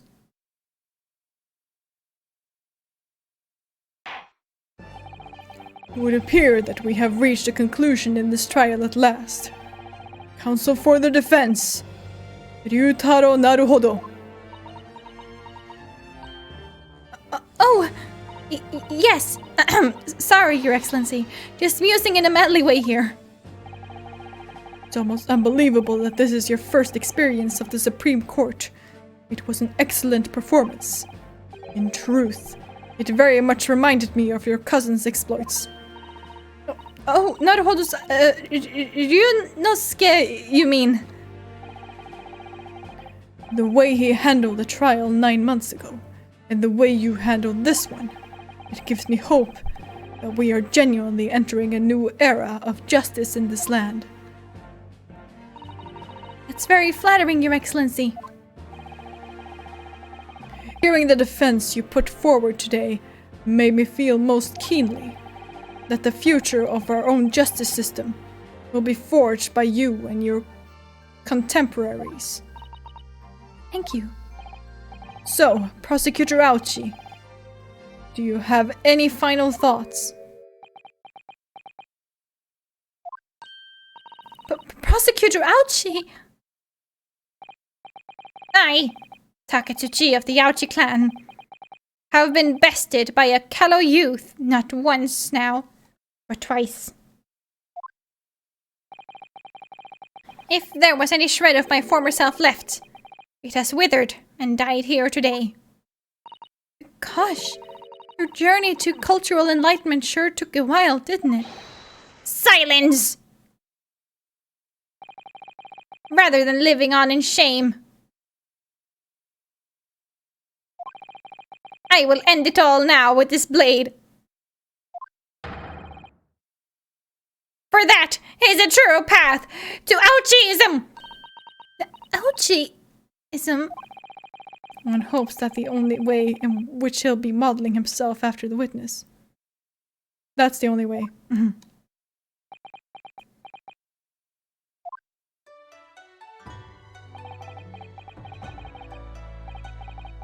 Sprig of my topknot, the time is right for farewell. Hope is lost forever. Takatsuchi.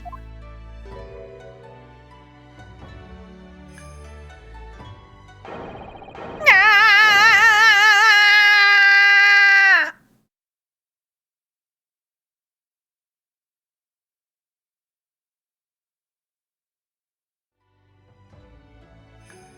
Was that loss?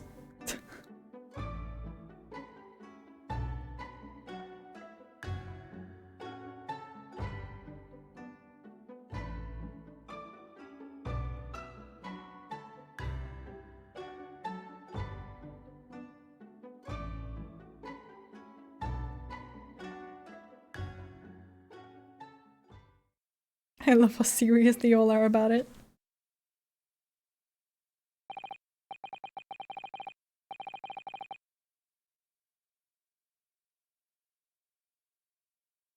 Well, yeah, I think, I believe that, like, hair is kind of important, which is why you see, like,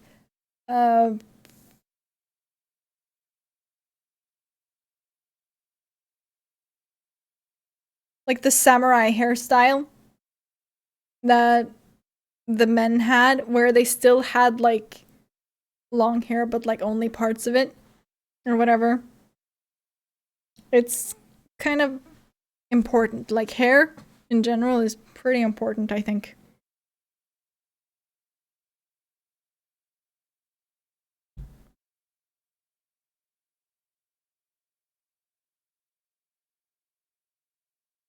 Now, in regard to the defendant, remember me some.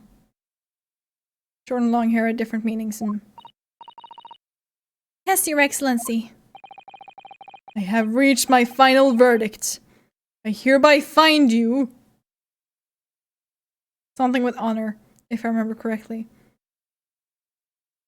Yes, probably. I know that there is a similar thing in Chinese history too. But I don't know how similar they are and whatnot. But I know that hair is also important in Chinese history.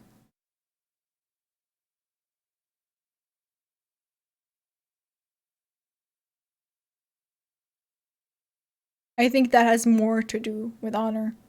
But I may be wrong. So don't quote me on that. Hereby find you.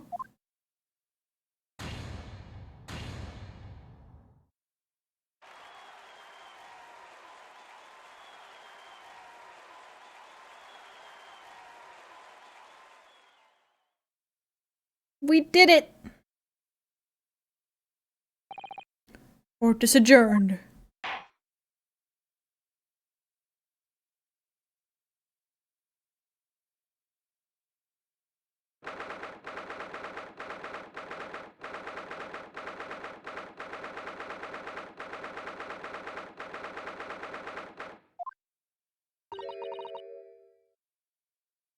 It's over. My heart is still pounding in my chest, though. It's all I can do just to stay standing. Heroes have such great responsibility, such a great burden to bear. Don't they, Naruhodo-san?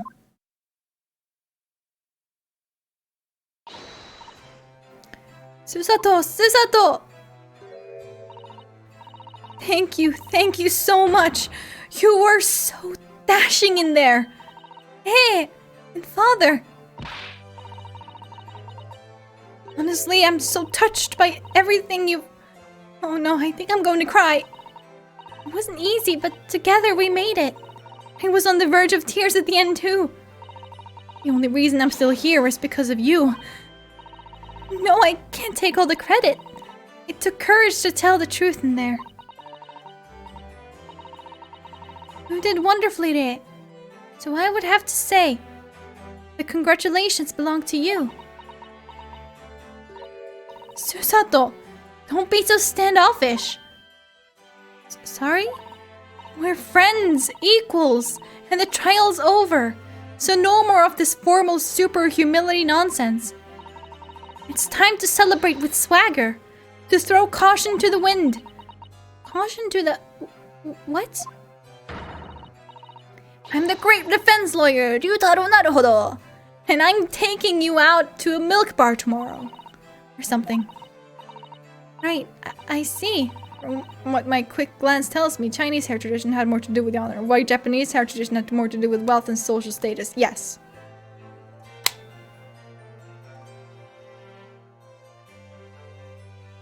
That's it.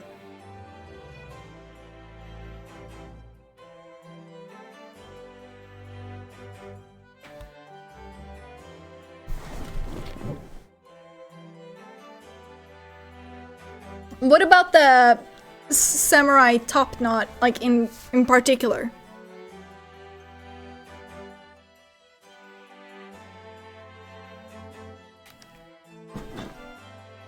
Because that's what Aochi like talked about at the end there. Right, I see.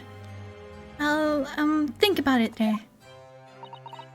At any rate, we really knocked the wind out of that horrid man, and it felt so good. Yes, it was satisfying.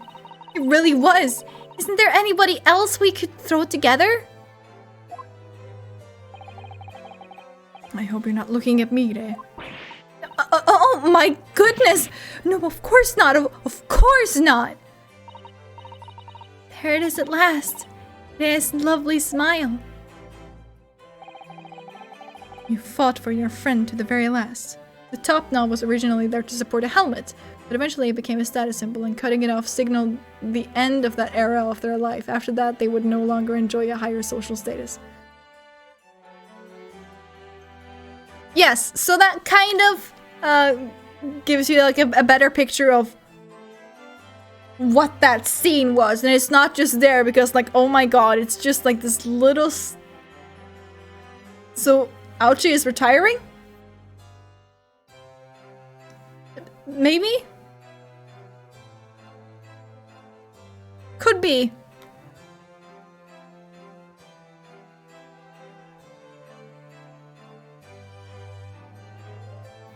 I mean, to be fair, we don't. I don't think we see him anymore. So.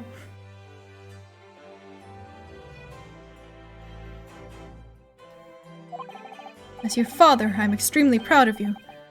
Defense Attorney Ryutaro Naruhodo. Thank you. But I couldn't have done it without your help. Anyway, it's time to bid farewell to Ryutaro, I think. I shall miss him in a way, but it's back to Susato Mikotoba now. So, I'll never see him again then. What a terrible shame.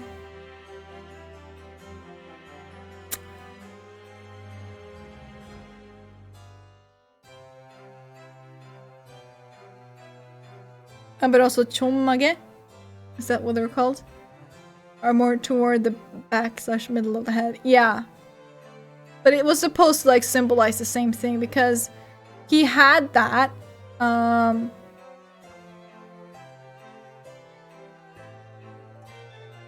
In the beginning of the first game. And then Kazuma like cut that off. And so I guess that little whipped cream he had on his fucking his fucking forehead, it kind of like just symbolized that and like made him believe he still had status or something. Yeah, chommage.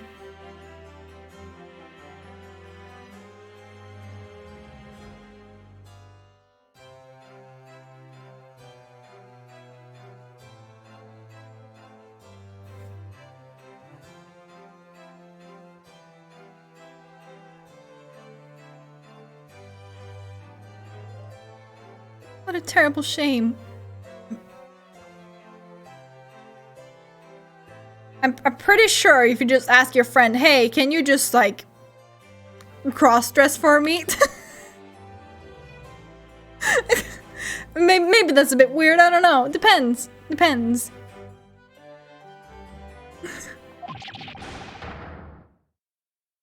Who? What is happening? What's a bit of cross-dressing among friends? Sozuki-san and Inspector Hosonaga. I do hope you've been keeping well. Is that really you? Yes, I had to change my appearance for, well, obvious reasons, I hope. But it's me. Susato Mikotoba. I don't.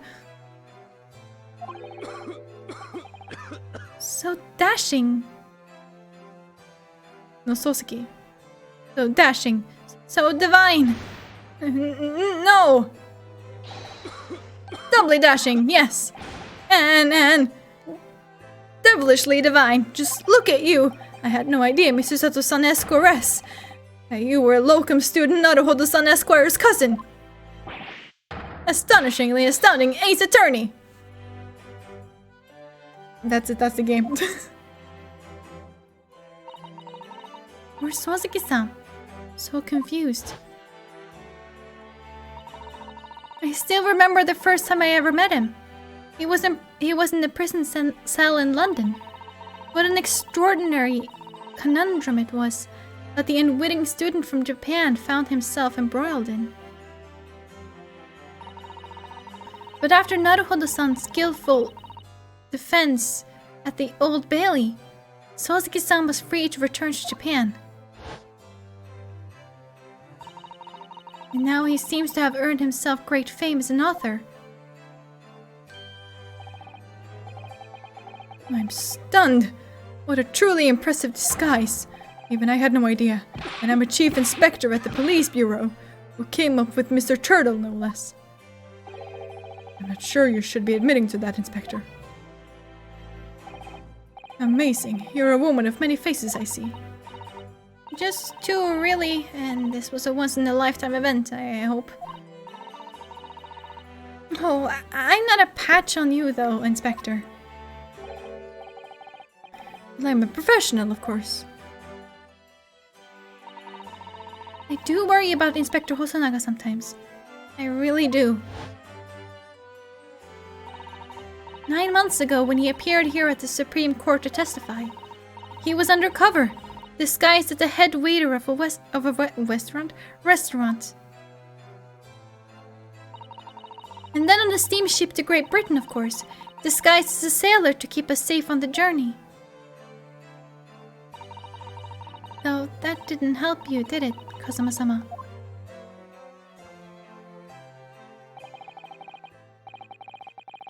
From my perspective, I have to admit that I have mixed feelings about all this. I mean, now the truth has been lost forever.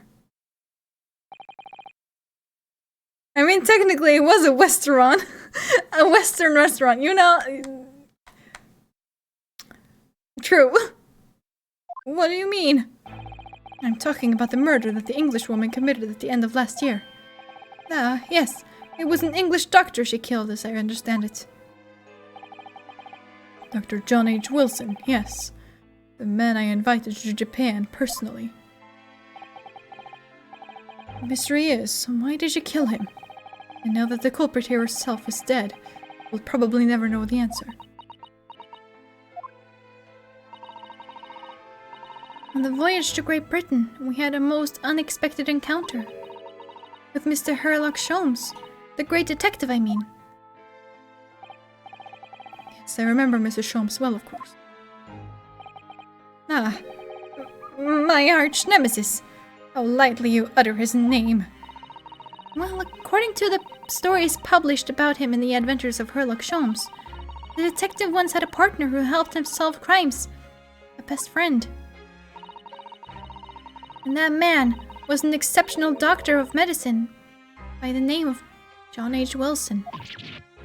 What? The Dr. Wilson?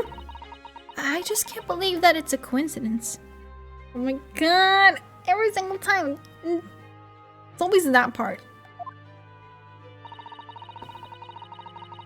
I think that the English doctor of medicine killed here in Japan 9 months ago must have been the friend and partner of Mr. Sholmes.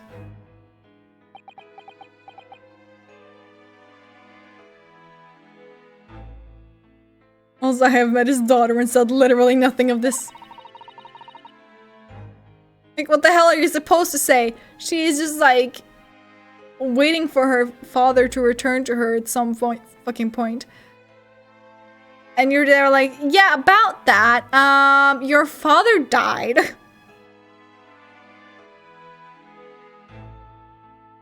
And if that's really true,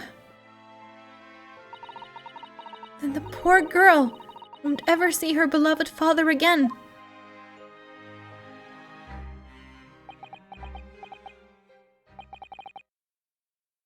As you know, I traveled to Great Britain once myself to study. It was around the time you were born. Though, what if he faked his death?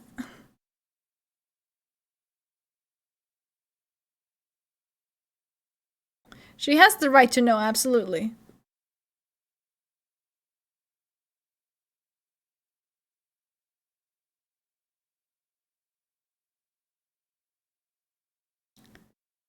I agree with you. But I also understand why they didn't tell her. I traveled to Great Britain once myself to study. It was around the time you were born. Yes, grandmother told me about it. On returning to Japan, I took up my professorship at the Imperial Yume University. But I also serve another role as an advisor to the government and diplomatic affairs. Yes, I was aware of that as well. In that case, I'm sure you understand that there are some confidential matters I cannot divulge to you. Could you just tell me one thing? Why did you summon me back to Japan? It's been 2 months now since I returned.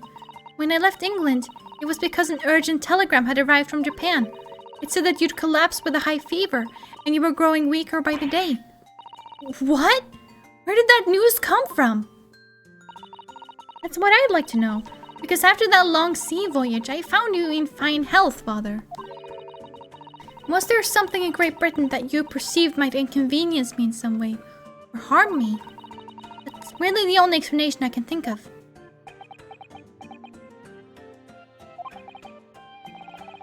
Dear me, do you reserve your most cutting glares for your father, Susato? I'm sorry, my dear. Simply can't. Oh my god, this bitch again. Why hasn't he been detained yet? Memo-san! So, one throw wasn't enough for you. I've got one last thing to say before they take me away, Professor. Me. I know the truth. I know you had a hand in what went on.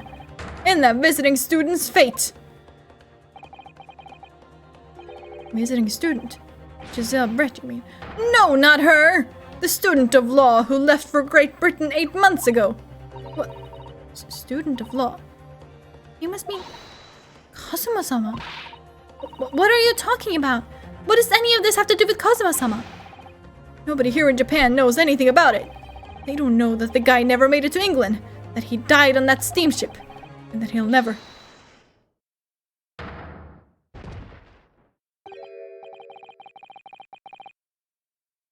Judge? I was not prepared to see like a... Judge Sprite like this. Damn, Judgy. I didn't expect to find him in here. What were you officers playing at? Terribly sorry, Your Excellency.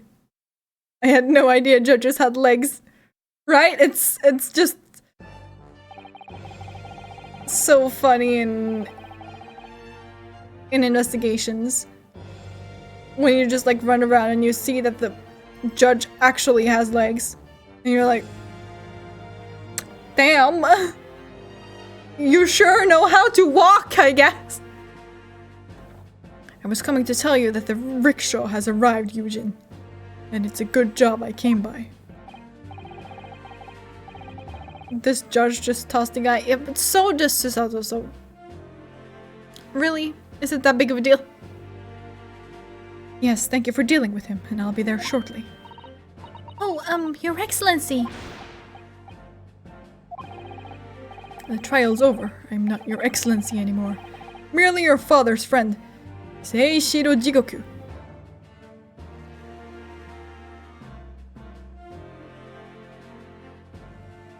His name is Hal?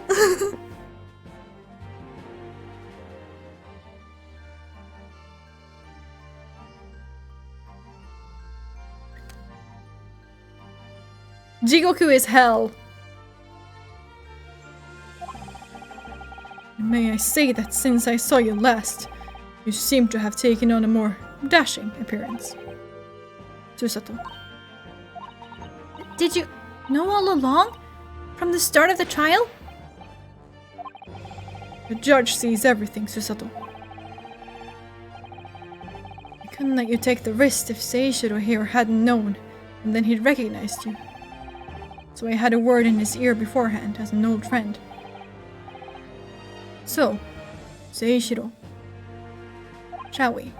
Yes, having ruled on that case, we now have various diplomatic issues to address. Before you go, Father, Sorry, my dear. We shall have to return to our earlier conversation at a later date.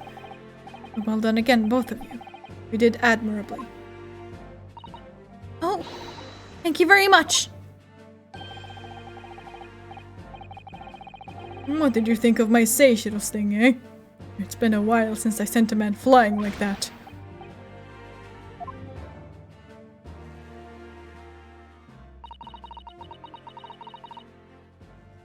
Whatever could father be hiding from me? About Giselle Brett? About Dr. Wilson?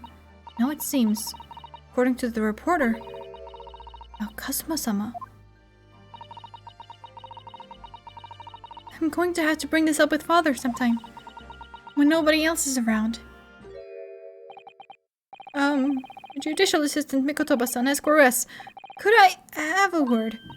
Oh, yes, of course, Hosuki-san. What is it? I think perhaps it would be fate. It could be fate that we're meeting again like this now. You see, there's something I need to tell you. Uh-oh? I believe that it may be related to the reason why your father summoned you back from England. But this I have to hear. Please, Hosuki-san, tell me at once. I will. As you know, my time in England was terrible. Cursed, I have no doubt. Such awful things I was embroiled in. Thank goodness local student Naruhodo-san Esquire stepped in. After he secured my freedom, I couldn't wait to get on a ship back here to my homeland. Having arrived in Japan, I submitted a report about my experiences to the Ministry of Foreign Affairs. The next thing I knew, I had a visitor. It was your father, Professor Mikotoba. He wanted to ask me all sorts of things about my report. My father? He seemed to be especially taken with a particular part of the report.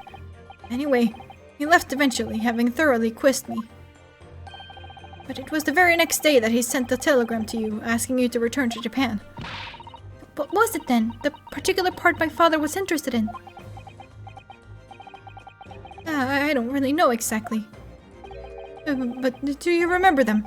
Those two terrible cases I was caught up in. Of course, I could never forget. Your father seemed to concern himself mainly with the second case. Second one? You mean the one Mr. Sholmes forbade any of us to talk about in public? Which is why the only case involving you that any member of the public is aware of is the first. Well, I don't care. I don't have to listen to what the dastardly detective says. Anyway, the point is, it seems that case somehow holds the key to all these curious, unanswered questions. That horrific, hideous, heinous case. The case of the haunted lodgings.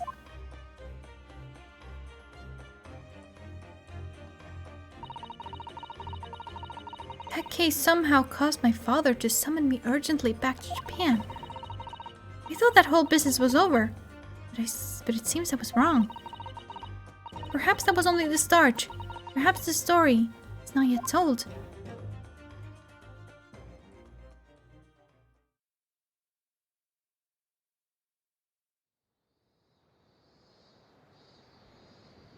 こうしてかの英国留学生の事件は決着がついたのでございます。大死院に立ってほんの少し分かったような気がいたしました。なるほど様が異国の法廷で何に立ち向かっているのかを。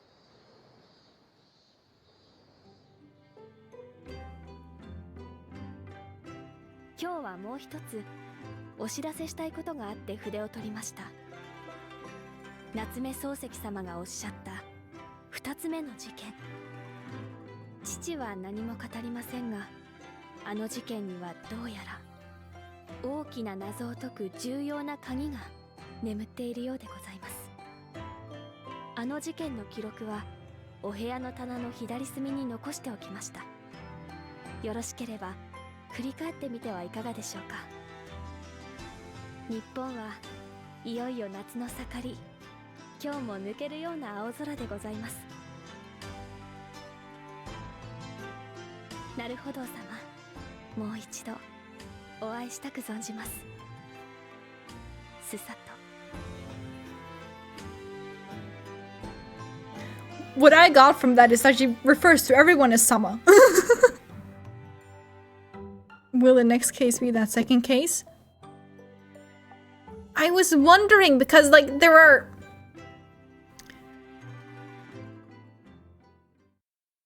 is like a... Yes, I will save, actually.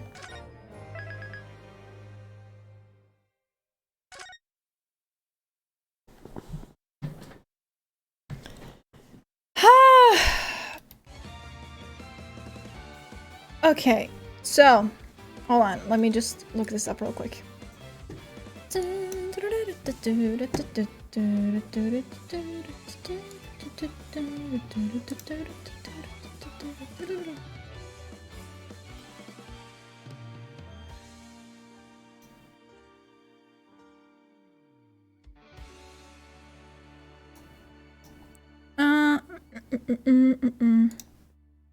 So,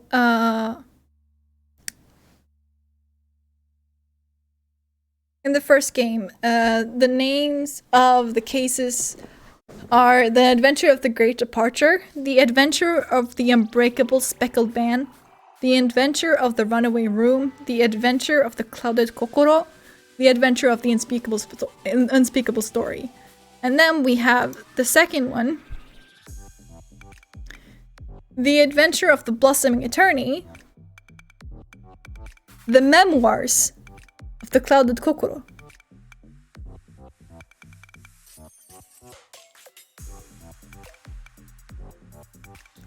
So, yes, like, I had noticed that there was like, why is the Clouded Kokoro coming up again?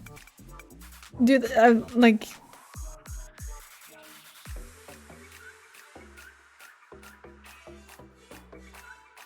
Natsume Trial Part 2? Maybe.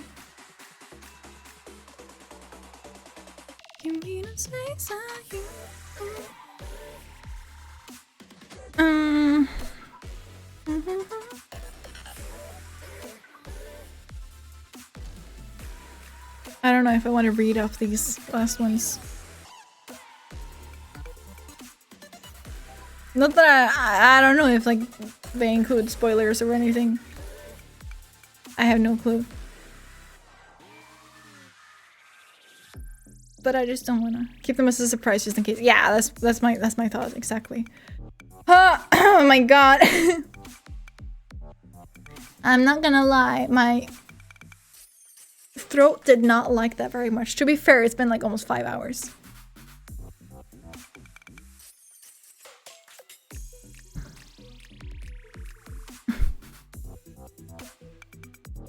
But it wasn't too bad, like, for my throat. Like, if it was, like, really bad,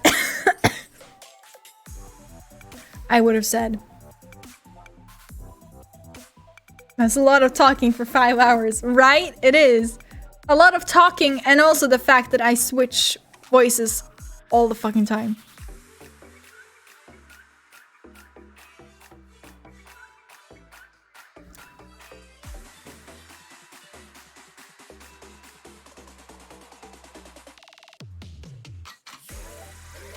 I'm not sure which one I like struggled with the most. I think it might actually have been Susato. Like her voice. I don't know. And maybe also the judge.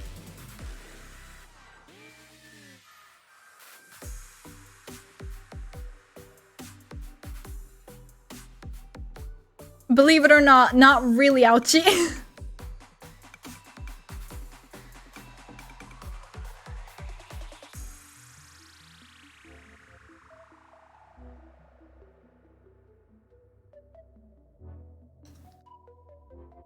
I love doing Ouchie's voice, I'm not gonna lie.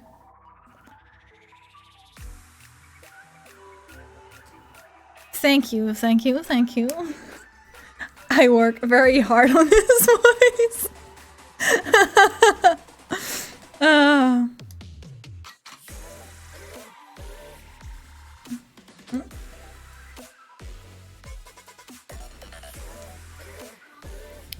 Also, kind of funny because they were like, there was this point in the trial where they were like talking about how Ouchie prefers to use like a brush, like a calligraphy brush, and how Solsiki is like, he would rather use like a fountain pen. And one of them said that like, I think it was Ouchie who said that like, the weasel hair brush, yes, that's it. The type isn't really that important, but basically Ouchie said that, what is it? That like pens, they're just like a fad, it will pass, right? It's kind of funny because today, I literally watched a fucking commercial for pens.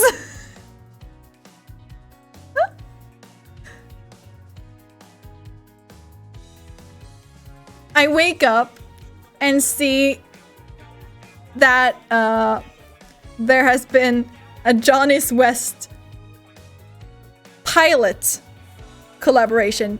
Pilot as in the pen manufacturers. People make commercials for pens. I'm gonna send you that afterwards. I'm not risking playing that on my fucking stream. Wait, that pilot? Yeah, like that pilot. That makes like pens and erasers and stuff. That is impressive AF. I was like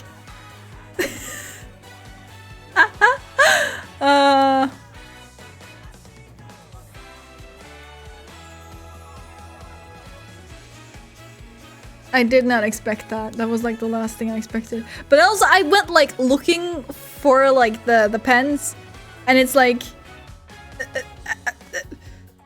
it's like this new like line of pens. They're called Juice, which of course they are. So I'm just like, which came first, the pens or mixed juice? But anyways, I went like looking at what colors there are. There are like a bunch, like a bunch. Oh, Juice!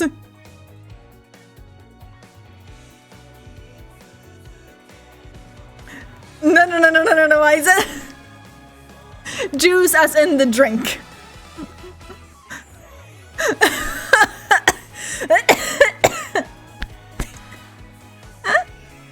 But yeah, I went looking at them. I was confused.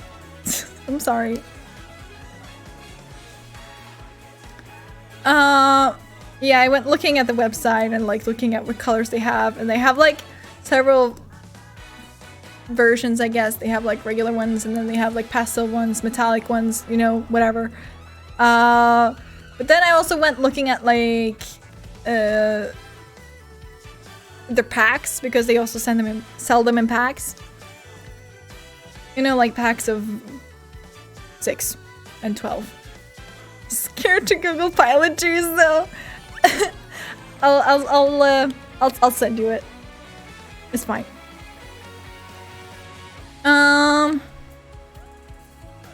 Yeah, I was like, you can't get them in like a 7-pack. Like, what is this?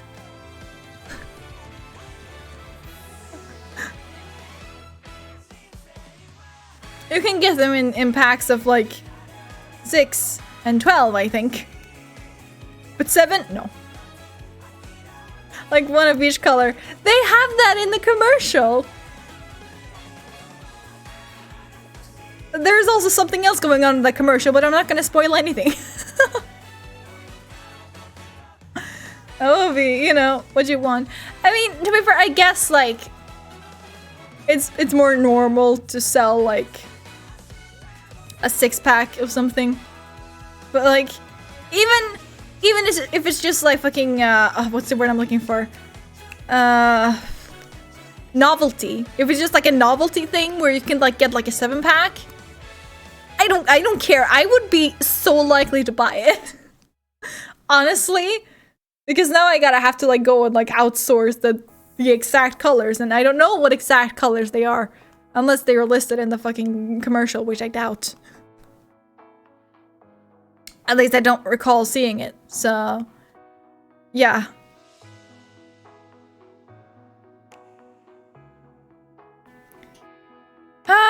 Anyways, next stream is on Sunday. Hold on, wait, let me just check my...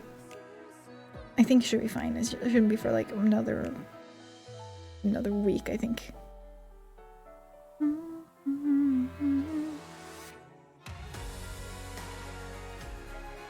I haven't written it down. I'm just going away for like a few days in like a week's time or something. I'm not quite sure. I gotta ask my mom again. Yes. Hope to see you on Sunday. It's Sunday, right? Yeah, next is Sunday. I'm so confused. And break is always good? Yeah. It is.